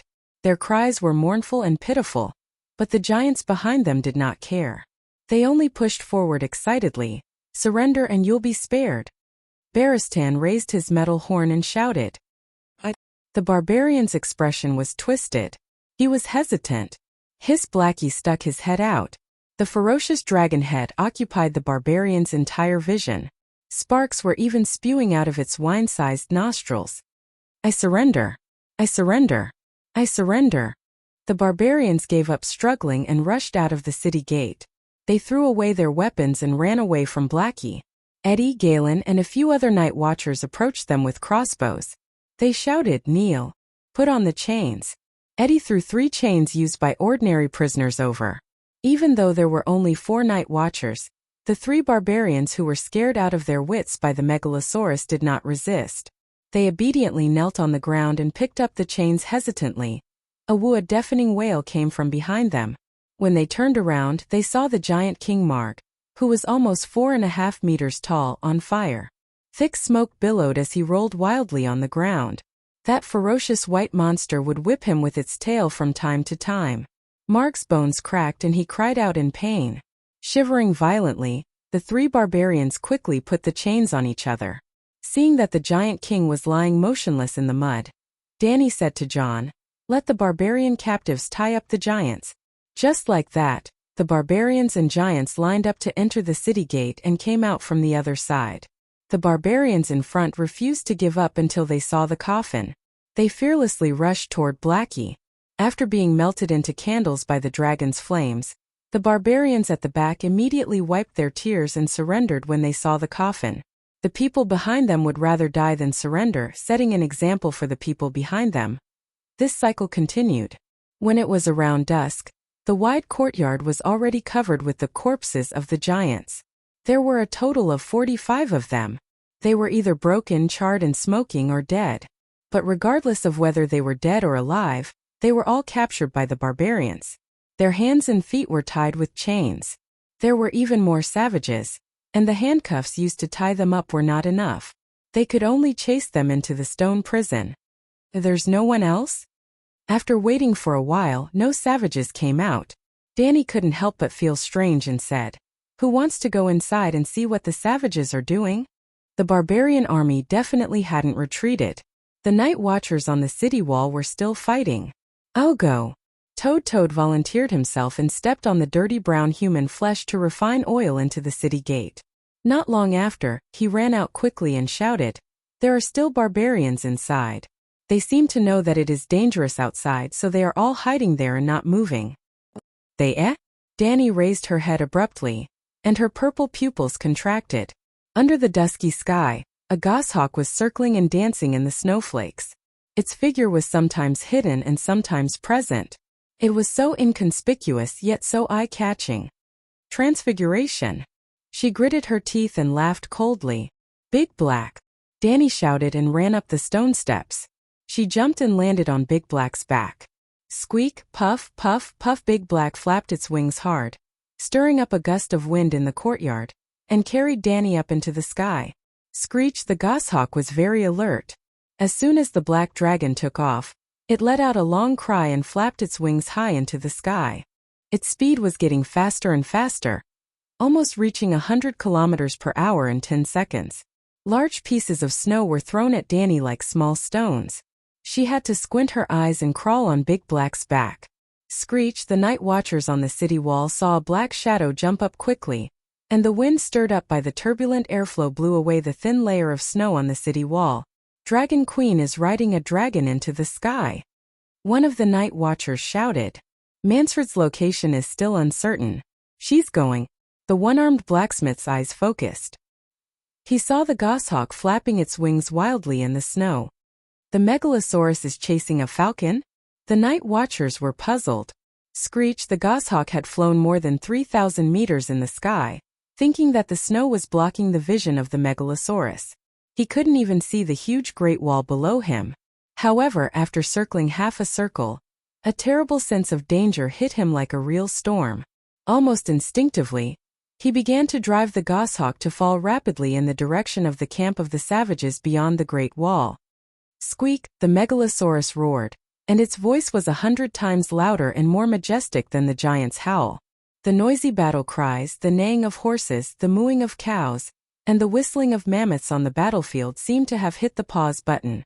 For a moment, it was so quiet that only the whistling of the wind could be heard. Everyone looked up at the huge black monster in the sky. This is the power of the megalosaurus. The power of the megalosaurus is terrifying. Looking at the black dragon flying freely in the wind, the one-armed Tanner seemed to be in a daze. Screech, the goshawk, didn't fly to the shapeshifter's side as Danny expected. Or rather, when the black dragon slowed down and followed behind the goshawk, the shapeshifter also guessed the dragon rider's thoughts. The goshawk gave up on the idea of nimbly changing directions to get rid of the megalosaurus. The megalosaurus was much faster and more agile than the goshawk. The heavy draconic aura slowly but surely took over the goshawk's mind, making the shapeshifter in the goshawk want to give up on his pet. But he also understood one thing. For a shapeshifter, having a goshawk as a companion was extremely rare. It was even very likely that this goshawk was the only flying pet he had in his life. So the goshawk stopped circling around and fell vertically from the sky as if it had been shot by an arrow. But the megalosaurus was more familiar with this action than the goshawk, and followed closely behind. Swoosh, swoosh, swoosh. Suddenly, a huge arrow that was 2 meters long flew past her slowly. It was so slow that she could grab it with one hand and was completely harmless. But Danny knew that this height was already close to the shooting range of the giant's arrows. Screech, Blackie gracefully glided across the sky in an arc, leaving the giant archer's formation and flying towards the continuous camp at the edge of the forest. Since her trump card had been exposed, then after closing the distance, Danny hesitated, and the murderous intent in her heart instantly disappeared by 99%. There were about 30,000 savages rushing out of the forest. There were riders on horses and leopards, 100 mammoth riders, more than 300 giants running wildly on the ground with tree trunks in their hands, and dozens of wolf spirits and shapeshifters. There were barbarians from the mountains, sailors from the Aral Sea, cannibal tribes from the Great Glacier, cavemen with dyed faces, chariots pulled by dogs from the frozen coast, and hard-footed people whose feet were like boiled leather. Danny did not hesitate or have the heart to kill these strange savages. But when the megalosaurus flew to the edge of the forest, there were children around the yurt who were having a snowball fight, women and old people who were collecting firewood in the forest. There were more than 100,000 people, and they were all refugees. Dracaries, she ordered. Boom, the 20-meter-long dragon flame was like a plow, and it swept across the savages' camp from the east to the west. Mud and snow splashed 2 meters high, and women and children cried as they fled into the depths of the forest. The angry and sorrowful cries of the giants and men came from the battlefield, and the attacking troops immediately collapsed. The cavalry, foot soldiers, and giants gave up on the Great Wall's gate that they had been guarding for hours, and strode towards the camp, towards their wives and children. What? Looking at the dragon flame column that looked like the fire sword of the gods raging in the camp in the forest, and causing a lot of smoke and fire, the night watchers on the Great Wall were shocked and stunned. This is the megalosaurus. Even the Prairie of Fury was not as powerful as this, right? One of the night watchers could not help but exclaim. Another night watcher wiped the cold sweat off his forehead and said with a trembling voice, "Fortunately, the Dragon Queen is on our side. I can't imagine what we would do if the megalosaurus came to attack the Great Wall." Seems. Tanner, the blacksmith, looked for a while and said in confusion, "Her Majesty seems to have avoided the savages' tents, and the dragon flame is all on the open ground." That's right, the dragon flame is not even sweeping in a straight line. Her Majesty has accurately avoided all the tents and savages, an old man said. Behind the battlements, there was a beautifully decorated brass lens from Meyer, which was supported on a tripod. It belonged to Scholar Yimont and was used to observe the stars at night. At this time the lens was turned downwards. An old night watcher had been investigating the enemy, hoping to find the king of savages, Mansraider, in the tents by the forest. Well, John was not familiar with Mansraider, But the old night watchers all knew the king of savages. Mance Rayder grew up in the dark castle, and 10 years ago, he gave up his oath as a night watcher and went beyond the Great Wall to be a savage. Tanner and a few other night watchers went to the lens and took a closer look. They found that only the forest behind the tents was burning. In the smoke, they could see that the tents were still there. There were no corpses piled up like mountains, and there was not even a single dead person. There were only countless savages running and crying in the mud after the fire. "What is she doing?" the red-nosed old doctor asked in confusion. "The savages are retreating." The prostitute Zay pointed at the savages running around and laughed. "No matter what His Majesty thinks, we only lost one unlucky bastard and defeated 100,000 savages. We won." As she spoke, she hugged the night watchers beside her and kissed them. The night watchers were happy to reciprocate. Well, many of them were Zay's benefactors. Every night watcher got a garlic kiss from her. Even the red-nosed old doctor was pressed against a box and kissed a few times. Night in the hall of the dark castle. The fireplace was blazing, and the living room was as warm as spring. The wooden table under the chandelier was filled with fragrant food. There were toasted bread, fried salt cod, grilled sausages, sauced beef, yogurt, oatmeal mixed with carrots and bits of turnip. The night watchers, the orphan children of Mole Village, the prostitute Zay, and a few farmers who came to do chores. 40 or 50 people were sitting at the 2 rows of long wooden tables. There was a wooden table placed horizontally at the head of the table. Danny was sitting in the center. On her left and right were Scholar Yimont and Sir Barristan. Together with the 3 of them were Sir Vinton Stowe and the blacksmith Tanner. Tanner was a blacksmith master and also the acting castellan. Vinton Stowe was of noble birth and had been a ranger for 80 years. He was about the same age as Yimont's master, but he was not as healthy as the old scholar. He was a little retarded. Well, John and Barristan were sitting in the public seats. Scholar Yimont was still very confused about this. He thought that Danny had mistreated her doctor. However, the red-nosed old man was very self-aware. He was embarrassed but firmly rejected Scholar Yimont's offer of his seat. The old scholar vaguely guessed that there must be something going on, so he did not force it. The blacksmith was a temporary commander, and Sir Stowe was the acting castellan of the Dark Castle.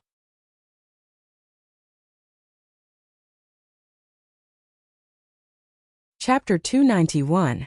To Her Majesty. In the wooden hall, all the night watchers stood up, raised their horn cups and cheered. "We were able to defeat the barbarians this time because of everyone's united efforts." To the night watchers and all the villagers who participated in the battle. Danny got up and drank the honey wine in her horn cup. "Good." Everyone cheered loudly and finished the strong liquor in their cups. After the opening ceremony of the banquet, everyone opened their arms, ate the meat, drank the wine and told dirty jokes loudly.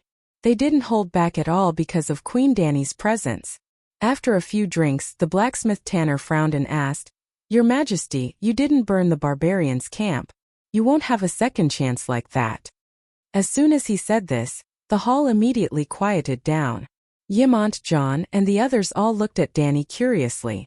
Danny nodded and said, "Yes, I did plan to burn the barbarians' supplies and tents. The barbarians didn't have siege crossbows, and the giant archers were all gathered under the city gate. It was a good opportunity. But when I flew over, I found that except for a few warriors, most of the people in the camp were women, the elderly, and children. I even saw several pregnant women milking the sheep in the pen." She let out a long sigh and said with a complicated expression, "Under such circumstances, how could I do it? It was better to intimidate Mansred, and let him know that he couldn't do it. They're all barbarians. The barbarians didn't let go of our women and children. Last night, the group of Thuns burned all the villages they encountered along the way. Men, children, old people, not a single one was left alive.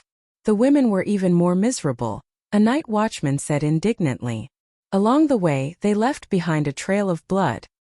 "Is that so?" Danny frowned. She first looked at John, then at Yimont. One of them was a spy among the barbarians, and the other had all the information about the night watchers. "That's right. Many villages were burned to the ground. Apart from a few farmers who managed to survive, there were almost no survivors," Scholar Eamon said. "I didn't kill anyone. They forced me to kill the Northerners to prove my loyalty. I refused. If it weren't for a wolf that suddenly rushed out, it would have been very difficult for me to escape alive, John said with an ugly expression. The mole village was burned too, added the prostitute Zay. Danny sighed and said helplessly, this is a little troublesome. I was planning to recruit Mansrider and let the barbarians come to the Great Wall for the winter. We're still asking you why you didn't burn the campsite. You're going one step further and planning to let the barbarians cross the Great Wall? Absolutely not. If we let the barbarians enter the Northern Territory, then the hundreds of thousands of people. The one-armed blacksmith slammed his wine cup on the table with a thump. His voice was firm and cold as he said word by word, we are the Night Watchers. Our duty is to stop the barbarians from invading the South. Your Majesty, if you don't want the people of the Seven Kingdoms to hate you, it's best to abandon this terrible, shameful, crazy idea. Facing the worried gaze of Scholar Yimont, Danny didn't get angry. She just smiled faintly and returned to the previous topic. Hurting women and children, killing innocent people, is no doubt a terrible and shameful act of beasts. That's why you all hate the barbarians. But when you hate people who have done terrible things, it doesn't mean that you want to do the same to them. If I burn the campsite of the barbarians and burn tens of thousands of barbarian women, elders, children, and even most of their living materials, then what's the difference between me and the barbarians that you hate? Everyone was stunned. Your Majesty, you're right. Old Yamant smiled with relief. He was so happy that most of the wrinkles on his face had disappeared. Blacksmith Tanner looked at Danny with surprise and suspicion. He awkwardly raised the wine cup that was tilted on the table. I'm sorry, I'm drunk. Please forgive me for being rude, he said. Danny nodded and continued, no matter how savage and cruel the barbarians are, they are still human. The question now is, who is our real enemy? Is it not the barbarians? Eddie asked doubtfully. The white ghosts. John looked enlightened. He nodded and said, the barbarians can only threaten the north, but the deviant ghosts can destroy the entire Westeros. We can't even be sure if there are deviant ghosts. Don't you think it's stupid to worry about something that doesn't exist? The red-nosed old man mocked. The deviant ghosts are real. John was so excited that his face turned red. The corpses really came back to life. John killed one, and a dozen of us worked together to kill the rest. Galen looked terrified. We didn't kill it. The corpse was cut into a dozen pieces, but it could still move. Every limb could move independently. We even sent the severed hand to King's Landing. That little bastard didn't believe us at all. He even ignored Sir Elisa until the severed hand completely melted. Without any evidence, the City of Knowledge and King's Landing were even more convinced that we were lying. Eddie cursed. Danny looked at the red-nosed old man and said meaningfully, let's go outside the wall tomorrow. If the deviant ghosts are really rampant and force the barbarians to attack the wall, then it shouldn't be too difficult to find them. Won't the barbarians attack tomorrow? The one-armed blacksmith frowned. As long as he's not out of his mind, he should give up on the idea of taking down the gate of Dark Castle. If Mansred is smarter, he should take the initiative to ask the messenger to surrender. He won't surrender voluntarily. He can't surrender. John thought for a moment and explained, the barbarians are different from us. Every small tribe is like a kingdom, and many of them have generations of blood feuds. Mansred was able to unite these tribes because he set a common goal for them to invade the Westeros. Nothing is impossible. You said before that the giants are wild and difficult to tame, but now they're still huddled in the stable as captives. 35 giants rushed into Dark Castle, and Danny captured 32 of them. The other 3 giants died because they couldn't save them. Yimont sighed. Even if the barbarians surrender, we don't have a place to settle them down. And food. We don't even have enough food to survive the winter. His Majesty has already solved the food problem, Barristan said. No, sir, I'm not sure yet. Danny shook her head and said strangely, I'll definitely send some food to the wall, but it's very likely that I won't be able to buy much real food. Well, I'm playing futures, and futures don't equate to real goods. If the Night Watchers want to survive the winter, they have to ask the Seven Dukes and the King's Landing for help. After all, I don't even have a place to stay in the Westeros. They're the real masters. They came in a hurry last night. After dealing with the assault team, the night watchers had another thing to do for Scholar Yimont. During the day, they were attacked by the barbarians again, so they didn't have time to talk to the descendants of the Targaryen family. At this time, the treatment of the wounded, barbarian captives was left to Dr. Paris Tan. After dinner, old Yimont carried an oil lamp and went to the gate of the king's tower with the help of John and Eddie. Danny, wearing a black patterned shadow lynx cloak, was sitting on the threshold and looking at the two dragons gnawing on a bone at the gate. When they saw someone coming, Blackie and Whitey couldn't help but raise their heads and spit out two streams of fire from their nostrils. John and Eddie looked at them in awe, then consciously stepped back, leaving space for the two Targaryens. I can't believe it. It's like a scene from a dream. The dragons are right in front of me. Your Majesty, you've completed the Targaryen family's unattainable dream for hundreds of years. The true dragon has been born once again. The old man leaned on his walking stick.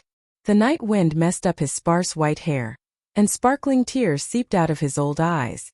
The way you descended from the sky on the Megalosaurus last night was the most shocking and exciting scene I've seen in the past 100 years.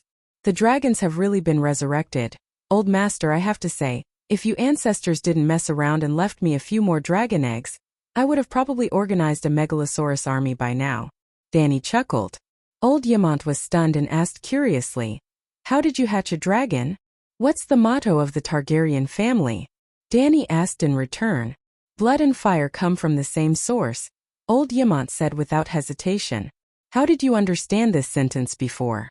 Old Yimont thought for a moment and said, conquer the world with blood and fire.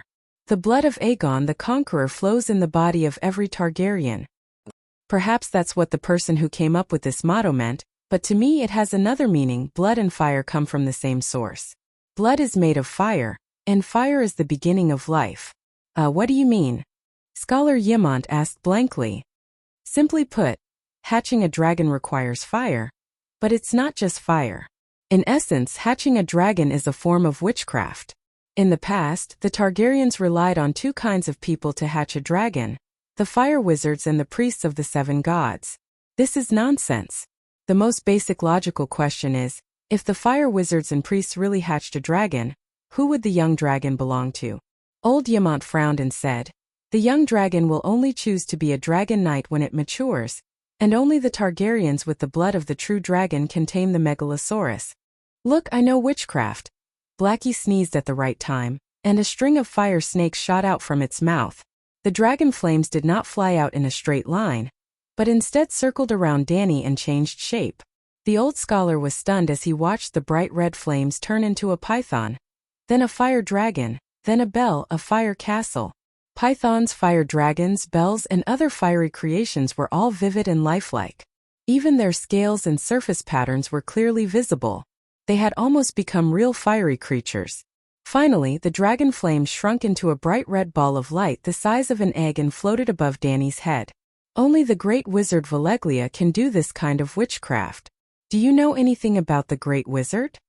Old Yimont said blankly, I know a little. The great wizard leads the wizard council and controls the entire world through the magic ball. I am the mother of dragons. These dragons are my children. The difference between the dragon knights that appeared in Targaryen and the mother of dragons is like the difference between the fire wizards who perform at the docks and the great wizard. And your actions of letting the fire wizards and priests hatch a dragon, whether or not it will succeed is another matter.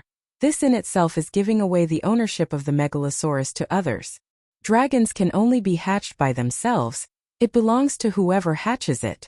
That's why I can break the restriction of the dragon knights who can only control one dragon. And all 4 dragons listen to me.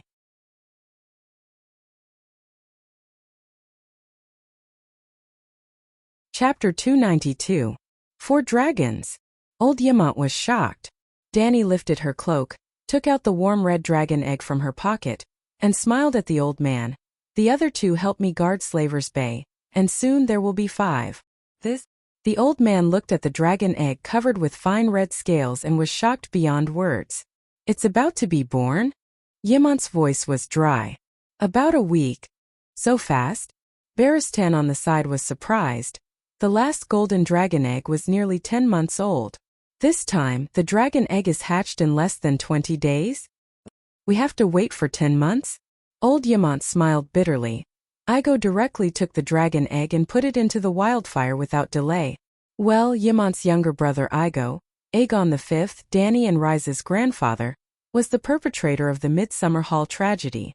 Igo prepared 7 dragon eggs, a number of 7 gods, alchemists, fire wizards, and a large number of wildfire jars to hatch the dragon in the Midsummer Hall.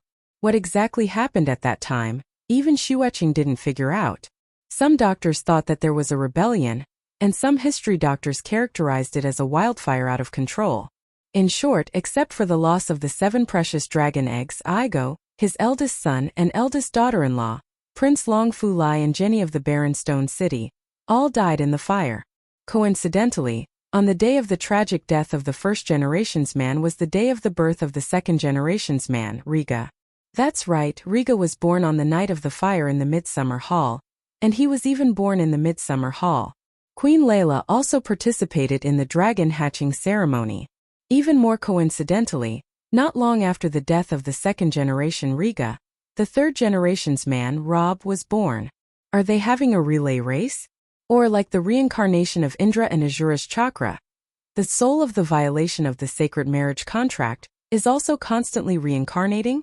Then, who can take over as the fourth generation's man? Well, the man who broke off the engagement must have a prominent background, at least at the level of the 7 great dukes. The Northern Pass, the Targaryen Pass. Daenerys was born before Rob's death. The Huggian Pass. Wait, it seems that Idmore Tully, Lord of Riverrun, Duke of Huggian, Rob's uncle, currently imprisoned in Casterly Rock by Jaime, just happened to give birth to a son after Rob's death. This shaking her head, Dany threw away these strange thoughts and said, the previous 4 dragon eggs all came from Asha. They were all fossilized eggs. This red egg once belonged to Targaryen. It was a dragon egg that was lost 2.5 centuries ago. The embryo inside is still partially alive. While Aemon was deep in thought, she asked again, Old Master, do you know how the Bravosi obtained this dragon egg? Bravos? Yes, they are planning to give the dragon eggs to the Volantis people, which means that Bravos must have more than 1 egg. 2.5 centuries ago? Old Yamant pondered. That Bravosi person said it himself. I see, I understand now. The wind blew snowflakes in front of the door. The old scholar could not help but tremble as he pulled the cloak on his shoulders. Dany immediately got up from the stone steps and led the old man to the fireplace in the king's tower. After drinking the warm milk that Barristan handed over, the old scholar sighed and said, Sigh, I am old now. Back then I was immersed in stargazing on the Great Wall. I did not even realize that a night had passed. Do you know Princess Rhaenyra? There are many people named Rhaenyra. Which one are you talking about? The granddaughter of Aegon the Conqueror, the eldest daughter of Aerys I, and the elder sister of the king of Rhaenyra, Jaehaerys I. So it is her. Dany suddenly understood. Rhaenyra was also a legendary, weird, princess, a fanatic social butterfly. The number of husbands, bestie, and friends she had was staggering. Princess Rhaenyra had a good friend named Eliza from the Farman family on Fairy Island. The two of them were very close, but Eliza loved sailing and hoped to become a navigator to explore the Sunset Sea. However, Princess Rhaenyra was unwilling to let her leave, thinking that it would tear their relationship apart. Not long after, Eliza chose to leave. Before she left, she stole 3 dragon eggs from Princess Rhaenyra. Now that I think about it, Miss Eliza must have sold the dragon eggs to the Bravosi and used the money to buy a ship to explore the Sunset Sea. At that time, His Majesty Jaehaerys even secretly mobilized all forces, waiting for any force other than the Targaryen family to hatch a dragon before he immediately launched the War of Dragons. This matter was even recorded in the Targaryen family history in the Royal Library. After Jaehaerys I, a few kings had been wary of this matter. The old man let out a long sigh and smiled bitterly. As expected, what will come will come. After waiting for 250 years, Your Majesty has finally arrived. 3 dragon eggs in exchange for a ship. There is nothing more extravagant than this. Dany's eyes flashed and she sneered. I am afraid that Eliza was also used by someone. The Bravosi's desire for dragons is beyond your imagination. In the City of Knowledge, I met a faceless one who came to the Westeros at least 3 years ago. At that time I had not even hatched a dragon yet. That guy stole the key of the head doctor and sneaked into the City of Knowledge's library to look for information related to dragons, especially information related to hatching dragons. I even suspect that he had already explored the Alchemist's Guild and the Royal Library. This? Old Yamant's face wrinkled and he said worriedly, even a faceless one was involved. The Bravosi were determined to get it. I guess that everyone in the world had a desire for dragons, but I did not expect that the Bravosi had already made their move 200 years ago. At that time, the Targaryens had more than a dozen dragons. Dany shook her head and sighed. It was probably because the Targaryens had hatched Megalosaurus one after another. In just a few decades they had multiplied from 3 Megalosaurus to 18 Megalosaurus. I can even understand their concerns. Not to mention 18 Megalosaurus, as long as half of the Megalosaurus formed a team of Dragon Knights, it would be enough to wipe out the 9 free trade city-states and restore Valeglia's heyday when it dominated the world. Only the Megalosaurus can deal with the Megalosaurus. It is not surprising that the Bravosi made the first move. It is very wise and decisive. We have never thought of ruling the world. Old Yamant mumbled. This is if you do not take what is given, you will be punished. Dany smiled bitterly and asked the old scholar, I have always had a question. For a mere Iron Throne, the Targaryens did not hesitate to launch the dance of the blood dragons. But why did those stupid ancestors never think of riding the dragons to the neighboring continent of Ursos to take over a piece of land and build their own Iron Throne? I don't know. Maybe we have been assimilated into this continent and have completely regarded ourselves as Westeros, unwilling to leave our homeland. The old man looked at Dany meaningfully. They are different from you. You have been wandering around since you were young. I am afraid you do not have such deep feelings for the Red Keep, the King's Landing, and the 7 Kingdoms. This is not a matter of deep feelings. Dany shook her head. For the family, the Iron Throne can only support 3 dragons at most, 1 for the king and 1 for the queen, and another for the crown prince.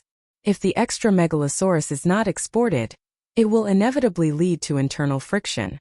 On the contrary, if the Targaryens are allowed to spread throughout the world, even if usurpers inevitably occur, the Targaryens will not have to bear the threat of extinction. For the Westeros themselves, the less games there are for the Iron Throne, the better. The Targaryens and the 7 Dukes are having fun, but the people are the ones who suffer. Look at the tragic state of the 7 Kingdoms after the rebellion of the 4 princes. Dany Rise, you are wiser and more benevolent than us, than the Targaryens of the past. As powerful players, they simply do not see the lowly commoners in the mud. Old Yamant looked at Dany with a complicated expression. There was relief, sadness, and also longing for the future. Dong dong dong. Jon's voice came from outside the door. Master Yamant, your majesty. A messenger crow has flown in from the shadow tower. Barristan got up from the wooden chair with a fur cushion, opened the oak door, and welcomed Jon in with a thin layer of snow on his head. You're still keeping watch at the door? The White Knight asked. Jon stood at the door and shook off the white snow on his black wool cloak. He said casually, I'm not lonely with 2 dragons accompanying me. Most people can't even see a real dragon even if they want to. Barristan looked at him strangely. You're brave. You saw the Megalosaurus burning the barbarians in the afternoon, and now you're not afraid at all.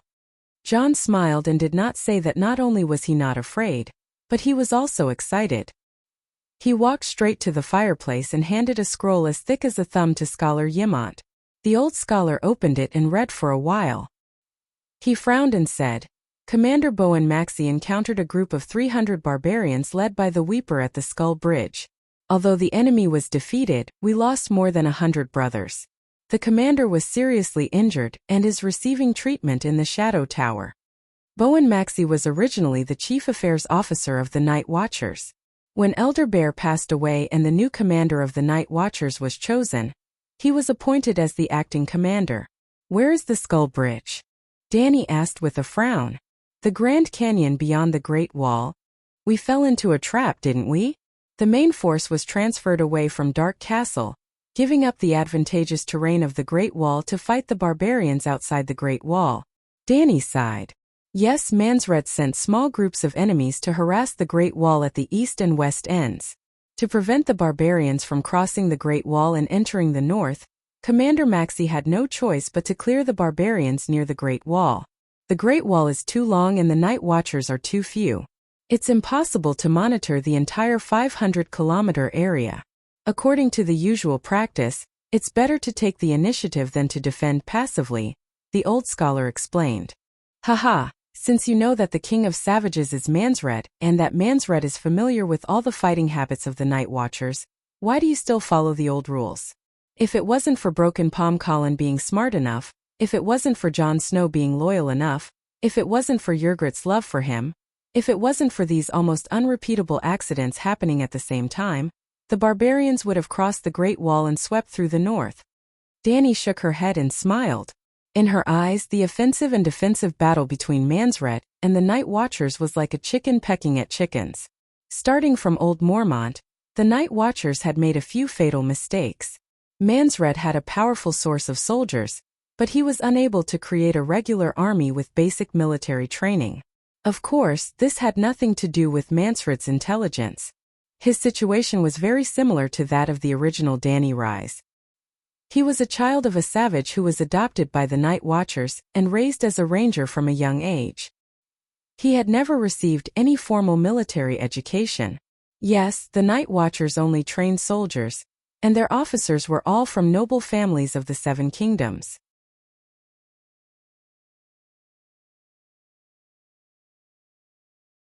Chapter 293. Jon, do you know why I chased after that goshawk in the afternoon?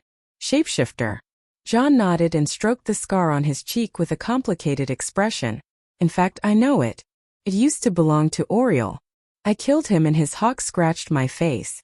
I heard that the sixth form man, Valamir, inherited that hawk. The sixth form man, Valamir. Does he have 5 pets? Dany asked in surprise. Plus Oriel's hawk. Maybe we should call him the 7-form man. 3 wolves, a shadow lynx, and a snow bear the size of a cottage. He is almost the strongest shapeshifter among the barbarians. Dany was speechless.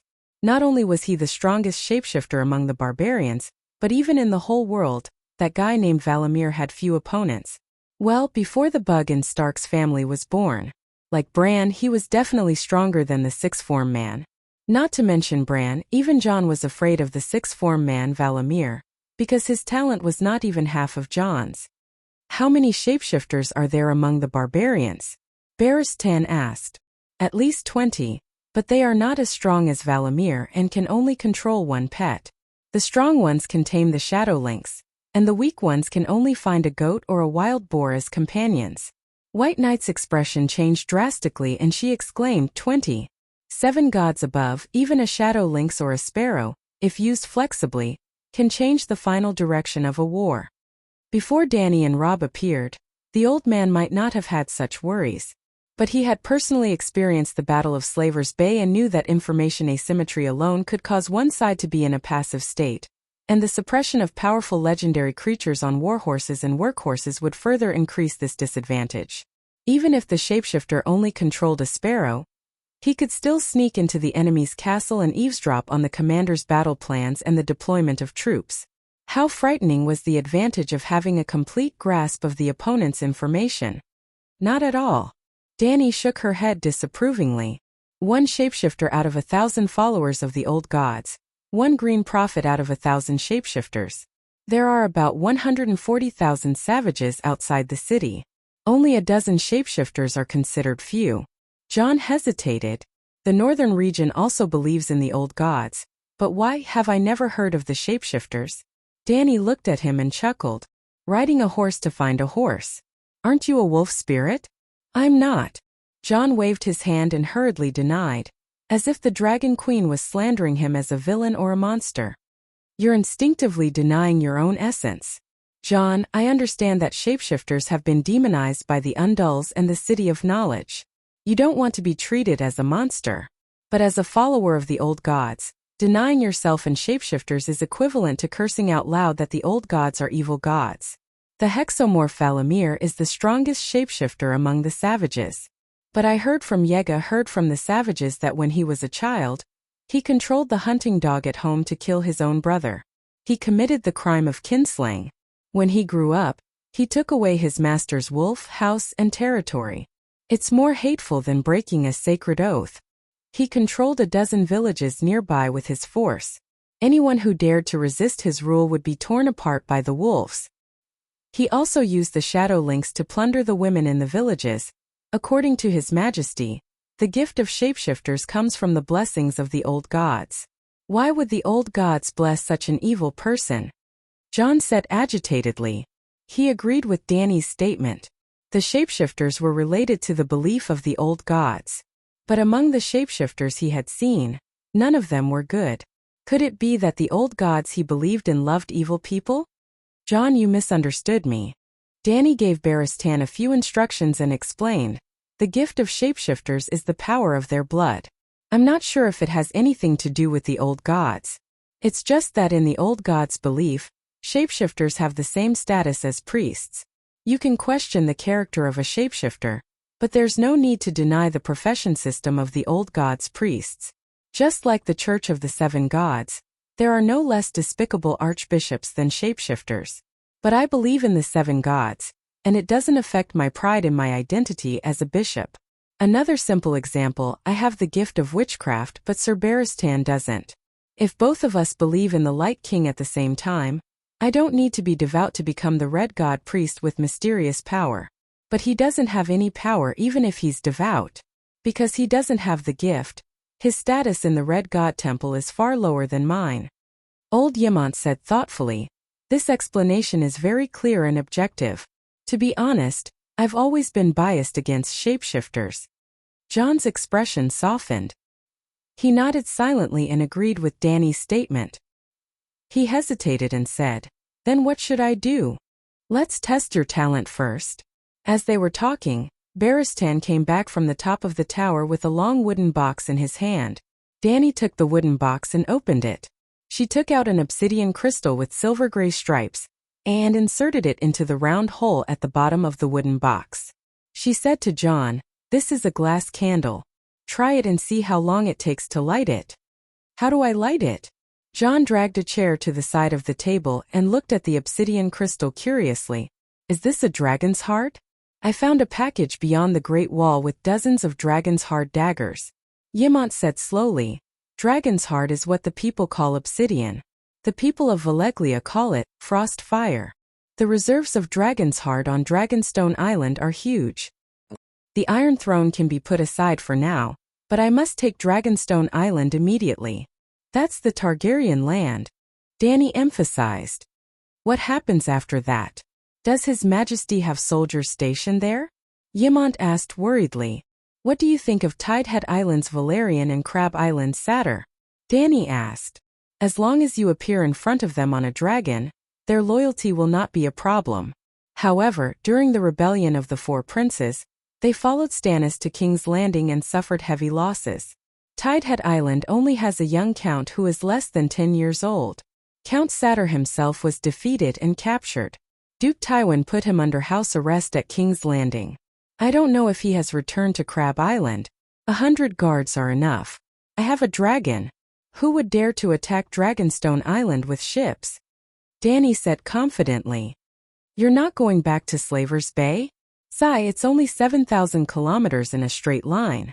With Dragonstone Island's strategic location, it can't even last 3 days, right? Old Yemont was stunned and asked doubtfully, you're communicating with Dragonstone Island through magic? Yes, Glass Candle. Professor Marwyn has already pledged his loyalty to me. Not only is he a professor of the City of Knowledge, he's also a magician. Magician Marwyn? Old Yemont had a strange expression. I know. He has a bad reputation in the City of Knowledge. Right, what's up with Professor Barristan? I noticed that your relationship with him is a little complicated. The old scholar asked again. Just as Danny was about to explain the City of Knowledge's conspiracy to the old scholar, a silver-gray ball of light suddenly filled her vision. Then, it suddenly exploded and the light was extinguished. John shouted in a daze. He rubbed his eyes and said in a daze, The obsidian lit up. I didn't touch it and it suddenly lit up. The legend is true. Glass candles can really light up out of thin air. Old Yemont said in disbelief. Danny looked at John seriously for a while and said slowly, "You lit up the candle in less than half an hour. Jon Snow, you are very talented. The faster you light up the glass candle, the more talented you are?" Jon was proud and could not help but grin. He asked, "Your Majesty, how long did it take you?" "One look." Danny lifted her chin slightly and said lightly, What do you mean?" "I only took one look at it and the candle lit up steadily and persistently. The light was so bright and dazzling that even people a dozen miles away could see the strange phenomenon clearly. In the end, even the gods were shocked and came to the mortal world." Danny's tone was calm, but Jon and Yimant's faces were distorted. The corners of their mouths were twitching, and their eyes were saying, "Keep bragging, keep bragging.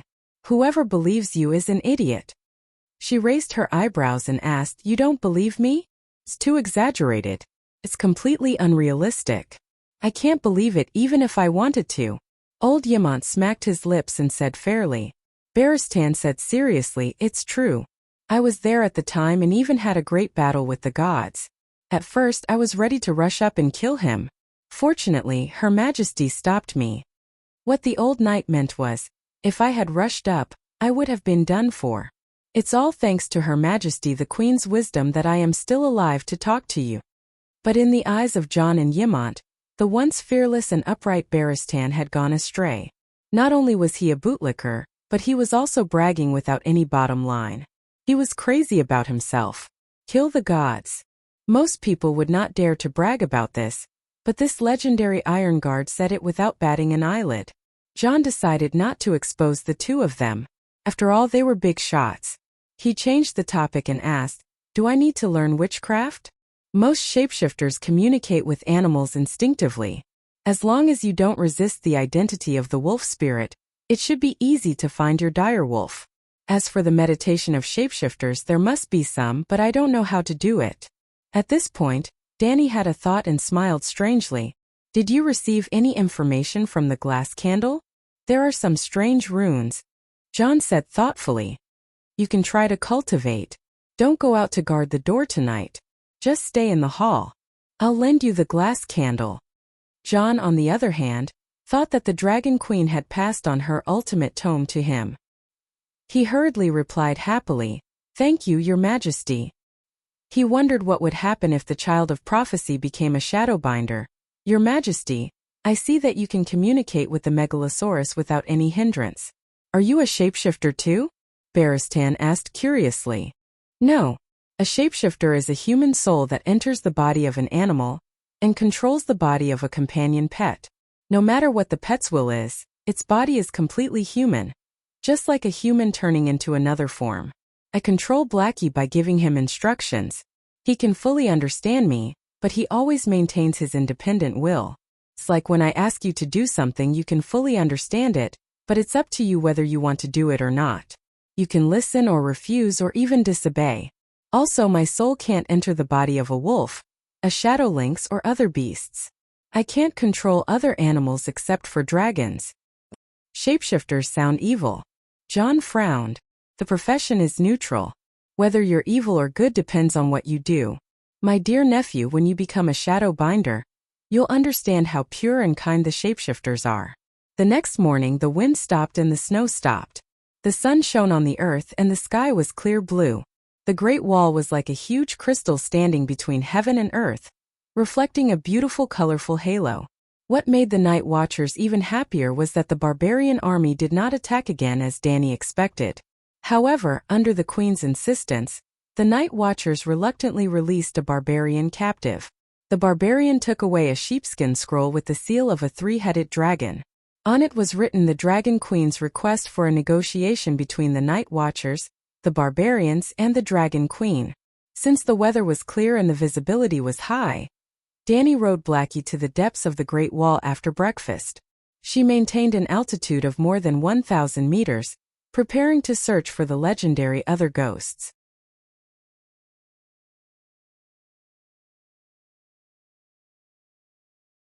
Chapter 294. Screech. Blackie whizzed over the savages' tents, blocking the golden sunlight and casting a huge shadow. "Ah, the devil dragon is here." A spear-wielding woman milking a goat, a man in animal skin chopping firewood, a butcher slaughtering fat pigs. Even Mansred, who had walked out of his tent to ponder over the contents of the Dragon Queen's letter, looked up and saw the black dragon circling in the blue sky.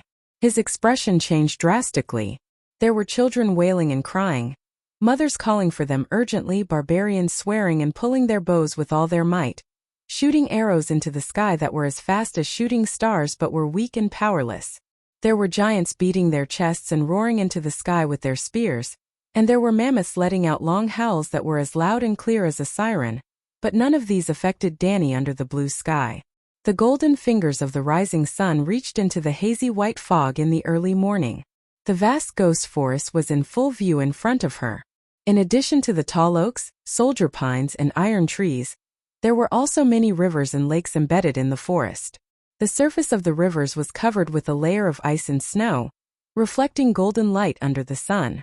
In the silent forest, there were few birds and beasts, and there was no sound of flowing water. Except for the whistling of the wind caused by high-speed movement, Danny could not hear anything.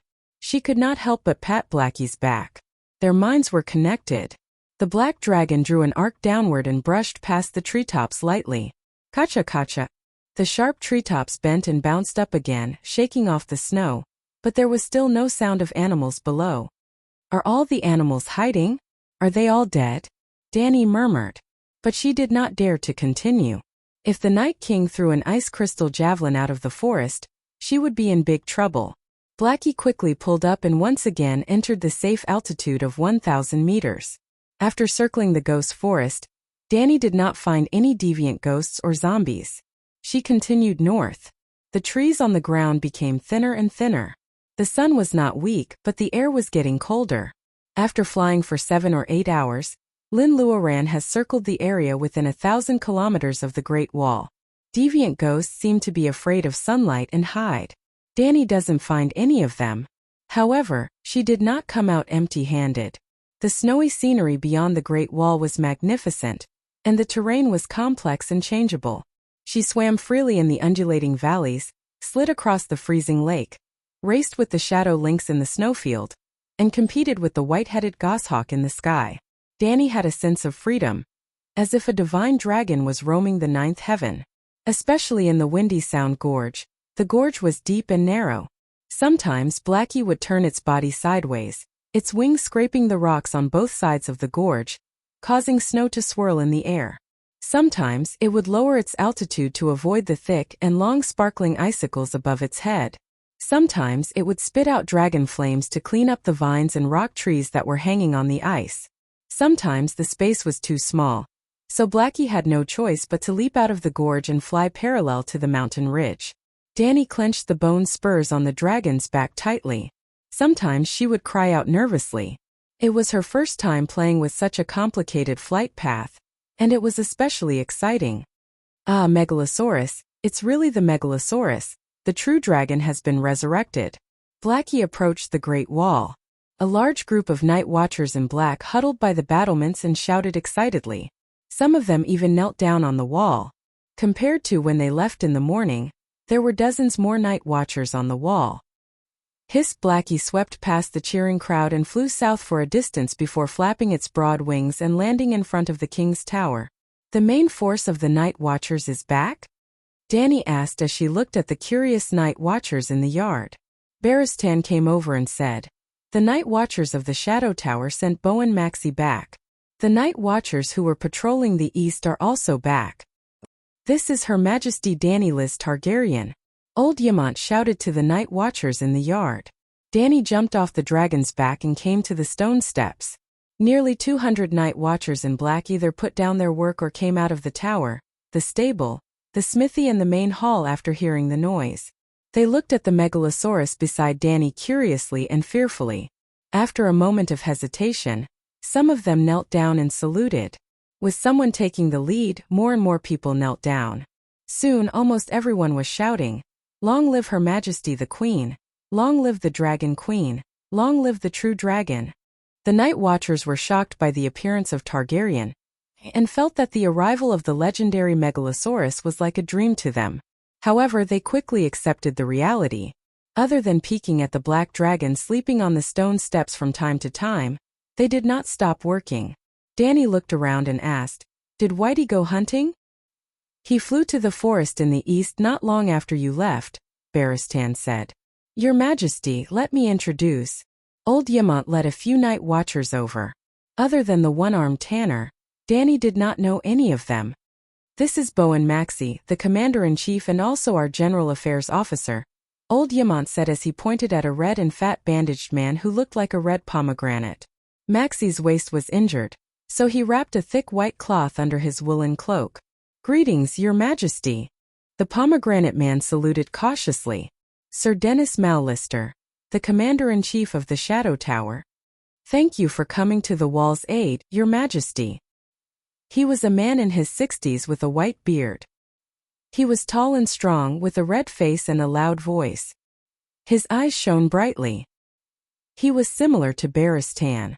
Count Janos Slint, a short and strong man with a double chin, looked at Danny with a twinkle in his eyes. "Count Slint?"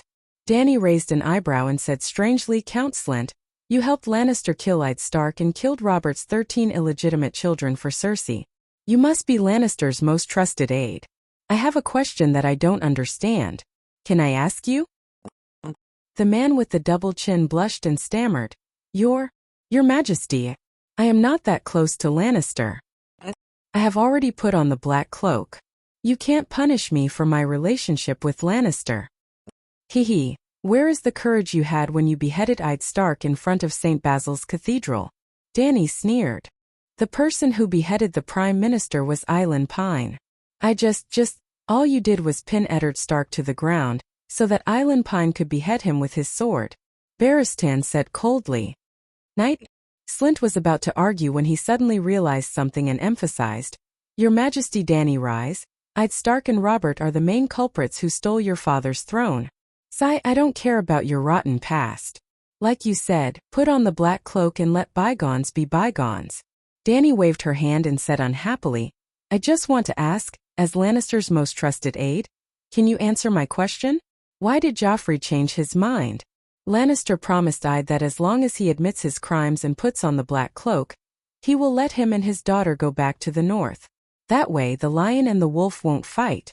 It's the best choice for both of them." About that, Slint was just about to breathe a sigh of relief when his expression became troubled again. Seeing Yamant and the other night watchers' curious expressions, and the monster behind the Dragon Queen looking at him hungrily, he gritted his teeth and said, "Littlefinger spent 6,000 gold royals to buy me over to Ed Stark. In order to deceive Stark and make him think that everything is under control, Littlefinger and I have already sided with the Queen Dowager. Or rather, I was Queen Cersei's subordinate from the very beginning. The money should have been refunded. After all, it was just an act. But Littlefinger came to me and told me his worries. He and I have betrayed the Prime Minister. When Ed returns to the north, he might not do anything to Lannister, but he will definitely take revenge on us two insignificant people." Then he told me, "By the Seven Gods, that guy is really smart. He completely understood Joffrey's personality, and knew that he would definitely go back on his word. Littlefinger told me to get rid of Ed and Stark as soon as King Joffrey gave the order, especially Cersei and Varys, before anyone could react. That money became my service fee. That's how it is. So Littlefinger really..." Barristan was shaken and had a complicated expression. He remembered what Danny said to Catelyn back at the Brotherhood's base in Hudyen. Danny nodded calmly and said to old Yamant, "Continue, there are still a few nights." "What?" "Oh." Yamant finally recovered from the big melon, and continued to introduce Elisa Thorne and Glendon Hewitt of the East Watch. As mentioned before, the commanders of the Night's Watch were all knights. They were all of noble birth, well-educated, and had high military skills. After the few of them exchanged greetings, Danny was puzzled to find that her guard, Jon, was nowhere to be seen. Without waiting for her to ask, Yamant said, "Since your Majesty is back, please come with us to Judge Jon Snow." "Judge? What crime did Jon Snow commit?" Danny was surprised. "Your Majesty, the bastard killed the brothers of the Black and joined the Wildlings," Sir Elisa Thorne said enthusiastically. In the wooden hall of Dark Castle, the chairs were pulled away, leaving a large empty space in the center. Jon Snow knelt on the cold wooden floor with his head down. Under the light of the fireplace, he looked angry and frustrated. There was a long wooden table at the head of the table, and Slint sat in the middle. Beside him were Ymont and head steward Marcy. The other knights also sat behind the table. Dany did not sit with them. The king had the right to know the truth about the internal affairs of the Night's Watch, but he could not directly interfere. She and Barristan sat by the fireplace, with Peristan and a dozen other Night's Watch beside them. "Bastard, you killed Colin. The wildlings can testify to this. They saw you slit your commander's throat with their own eyes. Do you deny it?" Janos Slint asked sternly. Jon argued, "I'm a spy. Colin told me that no matter what the wildlings wanted me to do, I was not to disobey. I had to do it. Then he told me to kill the wildlings for his trust, and I did it." "Who knows you're a spy?" Colin's severed palm. "He told me to do it." "He's dead. He died by your hands." Sir Elise's excitement could be felt even by the Night's Watch who was watching the trial. "Do you think there's a turnip on my neck? You've said all the good and bad things. If I were a traitor, I wouldn't have gone back to Dark Castle to tell everyone to be on guard," Jon said angrily.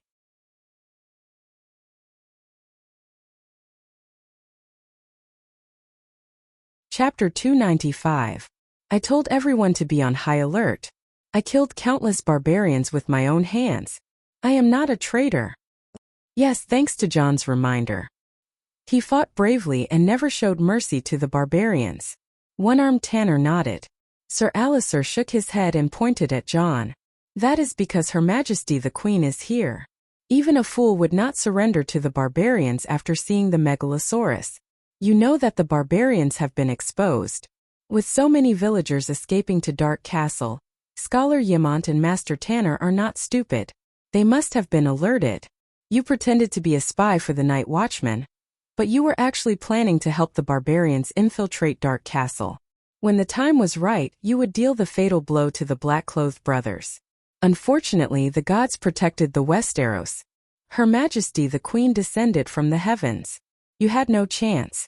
You could only make the most beneficial choice for yourself: continue to be a spy. My father is the Duke of Winterfell. My uncle is a Night Watchman. I am from the north." Jon screamed with a twisted face. "Why should I surrender to the barbarians? You are a bastard, a bastard."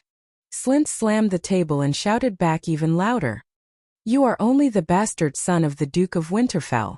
Ed Stark is a traitor." Before King Robert's body was even cold, he attacked his son. Cough, cough. Sir Alliser covered his forehead and coughed lightly. Unfortunately, Slint was too agitated and said all the things he should not have said. Cough, cough, cough. Slint also coughed violently. The hall was dead silent. He finally reacted. Lannister was still sitting on the Iron Throne, but the one sitting beside him was the Dragon Queen. "I mean, crazy. King Aerys. I'd betrayed His Majesty and murdered Prince Rhaegar and his children. Ed Stark is not a good person. You are his bastard, even worse. Your mixed blood induced you to get close to the savages and sleep with the female savages. You even admitted that you loved her before. In order to live happily with the savage bitch forever, it was natural for you to seek refuge with the savages, because the Night Watchers can't marry." Dany interrupted. "The fact that Stark helped the usurper start a rebellion cannot be used as evidence of his crimes. You don't have to worry about me. Let's just talk about the facts." Slint nodded and bowed. Jon looked at her with a complicated expression. She continued, "But don't say anything that's too ridiculous. Even a fool knows how close-eyed Stark and Robert are. He would never betray his sworn brother." The gratitude in Jon's eyes grew stronger. He didn't care how they treated him, but he couldn't stand the slander about his father. "Your Majesty, I didn't say that Lord Ide betrayed Robert's king. He betrayed Robert's son." Slint's chin trembled. His expression was firm. "I'd tampered with Robert's will, intending to remove Joffrey from the throne and usher in Stannis on the Iron Throne. I swear he told me that himself. Ide was also pitiful. He supported Stannis' succession to the throne and didn't hesitate to break off relations with Cersei. But how did Erlu repay Stark? Without a second word, without the slightest hesitation, he cast the Great Curse technique on his son, Robb. cursing to death the man who broke off the engagement with the third-generation head. Joffrey is the bastard son of the Kingslayer and Queen Cersei. My father knows of this, Jon said loudly. You dare to slander the Queen? Slynt was furious. Ahem. Ser Alliser covered his mouth and coughed lightly. Slynt stole a glance at Dany. He sighed in relief when he saw that her expression was normal. But with this interruption, he was at a loss for words. Ser Alliser took over the conversation and scolded Jon loudly. I've seen through your evil heart. There are more than 100,000 savages to 500 giants. But the Night Watchers lost all their elites at Fist Peak, leaving only a few hundred old and weak. You believed that Manslade would eventually cross the wall and kill us all, so you sought refuge with the savages. The evidence is conclusive. Jon Snow plead guilty. I'm not guilty. Jon met Ser Alliser's gaze coldly. His Majesty has captured so many savages. You can ask around and see if they know that I'm a spy for the savages in Dark Castle. Bring in the prisoners. Soon, a dozen savage leaders were brought into the hall. Among them was Ygritte the Firekiss. What, Jon, you didn't betray me? You're our spy. Who gave you this mission? You should have told me earlier. I shouldn't have shot you with an arrow. Hearing Ser Alliser's question, Ygritte's eyes widened in surprise and a little resentment. Was this guy really stupid, or was he high enough to defend his lover? Ser Alliser's face darkened as he continued to ask the next savage. But they either didn't know or they were spouting nonsense. Their words were contradictory and illogical. Oh, I see. Ser Alliser's face suddenly brightened. Who would have thought, Jon Snow, he said, that you hold such a high place in Mansred's heart? To protect you, he hid your identity as a spy from almost all the wildlings. Dany laughed inwardly at his imagination. Jon's face contorted, his eyes almost spitting fire. Don't glare at me. I completely understand Manslade's thoughts. He's not a simple savage. He knows how useful Stark can be in conquering the North. It's normal for him to protect you, Ser Alliser said with a smug and vicious smile. Well, now that the truth is out, Jon Snow, what do you have to say? Slynt concluded. Manslade doesn't care that I'm Stark's illegitimate son. He wants to invade the North by force. The savages all know, Jon shouted, craning his neck. Slynt said, sophistry. Do you think we have turnips on our necks? That will be deceived by your lies? Men, hang Chameleon Jon immediately. Wait, Count Slynt, Scholar Ymont said respectfully, but his expression was ugly. You can judge Jon, but before you carry out the sentence, please ask His Majesty's opinion on the outcome of the case. Everyone in the hall looked at Dany. Is Count Slynt the commander-in-chief? Dany asked. No. Since he's not the commander-in-chief, how can he be Jon Snow's chief judge? Scholar Ymont frowned and said with some difficulty, Count Slynt has the highest rank, but I remember putting on the black robes and abandoning my previous identity. The old man wanted to say that this was an unspoken rule, but there were so many Night Watchers in the room. Wouldn't they be disappointed if he said that? The old man sighed and asked helplessly, What do you think should be done, Your Majesty? Since the Commander-in-Chief is voted for by all the Night Watchers, Jon Snow's final trial should also be decided by all the Night Watchers before the official Commander-in-Chief is born. Tell the Black Brothers the full testimony of the accused and let them vote. Yes, only the 30 or so people who stayed in Dark Castle that day need to vote. As the parties involved, they suffered greatly from the savages and will not side with Jon. As comrades who went through life and death together, they will not wrong him. The old man looked at Bowen Maxey. You are the acting mayor. What do you think? Yes. Red Pomegranate nodded without hesitation. Your Majesty's suggestion is reasonable and fair. Count Slynt? The old man asked again. Yes. The short man with the double chin nodded unwillingly. The higher-ups of the Night Watchers in the courtroom were questioned one by one. No matter what they thought, they could not find a reason to refute. Finally, the old scholar looked at Jon, who was standing below. What do you think? Jon looked at Dany gratefully and nodded. No matter what the result is, I will accept it.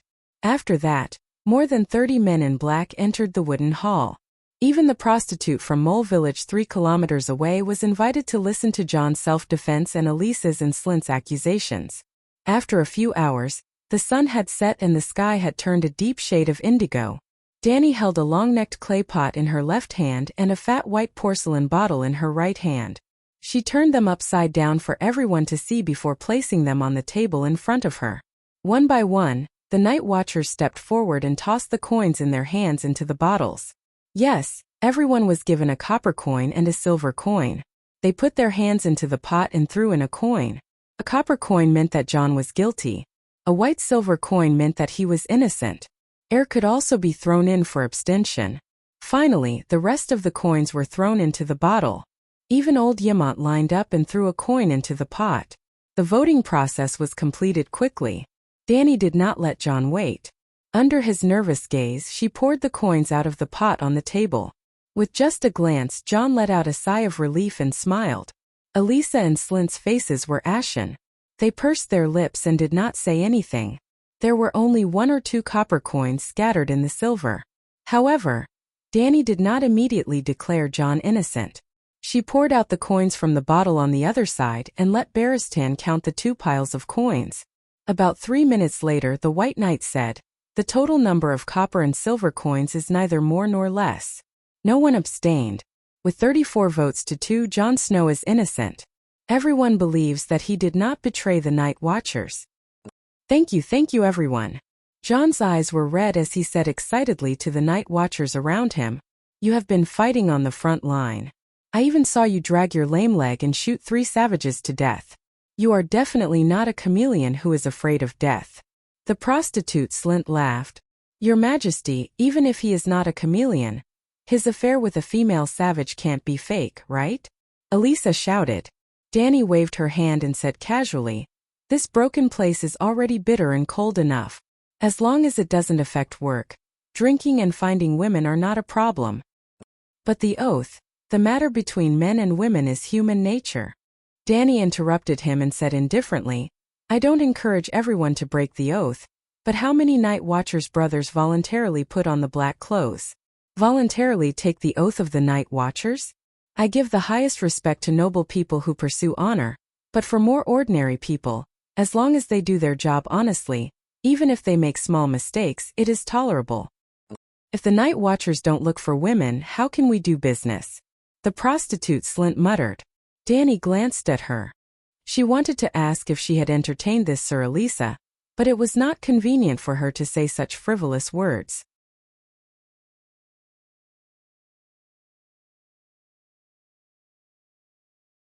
Chapter 296. Knight, how many gold royals do we still have? Dani looked at the old knight. More than 30. Leave it all to Maxie. Winter is coming, and the days are getting harder. From today onwards, all Night Watchers can receive a silver deer every month until next summer. If we run out of money, I'll send a few more sacks over next time.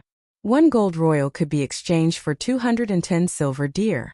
More than 30 gold royals were almost a year's salary for all the Night Watchers. A few sacks, Your Majesty, you're not talking nonsense, are you? Toad could not help but shout. A silver coin? Oh my God, I've never seen a silver deer before. A small Night Watcher said excitedly. A silver deer a month, 12 a year. 7 gods above. The Tennessee Knights at the entrance of the village only have about 200 acres of land, and they don't even have such a high income. An old night watchman with missing front teeth counted with his fingers. Isn't that a bit too much? Scholar Yamant frowned. What's so much? If it weren't for the lack of resources here and the fact that we have too much money to spend, I would have given everyone a gold royal, Dani said generously. Gulp. Old Eamon swallowed his saliva with difficulty and almost fainted. A gold dragon. Gasps could be heard in the hall. Dani smiled faintly and said to everyone, don't doubt me. You can send messenger crows to the 7 kingdoms and tell all the Westeros that as long as they wear black clothes and survive the winter, when spring comes, I will give each night watcher 50 gold royals. It's equivalent to 4 years of winter, 1 gold royal every month. How much would that be? Yamant said in a daze. Your Majesty, you're not joking? Red Pomegranate asked in disbelief. Targaryen, your words are like a mountain. Thump, thump. 7 or 8 black-clothed men's faces turned red as blood rushed to their heads. They were so excited that they fainted. Your Majesty, I'm afraid that once this news spreads, countless civilians who can't survive will come to the Great Wall to join the Night Watchers. If you can't fulfill your promise, the old scholar reminded her worriedly. Ha ha ha, not to mention 10,000, even if 100,000 people came, it would only cost 5 million gold royals. Danny raised her head and laughed. Only 5 million gold royals? Elisa and Slint stuttered and looked at each other. Peristan, Danny called out to the red-nosed old man who was standing at the side with a look of disdain on his face. Tell everyone if I can fulfill my promise. The old man glanced at everyone in the hall, as if he were looking at a country bumpkin. He raised his chin slightly and said, if Her Majesty hasn't been defeated by the Alliance after winter, she can even raise 1 million Night Watchers, let alone 100,000. If the Alliance army is defeated by her, it wouldn't be a problem for the grown men of the 7 nations to come and defend the Great Wall.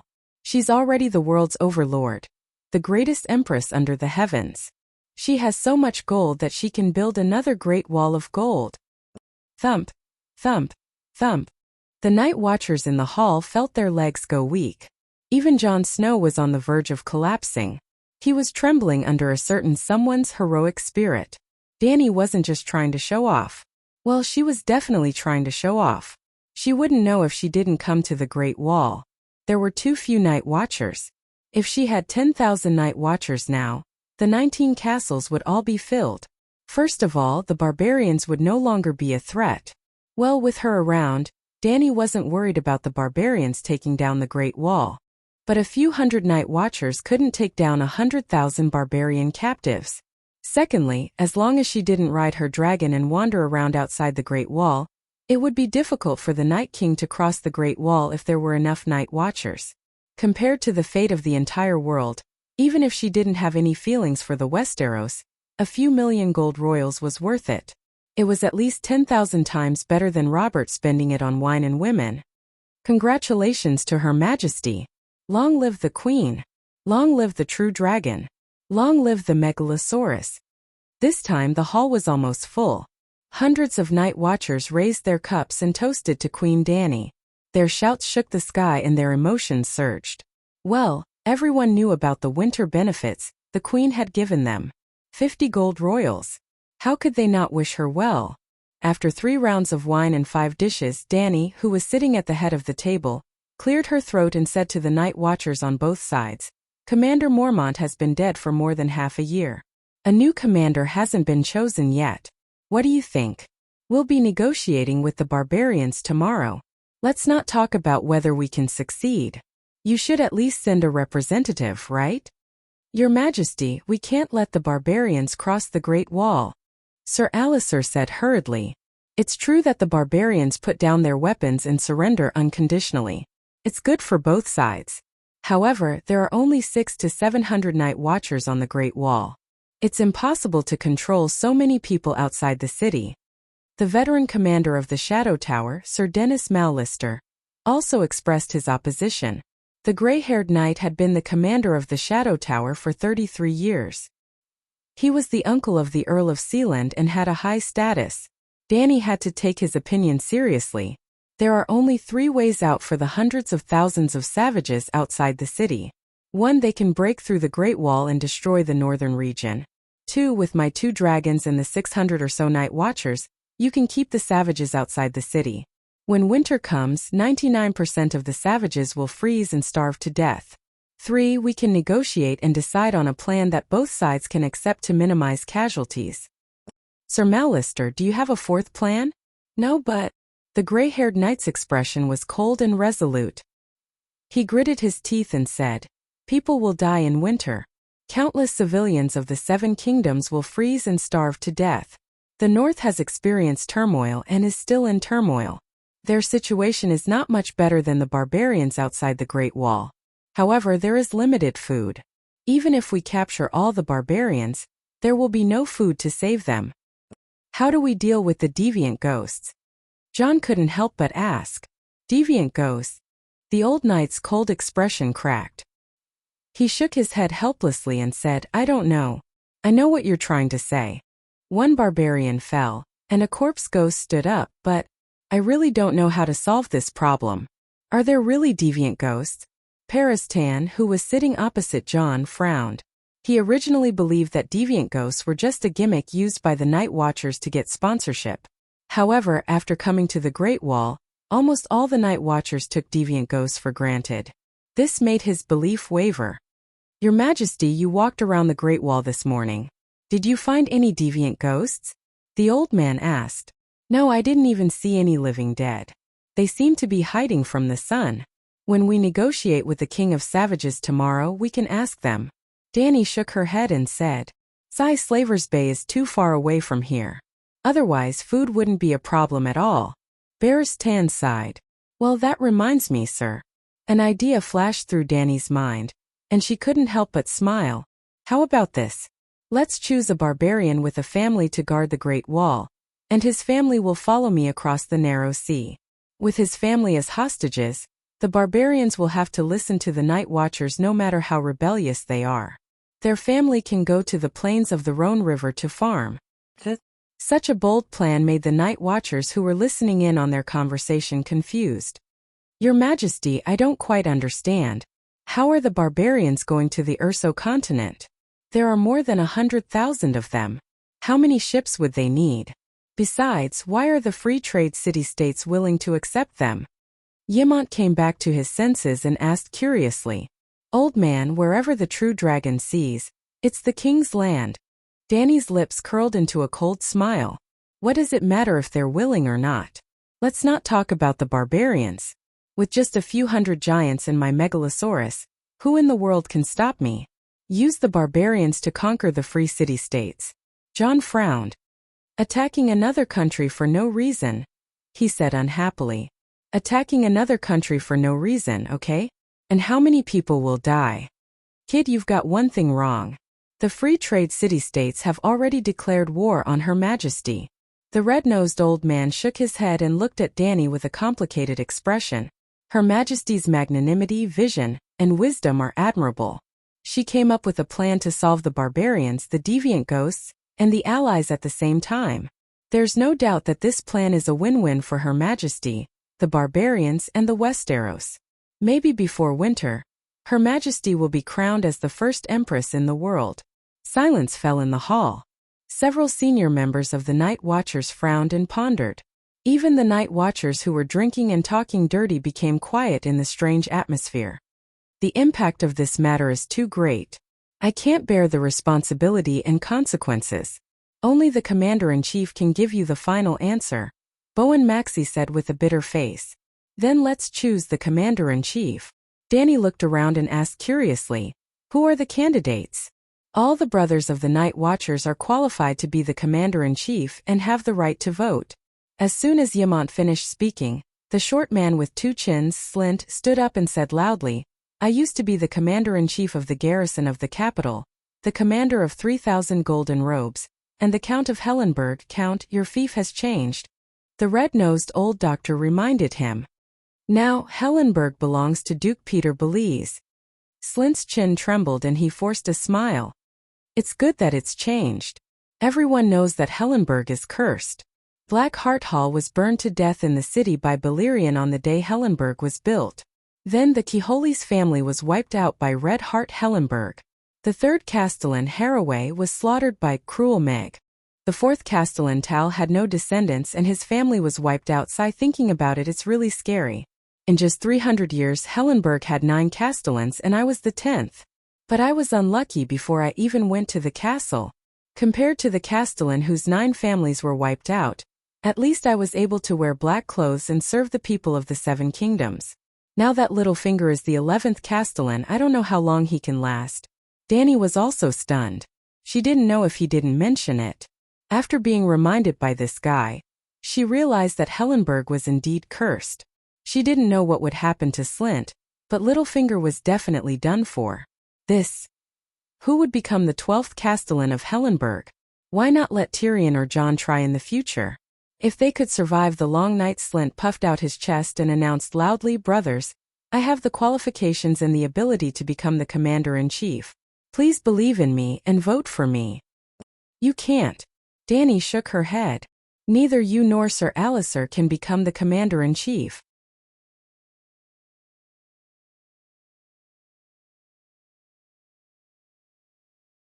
Chapter 297. Why? Slint and Elisa cried out in shock. Your Majesty, you can't interfere with the election of the Night Watchman. Since the birth of the Night Watchman, no monarch has been able to appoint the Commander-in-Chief of the Night Watchman at will, Old Yamant advised with a worried expression. I understand. Danny gave the old man a reassuring smile. She looked around at the Night Watchmen in the hall who were either solemn, confused, or dissatisfied, and said loudly, I don't think Slint and Elisa are suitable to be Commander-in-Chief out of selfishness. In fact, compared to old blacksmith Tanner's rudeness and vigilance when he first met me, the two of them are more respectful and polite to me. But the traces of factions on them are too obvious. When they arrived at Dark Castle this morning, they kidnapped Jon Snow with a very reluctant reason. Scholar Yamant and acting Castellan Tanner have already covered up this matter. And as a newcomer, Count Slint does not have an official position in the Night Watchman. He has never even met Jon Snow before. Why did he do that? There is only one reason. Slint belongs to Lannister, and the hatred between Lannister and Stark is as deep as the sea. Even though the Count has been exiled to the Wall, his determination to continue serving Lannister has not been extinguished. Well, everyone knows about the bad things between Targaryen and Stark. I can't speak for Jon Snow just because he has a Stark father. My thoughts are simple. The Night Watchmen belong to the Night Watchman and the Wall. No political force can investigate your previous identity or experience, and no one has the right to do so. But when you wear the black coat, you have to strictly remain neutral. Old Yamant nodded thoughtfully. Bowen Maxey frowned. As the acting commander-in-chief, he did not have the ambition to remove the word acting. First of all, he did not have a good background. Almost all the high-ranking members of the Night Watchman who sat at the same table as the Queen had the title of Knight, and he was the only one who was born a commoner.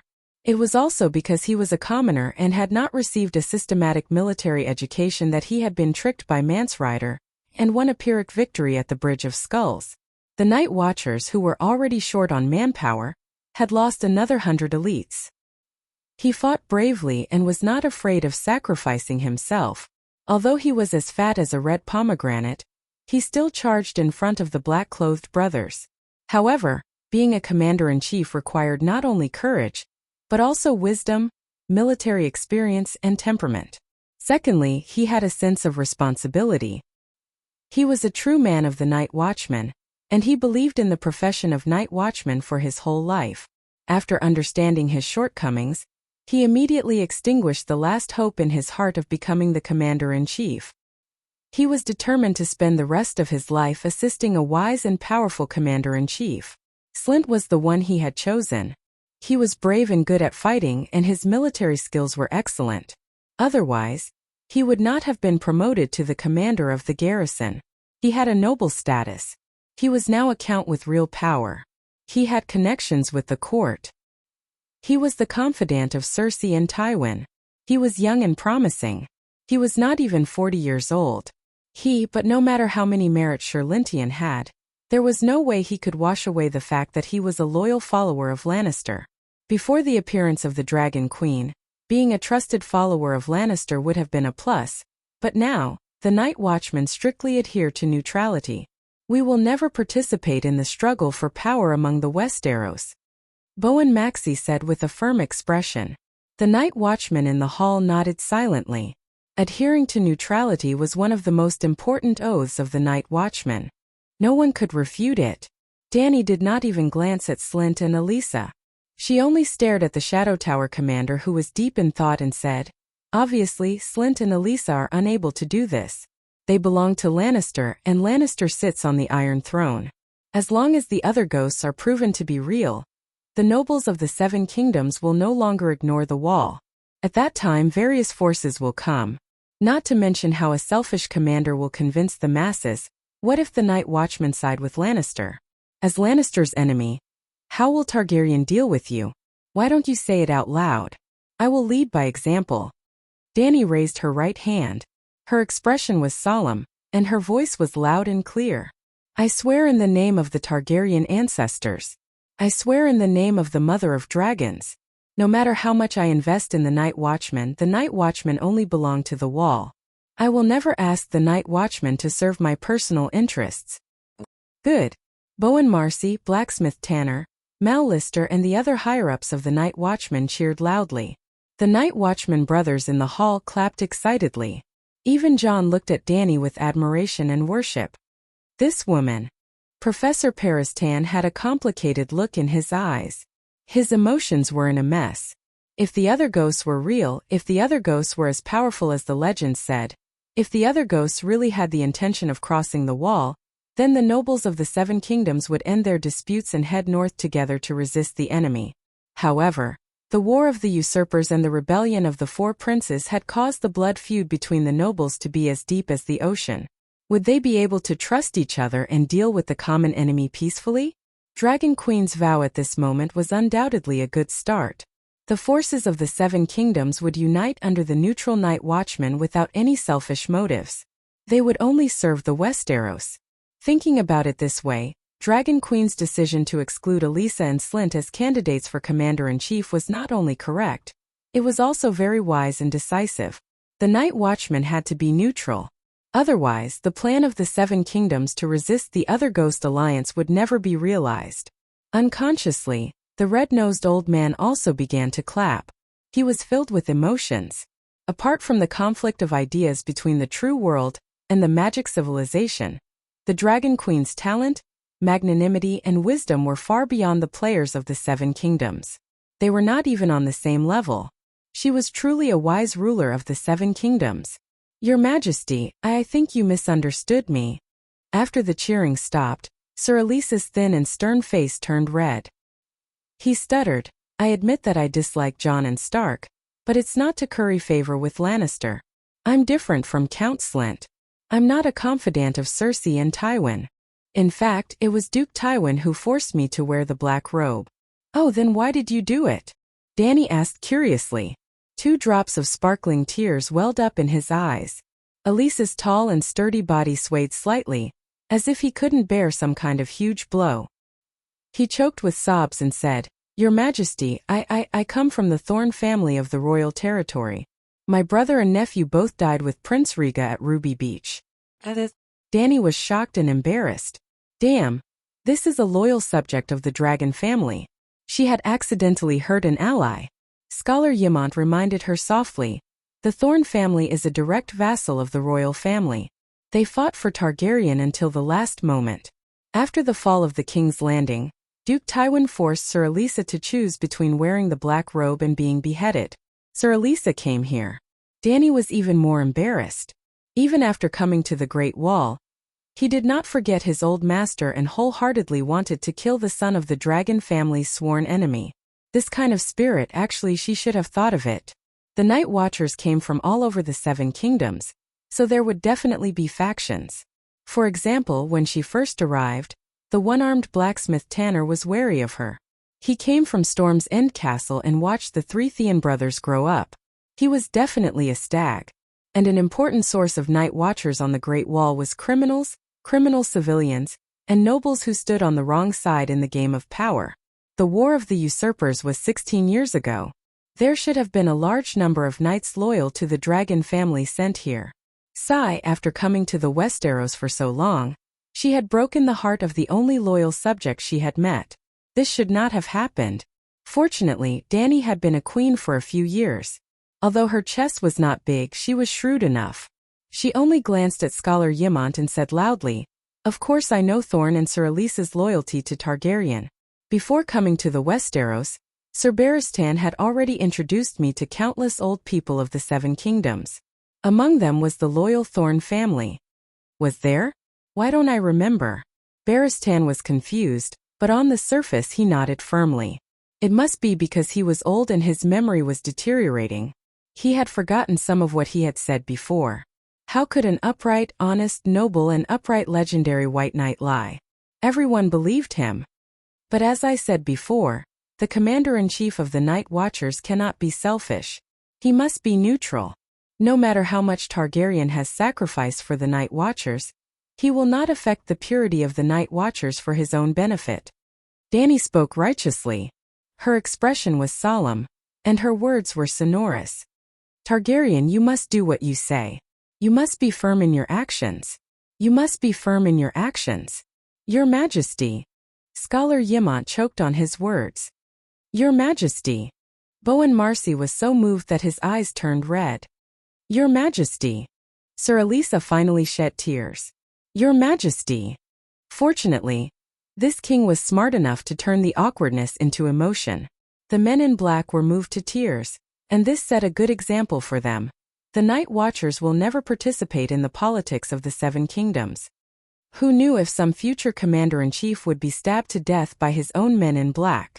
Half an hour later, the lively banquet ended.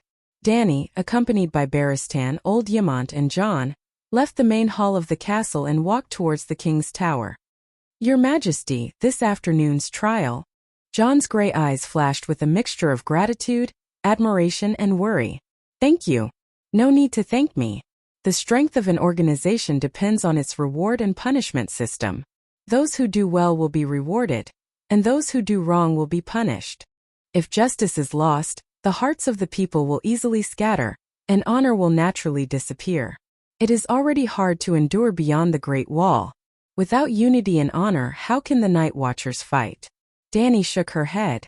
John was stunned and asked hesitantly, Your Majesty, when winter is over and summer comes, after you take back the Iron Throne, what do you plan to do with Winterfell's Stark? Haha, Winterfell now belongs to Rhaenys Snow, right? Danny smiled meaningfully. The people of the Northern Territory will not forget Stark. John said with certainty. Screech, walking up the stone steps, Whitey, who was lying at the door, stretched its neck and called out to Danny. Danny patted its chin and asked, Where have you been? I haven't seen you all day. Winter is coming, and the beasts in the forest have all hidden. It's not easy to find them. Scholar Yimont lifted the oil lamp and looked at the charred corpse of the beast in front of Whitey. It has a long horn. Could it be a deer? But it's so tall and strong, more like a wild horse? Strange, I don't recognize it. Ah, a unicorn. The old man suddenly exclaimed. I remember now, this is a unicorn.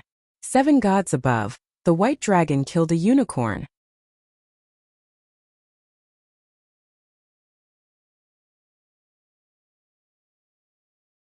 Chapter 298.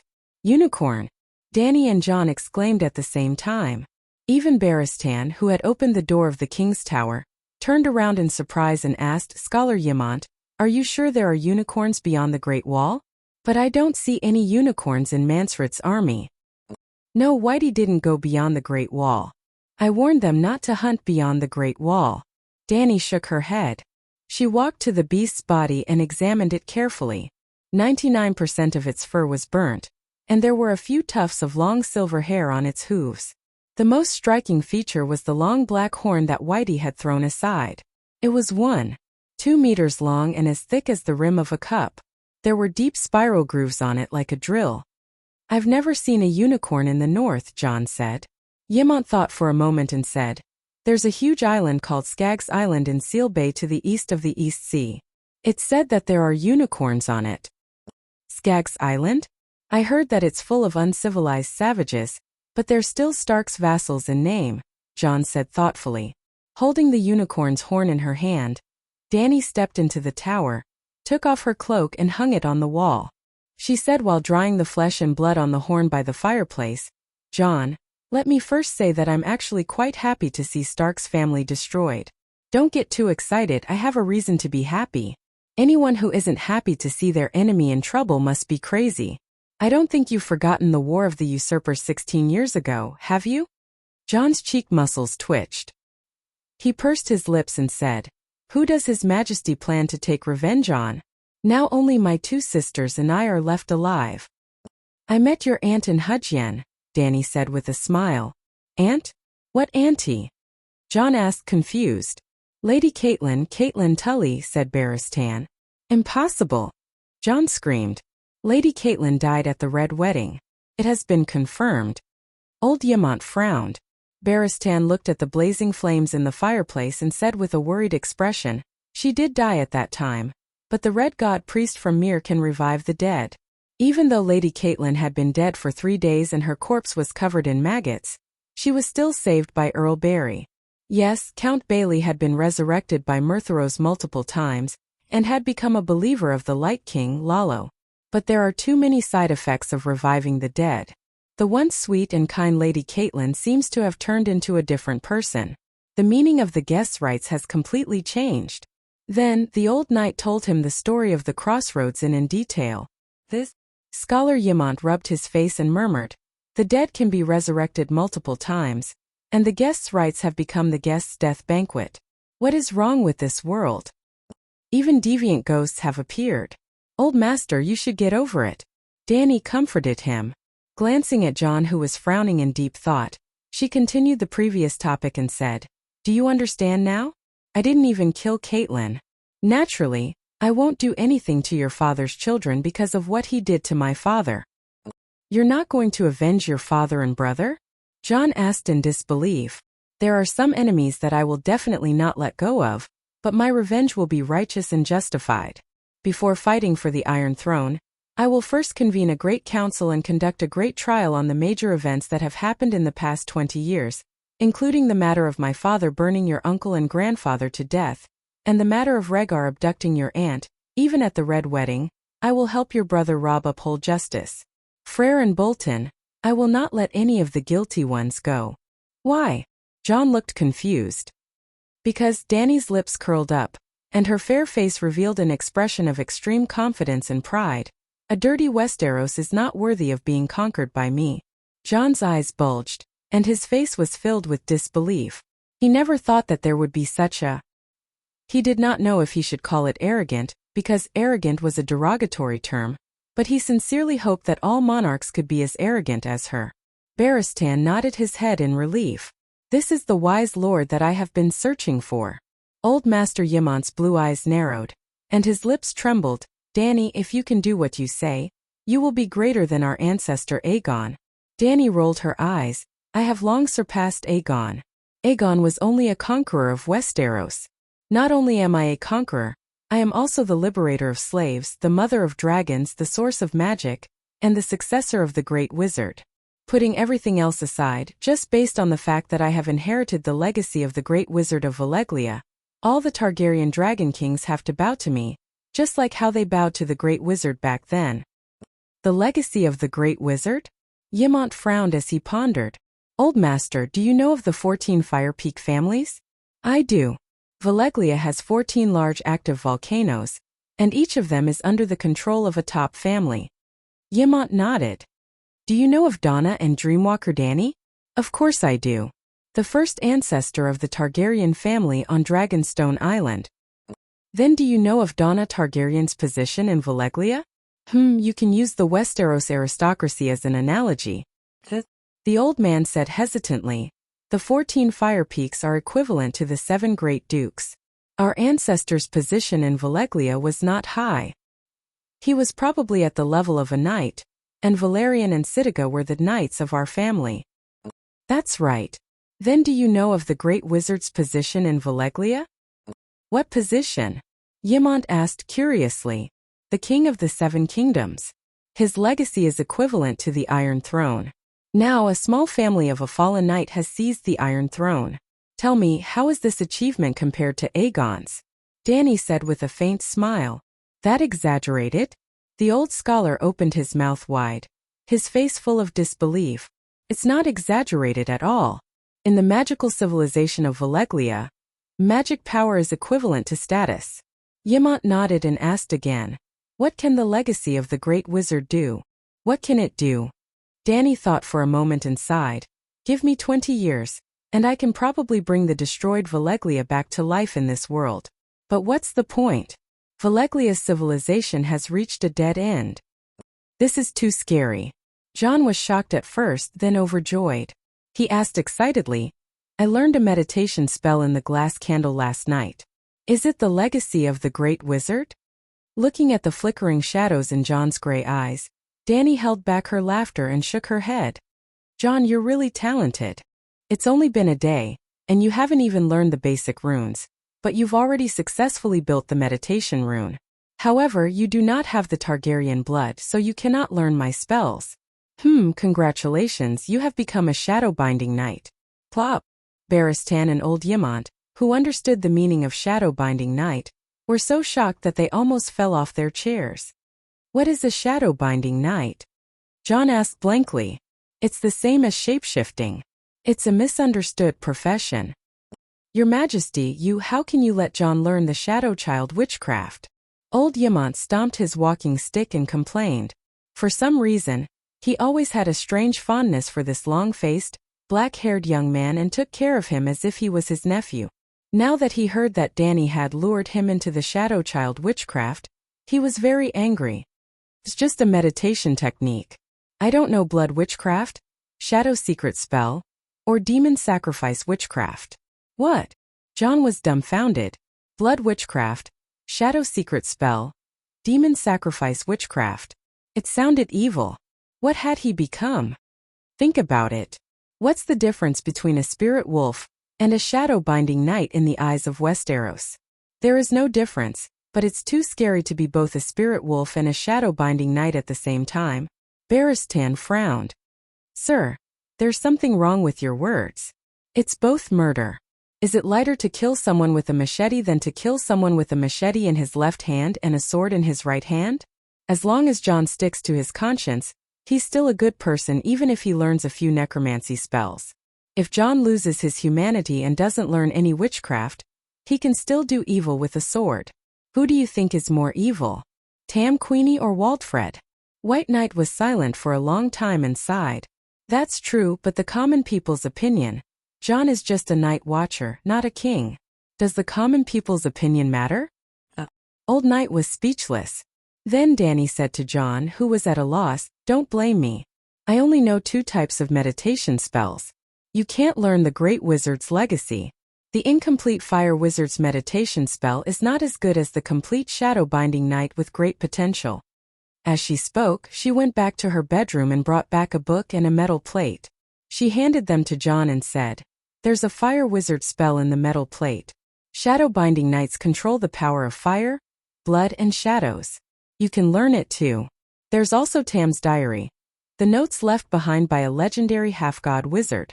You can learn it, but you must remember, hold the sword in your hand, and sit with benevolence in your heart. Do it with caution. John squeezed the black, cold metal plate and said in shock, Valeglia steel? Oh, you're quite knowledgeable. Danny raised her eyebrows and nodded. It's the real Valeglia's secret spell. I learned the Fire Wizard spell from it. Thank you, John said sincerely. He felt that the Queen was right. There was no evil or righteous power. As long as it was in the hands of a kind person, it should be used carefully. Danny suddenly thought of something and asked, since you've learned the meditation spell, have you found the direwolf? After hesitating for a moment, John nodded and said, I found it. Last night I was able to enter and exit Whitey's body freely. It should be near the Savage camp. When the city gates open for the negotiations tomorrow, it will be able to return home. Right, I also found Manslade's tent. Should I? No, since I've already agreed to negotiate with him. I can't go back on my word and kill him with a mouthful of dragon flame in the middle of the night. Danny refused.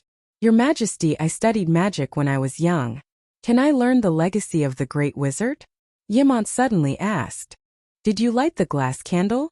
Danny raised her eyebrows and asked. The candle was in John's hands last night. I didn't have time to try it. How about this? I'll teach you the 108 Valeglia Foundation rune language first. But before that, I have to tell you something. The truth about the true world, of the City of Knowledge and the Megalosaurus extinction.